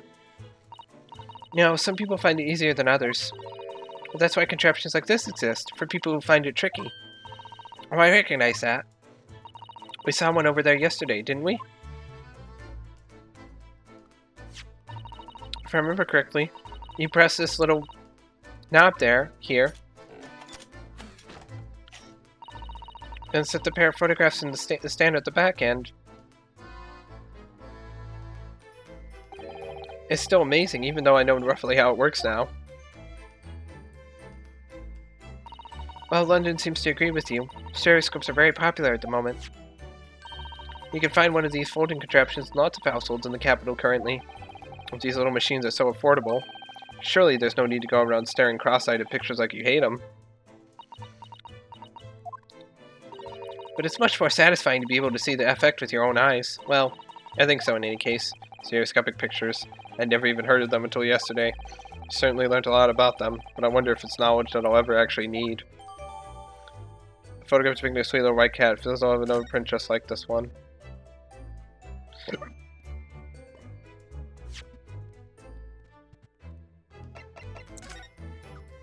Let's turn it over. This is a ticket that Gina brought in here yesterday. Yes, having been entrusted to her by Mr. McGildy 2 months earlier. Article deposited one gentleman's overcoat. The other redemption ticket was in the pocket of that coat. Yes, for a small box deposited 2 days before the omnibus incident. Does that have anything to do with all this? Look, this dark red smear here appears to have been made by somebody's finger. Do you think it could be blood? Do you see any red mark as blood, Iris? It's a bit morbid, I think. It's almost certainly blood, isn't it? 10-year-olds today.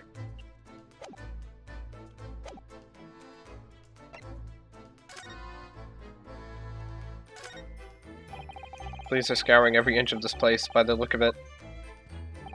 Instructions from the yard are to examine every article in the shop, and every ledger and book of accounts.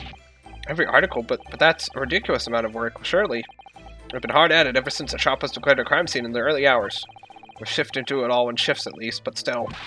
We'll be working through the night, that's for sure. And even then we'll barely scratch the surface. Crime and pawnbrokers. Must be every policeman's worst nightmare. Every copper's worst nightmare, you know, a crime and pawnbrokers.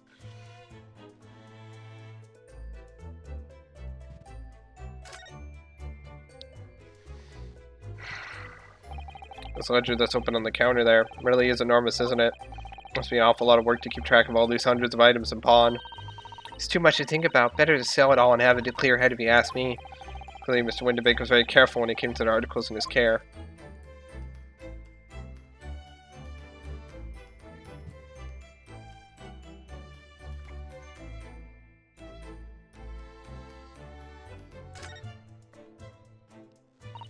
Behind that door is the storeroom, isn't it?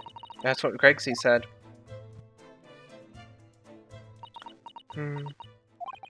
Yes, and that's where I saw that dreadful scene last night. Through the little window in the door. Pop dead. Gina with a gun. Mr. Windibank face down on the floor, with Gina beside him. As the accused legal representative, you have the right to examine the scene, Mr. Naruhodo. We must make a thorough investigation. Yes, of course. We will. Behind that door, that's the real scene of the crime. Don't worry, if there are clues in there, I'll find them.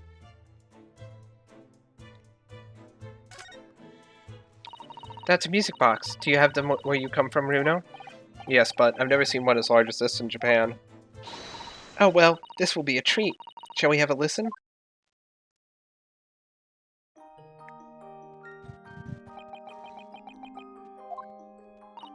What do you think? Isn't it a pretty sound? It's a beautiful sound, yes, but it's a little hard to enjoy when all the policemen in the room are giving you fierce looks.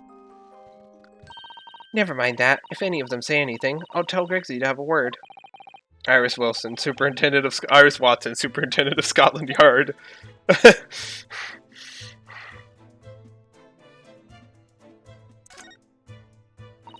These shelves are where the pawnbroker puts articles that have been forfeited on display for customers to buy. It's a really strange miscellany, isn't it? I mean, who would buy this horse statue, for example? Well, sometimes you can find some real treasures among all the junk, you know. Are you alright, Runo? Oh, it's just... well, it looks like a collection of useless junk as a whole, but when you pick out individual things, you can't help wishing you owned them, even that horse statue. That's exactly how the pawnbroker works. They're very clever.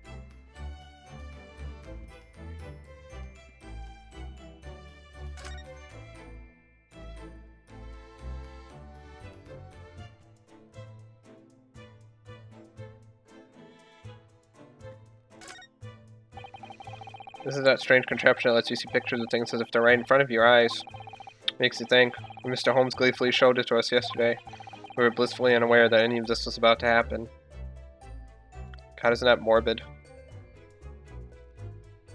Thanks, Naruhodo, for being a party pooper. I'm fairly sure this contraption was here yesterday as well.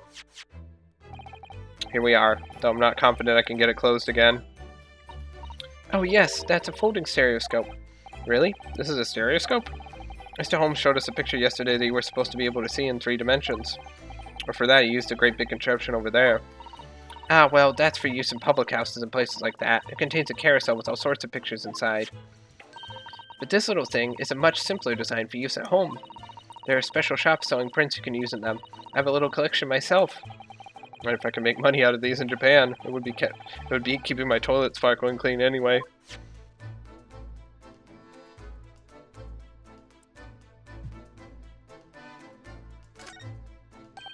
This officer has been staring intently at the wall since before he came in here. Shh, keep it down. Oh, sorry. There's a major clue just here. Really? Then we must tell Grigsy at once. As soon as I report it, that'll be it. I'll be stuck here even longer. Stuck here? What do you mean? I haven't been home in 2 days already. I need another constable to relieve me and take over me shift. Ah, they really have a tough time, the British police. I've been up for 48 hours, help. This doesn't help us investigating though, does it? No, I suppose not. I'm fairly sure it was the calendar he was peering at. Oh really, was it this? Ah, look here. Oh yes, a bullet hole. And I can see the bullet is still lodged in the wall. Presumably Mr. Windibank wasn't practicing with his revolver in his spare time. Ah, well. Mr. Holmes likes to practice in his drawing room whenever he can. He's very patriotic like that. Sorry? It's all there in the Adventures of Sherlock Holmes, you know. Isn't that right, Iris? Ah, did I write something like that? Partially in jest, perhaps. In jest? Well, he doesn't do it often. It is quite a dangerous pastime. He doesn't do it often. He shouldn't even do it once. Forget that for now, Runo. Let's examine this bullet. What's that around the bullet hole? Is it blood? A suspicious red stain on the calendar. Aha! I may very well be able to help with that. What? There's nothing like the sight of blood to get the blood pumping, is there, Runo? Oh, I have a feeling I'm not as bloody-minded as you, Iris. I'm afraid the sight of blood makes my blood run cold. There you have it, you see. When it comes to blood, we're all different types. Yes, what a scientific observation. So you need this. Oh no, what is that scary-looking thing? Hurley and I haven't actually come up with a name for it yet, but as soon as you see it in action, you'll understand what it does. Watch.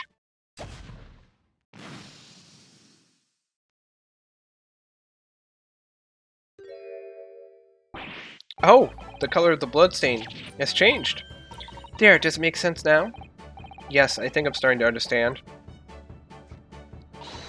Good. It works on the principle that different people have different types of blood, you see. Yes, how wonderful.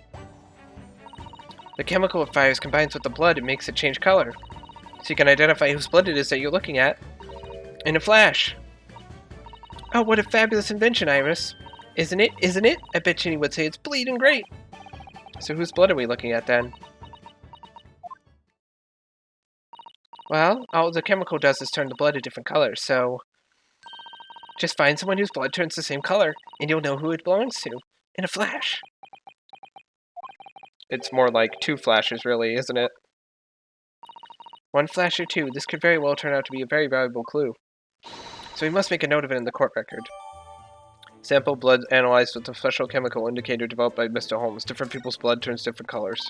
Let's keep testing and adding the results of any other blood analysis to the portfolio. As long as I have reagent left, sure. Actually, there's a stain on the back of that one photograph, isn't there? I think perhaps we should see if that can tell us anything. Green blood. It just seems wrong somehow. Oh, there are all sorts of different colors. There are pretty pinks and purples too, you know. Like I said, everyone's blood is different. Wonder what color my blood would turn out. Actually, I don't want to know. Stop dying.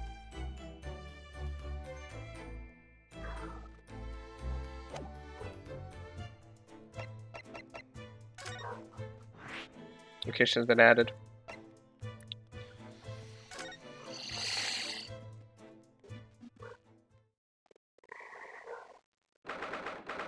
Since of April. In the big storeroom.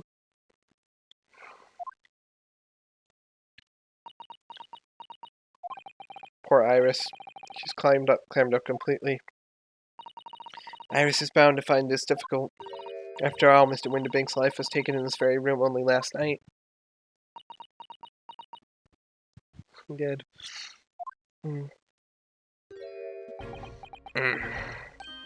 Ah! Wait, Inspector? What is it now, Sunshine? You took one look at me and tried to run away. You think a Scotland Yard inspector would run away from some jumped-up little defense lawyer, do you?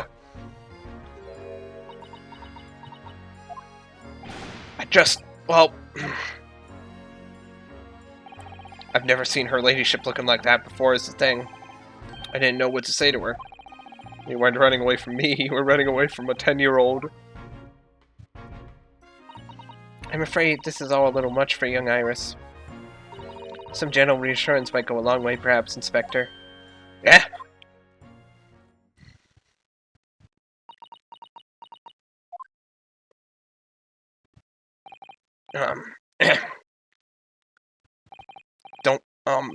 Don't trouble yourself unduly, your ladyship.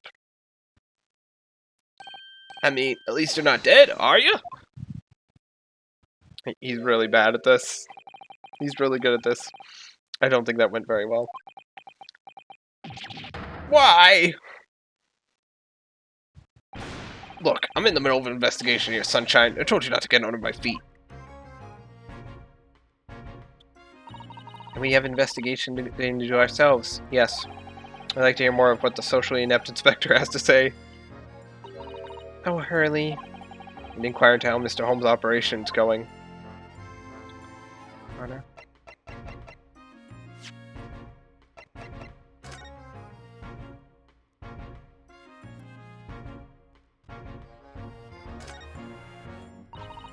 Hodo, I don't know if you noticed, but there's something rather troubling here. I have noticed. The red smear, you mean? Yes, it looks like blood, doesn't it? It was just us and picked up on that. Well, in that case, yes, we need Iris. We should show this to her before we forget. I can't show it to her right now, I think.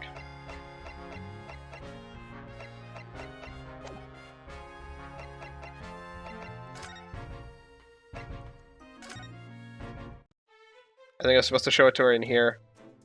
She's immediately happy again.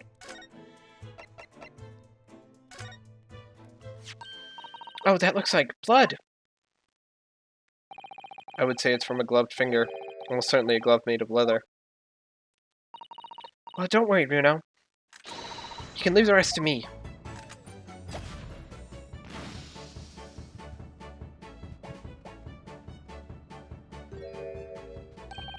Look at that. Yes, that's a color we haven't seen before, isn't it? We simply must add it to the portfolio of blood samples. It could be an important clue. Although, it would be nice to find out whose blood these different colors correspond to at some point. Well, this particular stain of blood. Oh, you've had an idea, haven't you? Do you know whose blood this is? I think I do. Yes, I have an idea whose blood it is. Not from the color returned, but with a little deduction. That's right. I think it's clear.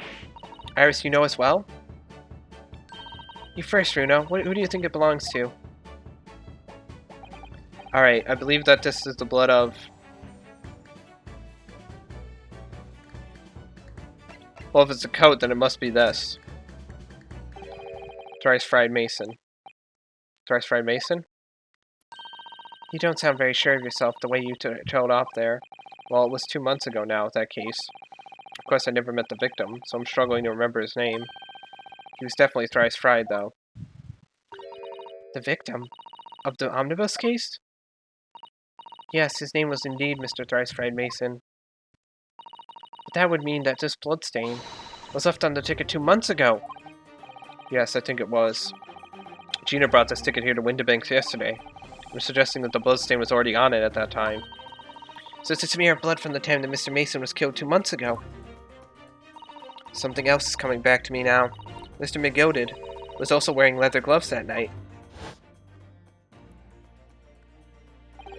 Now I ask you, what good-hearted soul would have trusted up a fella bleeding from his stomach? I wasn't about to start running, about to make gloves now, was I? I reached out to give the man a hand. Certainly does look like a leather glove thumbprint, this mark.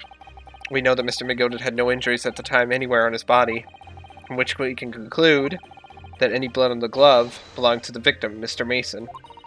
Mr. Naruto, you sound just like Mr. Holmes. Minus the quirky slip-ups, I hope.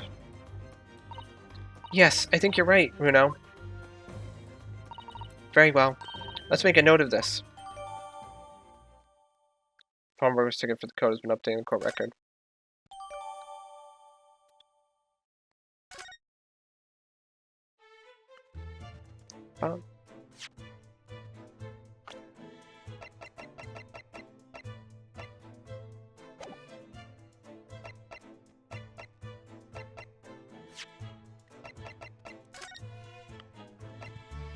Pawnbroker's ticket coat. Thrice Fried Mason, who is dead. He's dead as crap. He's been dead for 2 months. Stabbed on an omnibus. What a way to go. See the crime. So, Inspector, what do you make of the crime scene here?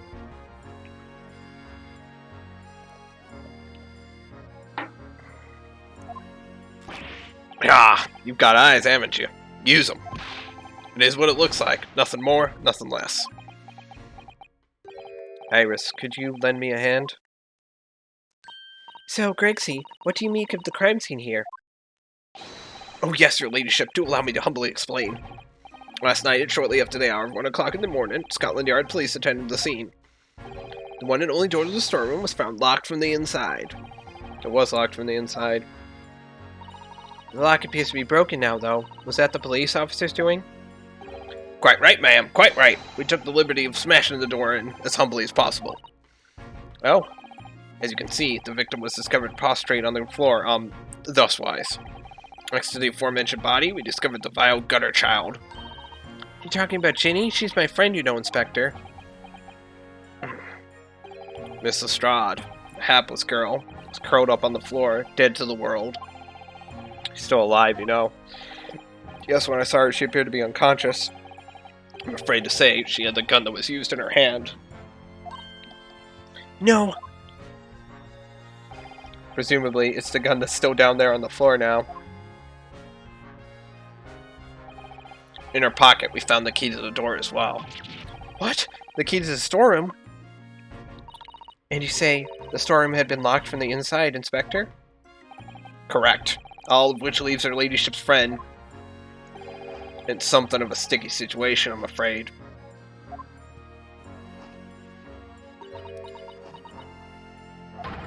Obviously, my personal opinion is that's all some sort of misunderstanding. Of course it is, Inspector. Of course it is.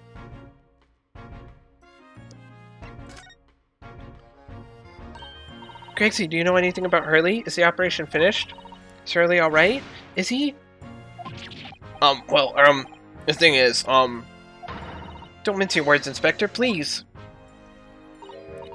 You don't mean to say that Mr. Holmes is...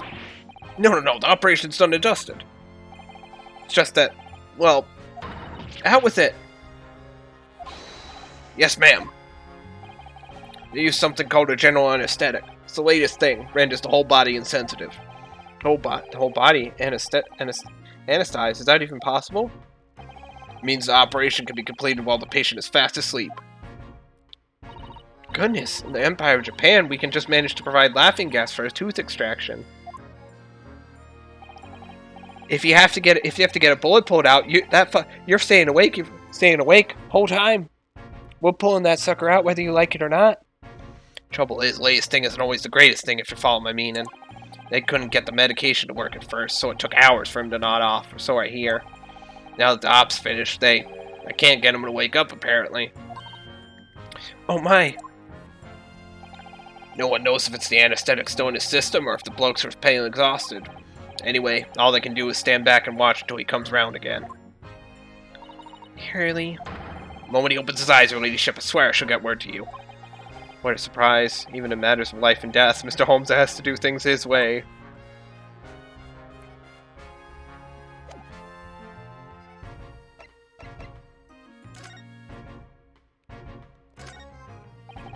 Police had marked the position of the body with a chalk line.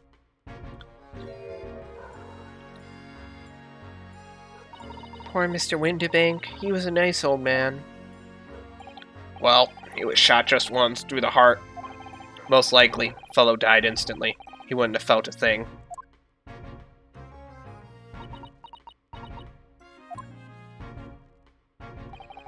This must be his blood, then. Ah! I don't like to ask at such a wretched time, Iris, but I wonder if perhaps... Don't worry, Susie.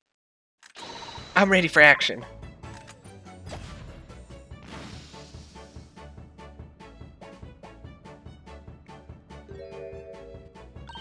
So, now we know the color the chemical turns when it reacts with Mr. Windibank's blood.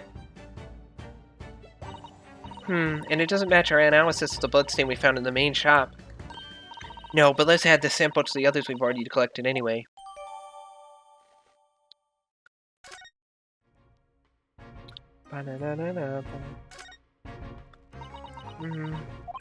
Iris? Don't worry, I'm alright. We must find the true culprit. Yes, absolutely. This is a revolver, and a real one. And quite possibly the murder weapon used to take Mr. Windibank's life. What's the matter, Susie? You and Runo look like you're about to faint.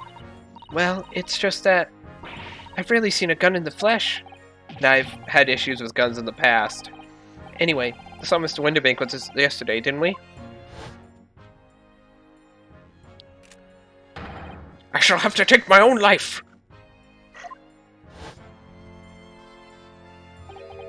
It must be the same gun. And last night, when I looked through the spy hole in the door to the storeroom here,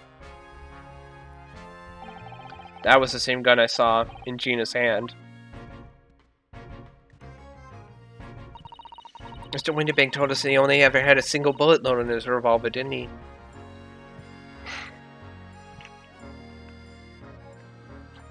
Hold on real quick.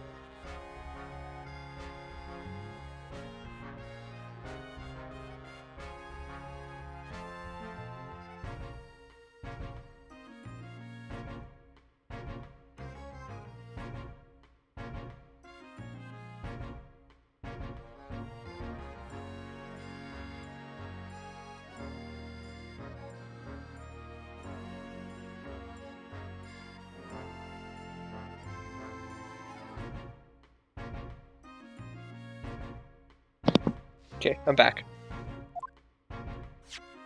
Well, it's empty now. The one and only bullet he had in his gun has been fired. So we can be fairly certain that only a single shot was fired from this revolver.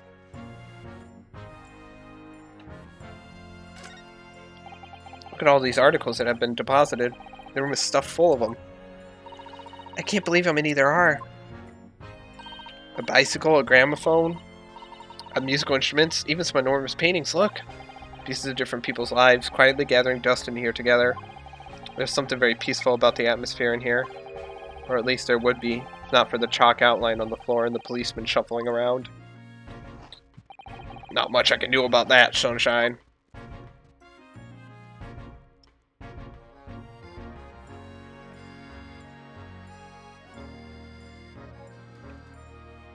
I'm just making sure I got everything. Out of all the articles in this storeroom, this is the only thing that shows any sign of being ransacked. Ah! What is it, Iris? That's the box file that my manuscript is being kept in. Oh! Iris's unpublished story, The Hound of the Baskervilles. Surely that's not what all this... Sorry, Iris, but if you ask me, he sold it. Without telling you. We must check inside the box. At once. Yes.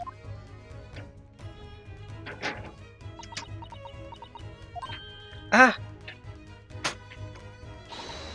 It was there. Iris' story was there. Really? It was? Well, that's good news, isn't it, Iris? Yes. I mean, of course I believed Charlie when he said he deposited it here, but still. It's a relief to actually see it. Really? Because that's not a very well-hidden frown. Sorry, my leg is itchy. Stop dying. Iris's manuscript has been entered as a court record.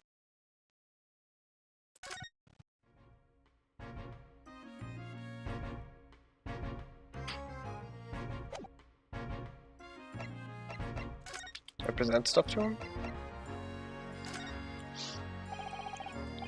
So can you give me your opinion about this, do you think?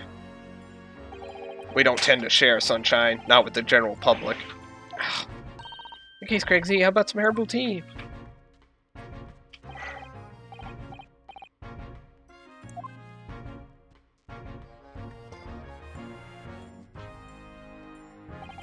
Ah, lovely. Ta very much. That really hit the spot, your ladyship. Don't mind sharing that with them. He's really bothering me on my back leg. Is that what I think it is?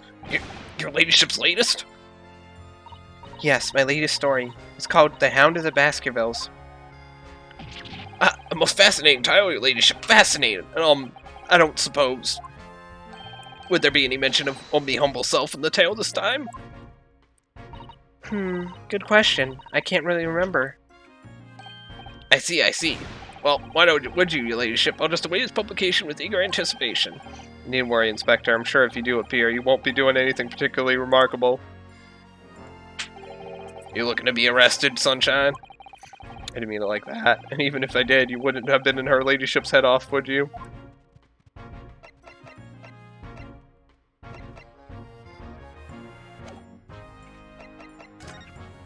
No, I already examined. I already did all those.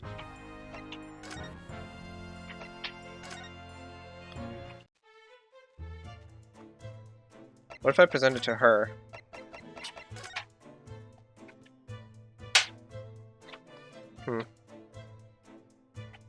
There's nothing. I can't look at. There's nothing descriptive. I can't click on anything. Oh, there's the name. The Hound of the Baskervilles. How does Susato-san know the exact title of this unpublished story? Suppose I'll just have to wait until she's ready to explain it to me. I'm so sorry.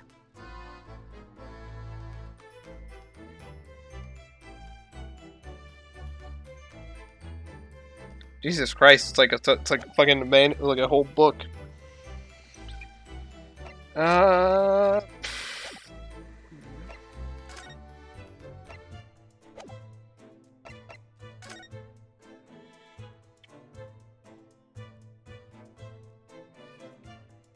Yeah, I think I go back to the storeroom.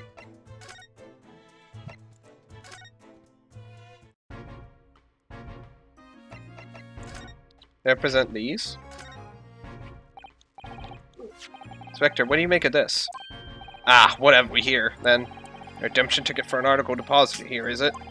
Looks like someone ran out of office stationery and wrote the ticket on whatever paper was to hand. Yes, this is the ticket from Mr. McGilda's overcoat, the one that little diver turned up with yesterday. Well, actually, no, it's not. Really? Think you know better than me, do you? No, I didn't mean to, Runo's right, Gregsy, it isn't the same ticket. Of course it isn't, of course it isn't. I never doubted you, your ladyship. So, what's all this about then, if I might be so bold as to ask? This is a second ticket. A second one? Seems Mr. McGilda, in fact, had another article in storage here at Windibanks.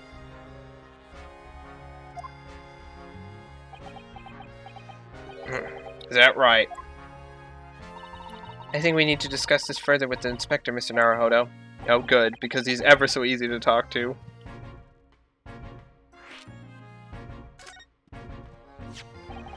This ticket was in one of the pockets of Mr. McGilda's overcoat. Eh? You mean to tell me? Yes, there was more than just the music box disc, it seems. Should have insisted on the lads taking it back to the yard and examining it properly. Well, according to the details on this ticket, Mr. McGilda deposited another article here with Mr. Windibank. Yes, I can see it written here. A small box, was it? Do you have any idea where it is, Gregsy? Any idea at all? It's another article belonging to Mr. McGilda. It could be an important clue. Well, yes, I suppose it could be. Please stop looking at me with those big turquoise eyes all full of hope and expectation. It's too much pressure. It's I'll lose me marbles, I will. I'll go barking. It's no time for dog impressions, Inspector. That's enough sauce from you. Sunshine. There's one thing that springs to mind. According to this ticket, the redemption deadline's already passed, hasn't it? Oh yes, of course. Articles only held for 2 months. Sorry, 2 months. The small box will no longer be in here then. That's right. It's been forfeited. Which means it can be on the shelves in the front of the shop, where the forfeited items are offered for sale. Yes, the shelves in the front. I'll search them at once. You're wasting your time. Oh? There are dozens of little boxes out there, hundreds even. We can't possibly know which one might have been McGilda's. That information's not written in the ledger. Ugh. Well, I think we should at least have a look, just in case. Of course, your ladyship, of course. You're very sensible of you, I'm sure. This is getting old.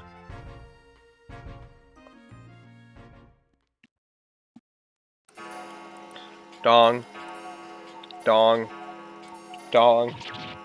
Ah! I nearly jumped out of my skin there. How could Mr. Windibank set such a wicked trap? I doubt he set out to scare anyone. Is that really the time? I think perhaps we should pay Gina another visit soon. Oh? Her trial is tomorrow. We must establish whether or not you will be defending her.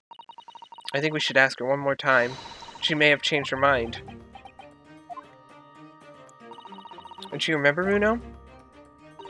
You told her she could rip up the representation papers if she didn't want you to be her lawyer. Really? Did I say that? Yes, you did. The deadline for submitting the paperwork is fast approaching. In that case, we had better hurry back to the prison and talk to Gina again.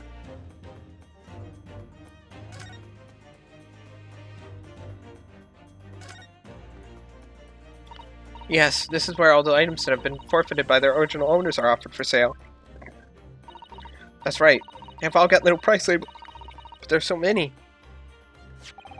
I wonder if the small box this ticket was for is still on the shelf somewhere. Box Mr. McGilda deposited here just over 2 months ago. If it were, finding it promises to be very troublesome indeed. There are so many boxes. It could be any one of them. Mr. Holmes said pawnbrokers was the safest place to store anything, more secure than a bank's vault. Perhaps this small box of Mr. McGilda's contains something of very great value. Well, if that's the case, he'd probably have kept it locked. So then we need to find every box with a lock and break them all open. Hey, yeah! I am upside down. That sort of misconduct would get you arrested. I won't let that happen. This takes me back. It's been some time since Susato-san last threw me. It's been some time since I had head trauma. Okay, prison. To prison.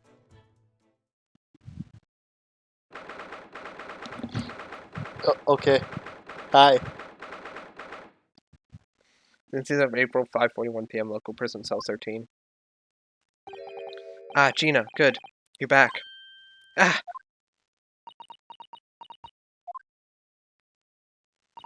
The police must have finished questioning her then. Oh, how was it, Ginny? Was it awful? Eh? Oh, didn't bother me. Thank you for the papers you signed before. It meant we were able to investigate a Windibanks. Oh, right.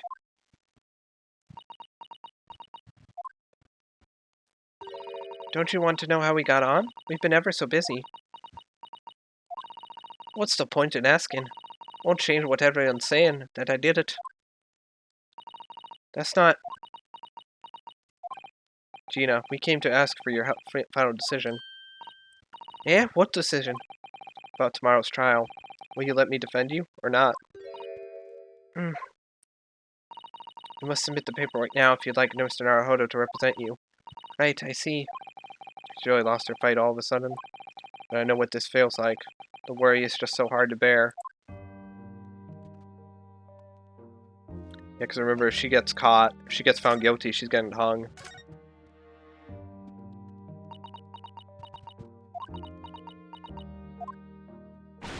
Alright then. Blimey, give it a rest with the eyes, Iris. So come on then, fill us in. Who done it? Fortunately, we don't know that yet. You don't say. We don't know yet, Gina. Mr. Naruhodo and all of us know that you are innocent of this crime. And whilst we haven't yet managed to work out who the real culprit is, there are a number of interesting facts that we have managed to establish. Oh yeah? Like what? Well, for example, the reason for you being there in the first place. I think I know now why you broke into Windibanks that night. Looks like I'm going to have to take some evidence that clearly reveals the reason and thrust it in Gina's face. Or I could present it to her calmly, I suppose. Nah, I'm going to thrust it in her face. Just take the manuscript, like the 300-page manuscript, and just throw it at her.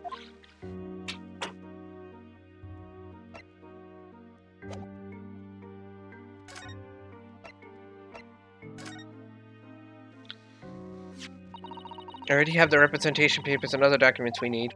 All you have to do is hand them to the court clerk. That is, if you'll allow me to represent you in court tomorrow. Nah, don't bother. Ginny, rip them up and chuck them, would you? Them representation papers, whatever they're called. The cell ain't fancy enough to have a bin. So what will you do in court tomorrow? I'll be fine on my own. I don't think you will be. Look, it don't matter. What's gonna happen is gonna happen. This is one stubborn pickpocket.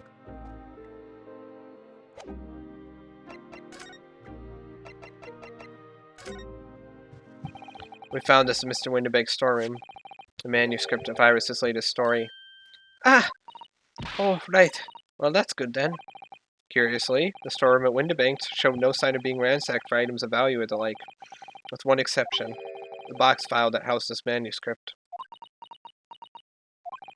It was you, wasn't it, Gina, who broke open the box containing this manuscript last night? Eh? You were determined to find out whether or not the Hound of the Baskervilles was really there. That's the real reason you broke into the storeroom last night, isn't it? Ah! Why don't you tell us what happened? Please.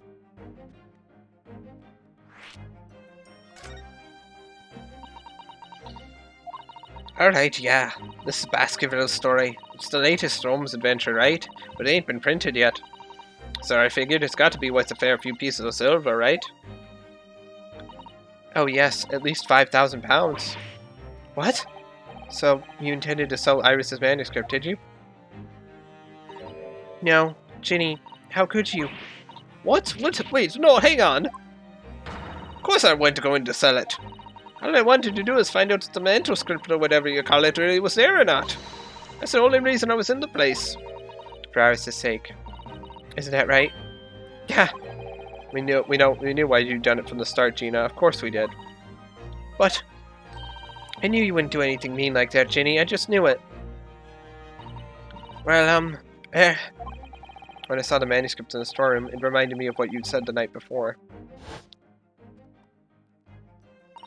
Grown-ups do a lot worse than that, believe me. Barefaced liars, a lot of them. You just ain't realized it yet. I'm telling you, that mental script ain't at Windibanks. You'll soon see if you had a look. If I'm honest, I've wondered if Hurley's telling me the truth sometimes. I mean, that I sometimes wonder if he might have hidden my manuscript somewhere I don't know. Even though it's wrong of me to doubt him.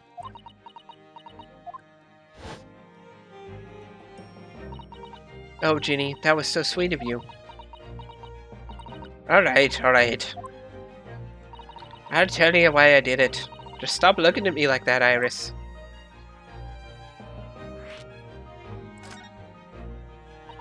It wasn't because of Iris, that's not why I did it. I just wanted to know the truth, that's all. You wanted to know if Mr. Holmes was being honest? If he'd really deposited the manuscript at Windibanks? It's like I told you the night before.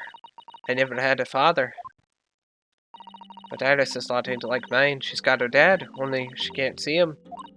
And I reckon that's got to be harder. That's why she writes her stories. They're about her dad, really. That's what it sounded like to me anyway. Last night when I was listening to what you were saying. Stories about Daddy? You mean they're not the adventures of a great detective? Not the adventures of a great detective, so much as the adventures of a great detective and his trusty partner? Well, that's how I see it, yeah. You're so thoughtful and so kind, Ginny. Yes, and we never thought it any differently, did we? Look, give it a rest, will you? I hate all this chummy nonsense, do you hear? I hate it. I don't trust no one, right? That's how I work. Because if you don't trust no one can let you down. So leave me alone. Go on, Scappa.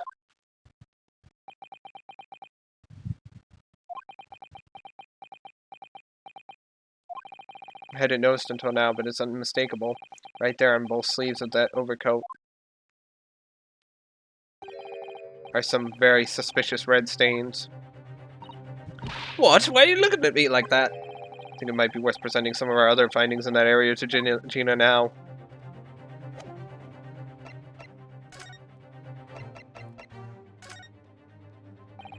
Those stains on the sleeves of your new coat, Gina. They're blood, aren't they? Not that I know whose blood yet. What? Blood, Mr. Naruto? You don't appear to have any obvious wounds yourself, though. Could it be blood that splattered from Mr. Windibank when he was shot last night? Let's not beat around the bush here. This trusty friend of mine will get results much faster than anything else. Take it easy, Iris. Don't move, Ginny. I'm going to shoot.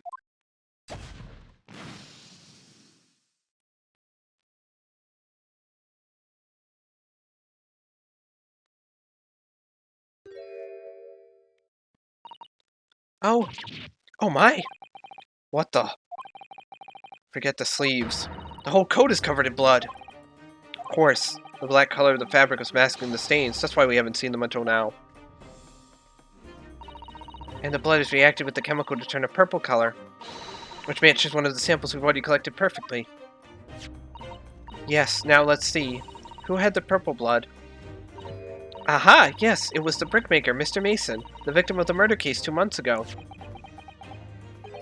I knew it. What are you all on about? The victim? What do you mean?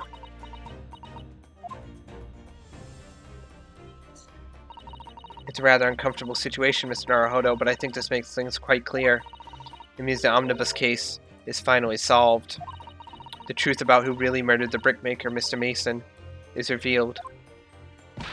Oi! Would someone explain what's going on? Stop telling half a story!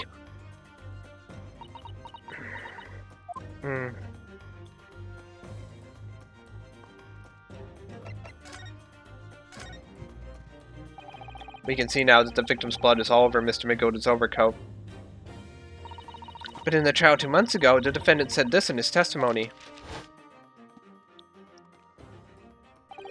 Now I ask you, what good-hearted soul would have rushed up a fella bleeding from his stomach? I wasn't about to start worrying about my gloves now, was I? I reached out to give the man a hand. But if you look at this overcoat now, it's clear. These stains couldn't have arisen from Mr. McGolded trying to pull the victim to his feet. No, if that was what had really happened, the blood wouldn't have splashed all over the front of the coat. The only explanation for this pattern of blood is that it splattered over Mr. McGold's coat when he stabbed the victim in the stomach. I've tried to run from the truth for so long enough, but there's no escaping it now. The true culprit in that case, Mr. Mason's killer, was Magnus McGilded.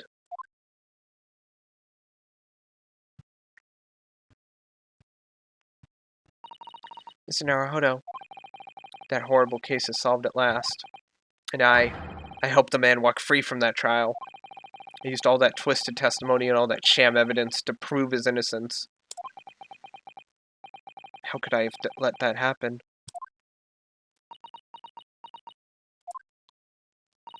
Bruno, did you believe him, though? Did you believe Mr. McGilded was innocent? I believed. Or rather, I think I was trying to believe. I wanted to. Because believing in those you represent in court is the defense lawyer's greatest weapon. A weapon?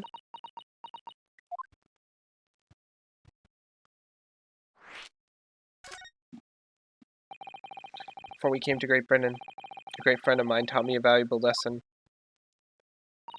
You mean Kazuma-sama? Listen, Ryunosuke. We lawyers are only human. We can't know for sure whether it is the truth and what is a lie.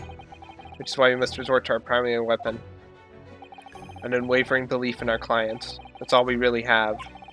Unwavering belief? Only when we truly believe what our clients tell us can we fight with everything we have for their cause. In any battle, there can be no victory without faith. So I believe you, unwaveringly.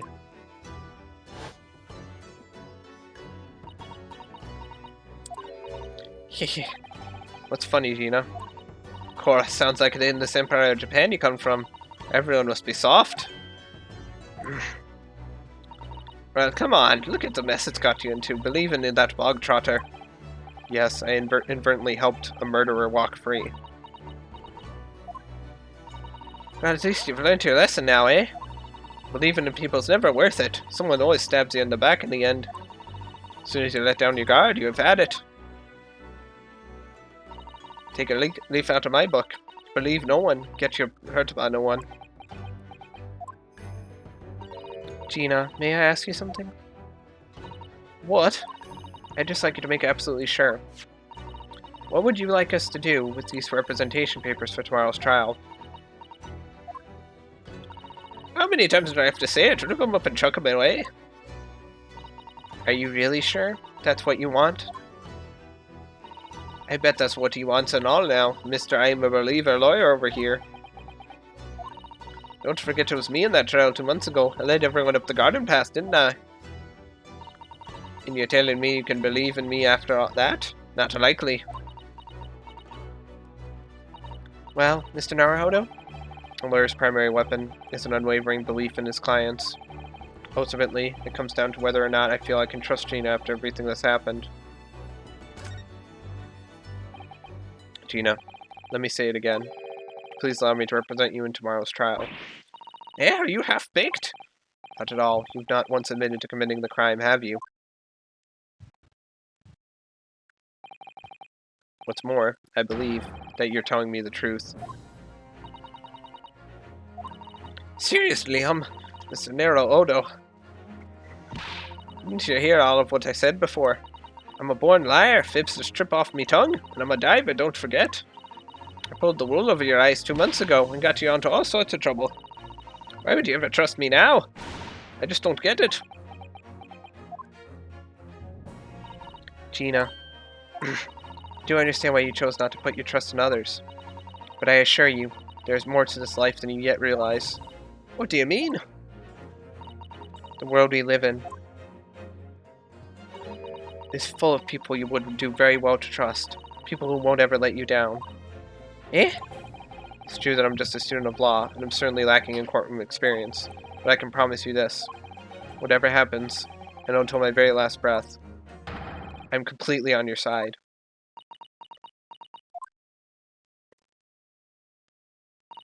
What? What do you expect me to say to that?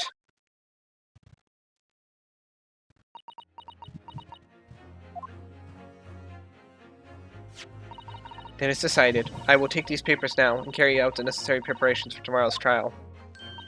It would be a shame to throw them away now after it's been penned with your name so beautifully. Do what you like. You Eastern lot are... I don't know what you are. I don't get you.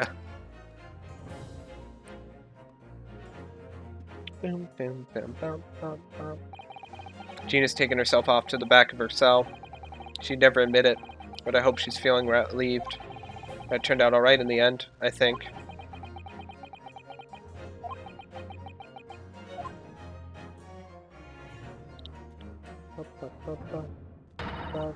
Whoever's hiding there, show yourself at once. Eavesdropping is the height of cowardice. Mr. Sato? Somebody's there in the shadows. I can sense it. Somebody who wasn't there before. What? Blimey. Blimey, you're sharp, eh?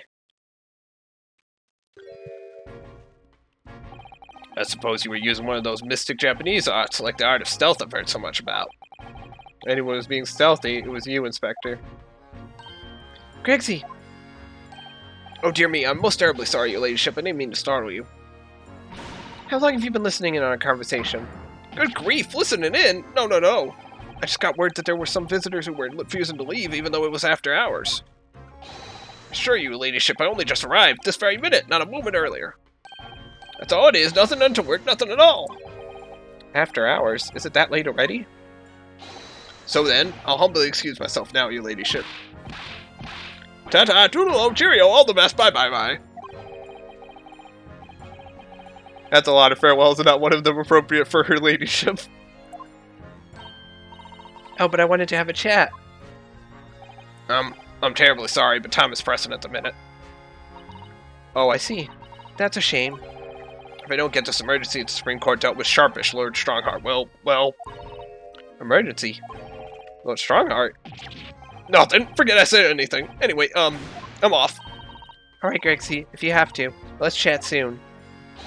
Delighted. Charmed. Can't wait. If you please, my pleasure. That's a lot of pleasantries, and not one of them sounded sincere. Grixie's so funny. He says such silly things. It's certainly entertaining to see an inspector of the police fawning to a 10-year-old girl. And anyway, I wonder what this emergency is at the Supreme Court.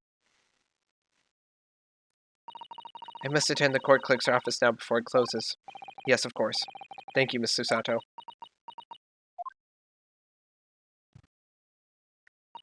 Kindly escort Iris home now, Mr. Naruhodo. I shall meet you there later.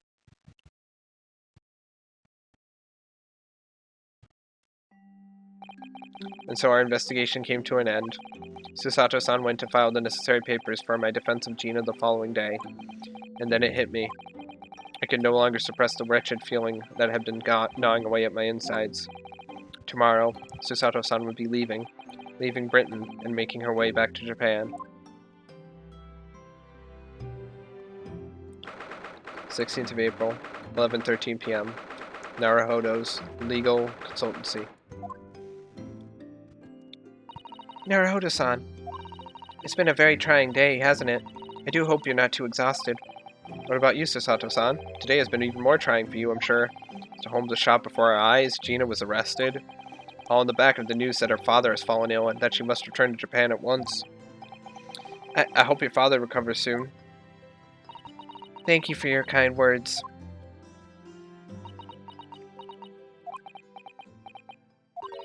I wonder why it is that so many thoughts rage in my head like a storm, and yet I seem unable to find the words to express any of them. I know exactly what you mean. Anyway, I have one final task to complete as your judicial assistant. Once that is done, I shall make preparations for my departure tomorrow. One final task.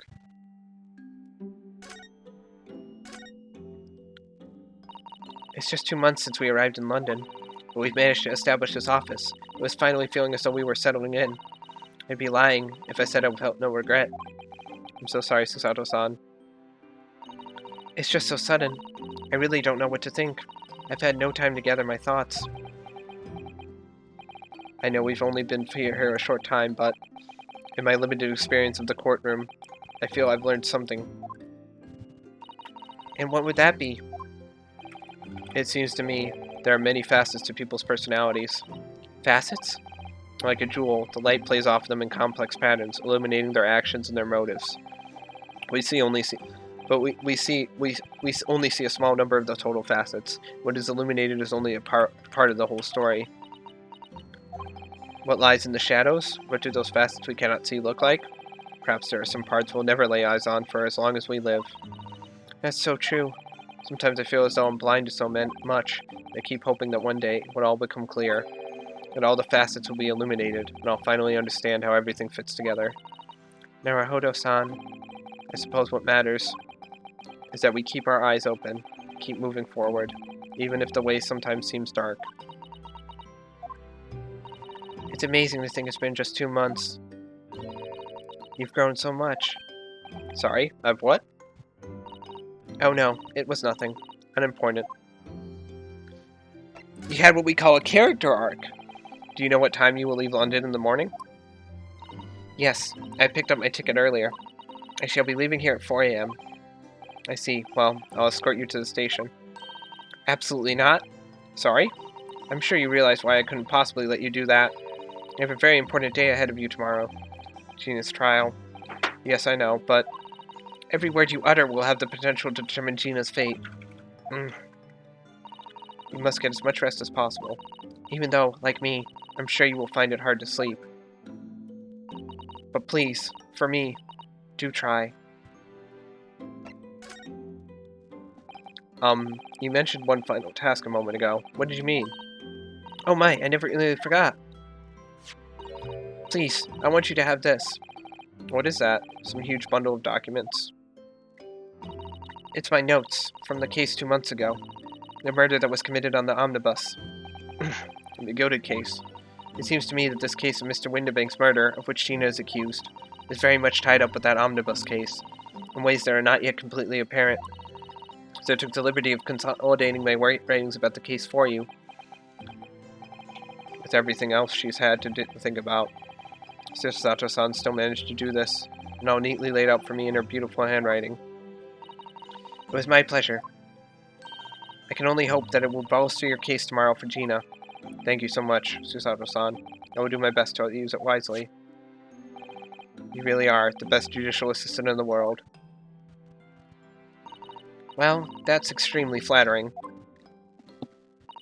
But I'm sorry to say that I've been a complete failure. Sorry, I didn't quite catch what you said there. Oh, ignore me. I was just mumbling to myself. The goated case notes have been entered into the court record.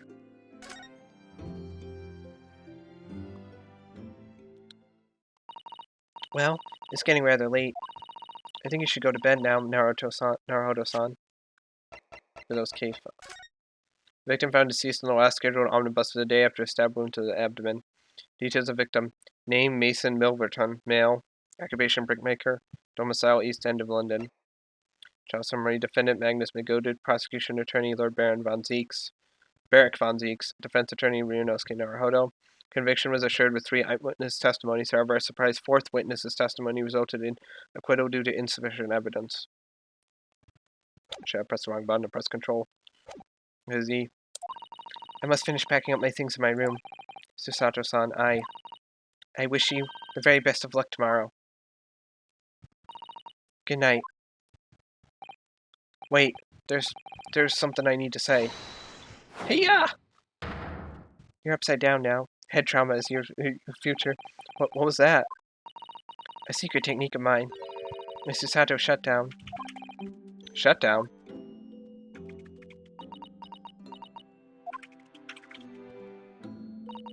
Please, I implore you. If we have to voice our goodbyes, I won't be able to hold back my tears.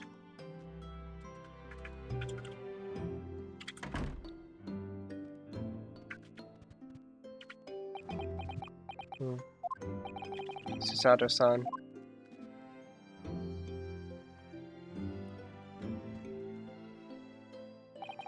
It truly had been a trying day.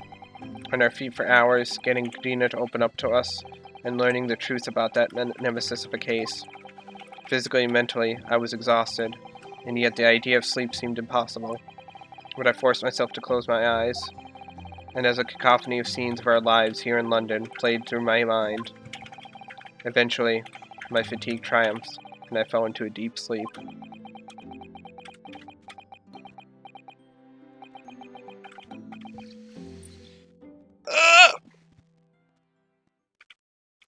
Dude, he just closes his eyes and all, it's like, his mind is just like internal screaming. 17th of April, the small hours, St. Signers Hospital, Ward 3. Yes, I quite understand. That is a great weight off my mind. I think that's what it's who's talking. Rest assured, I shall put everything in place, exactly as we've discussed. Thank you so much. It's been an honor and a pleasure to be acquainted with you, Mr. Holmes. On the contrary, the pleasure has been mine. I bid you farewell, and Godspeed. My dear madame.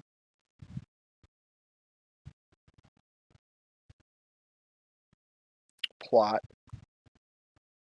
To be continued.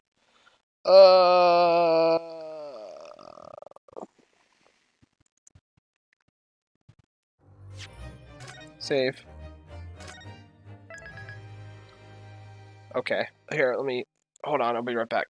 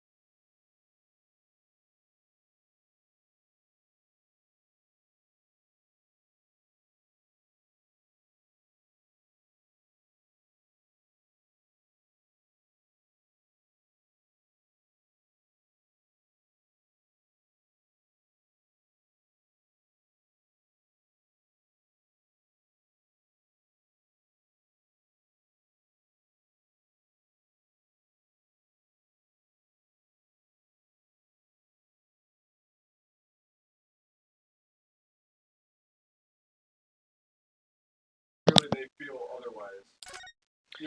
Okay, I'm back. You guys want to go online? They said sure. All right. Still the same day that everyone can hang out, and they still don't want to fucking do it. So. This is a good stopping off point for this game today. Should I play something else? I kind of want to play something else because I'm getting tired of talking. And this trial is going to go on for like a good 4 hours. Let me see. We're not going to do the actual trial. Hold on. Hold on. We're not going to do the actual trial today. Yes. Don't save. Already saved. I quit the game. Okay. Let me What do I want to do now? Why do I have 4 pings? What the hell?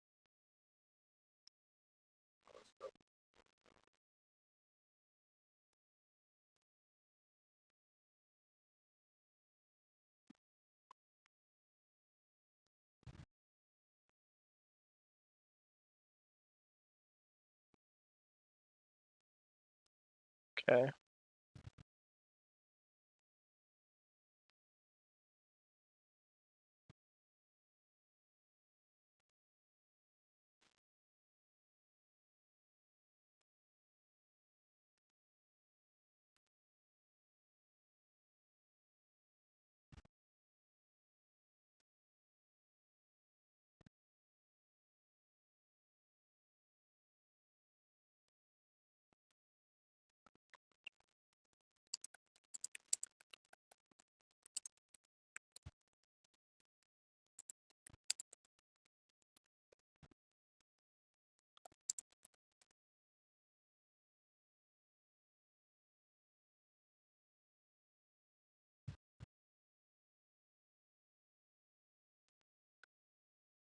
What the hell? Okay, that's weird. What the fuck? Why is my phone? Why is my mouse doing right click when I'm not? Fine, use mouse. There we go. Hold on, I'm doing Discord stuff now.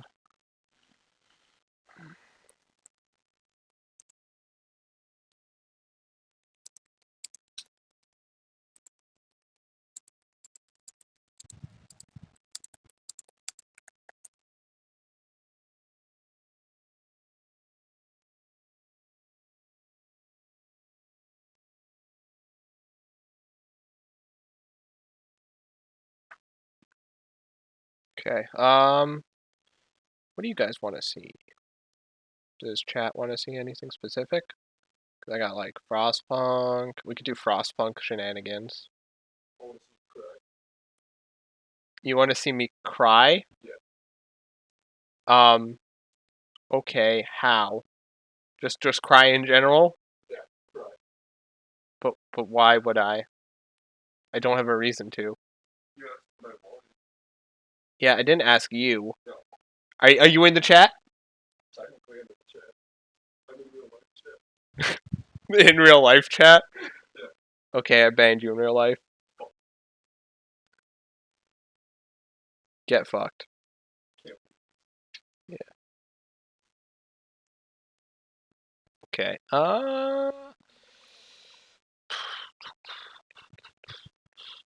I gotta think of something. Sorry, I'm really indecisive, so I gotta think of something that'd be fun to play. I could do more Bloodstained. I like how I just left this recording on, so I'm gonna have to like... Okay,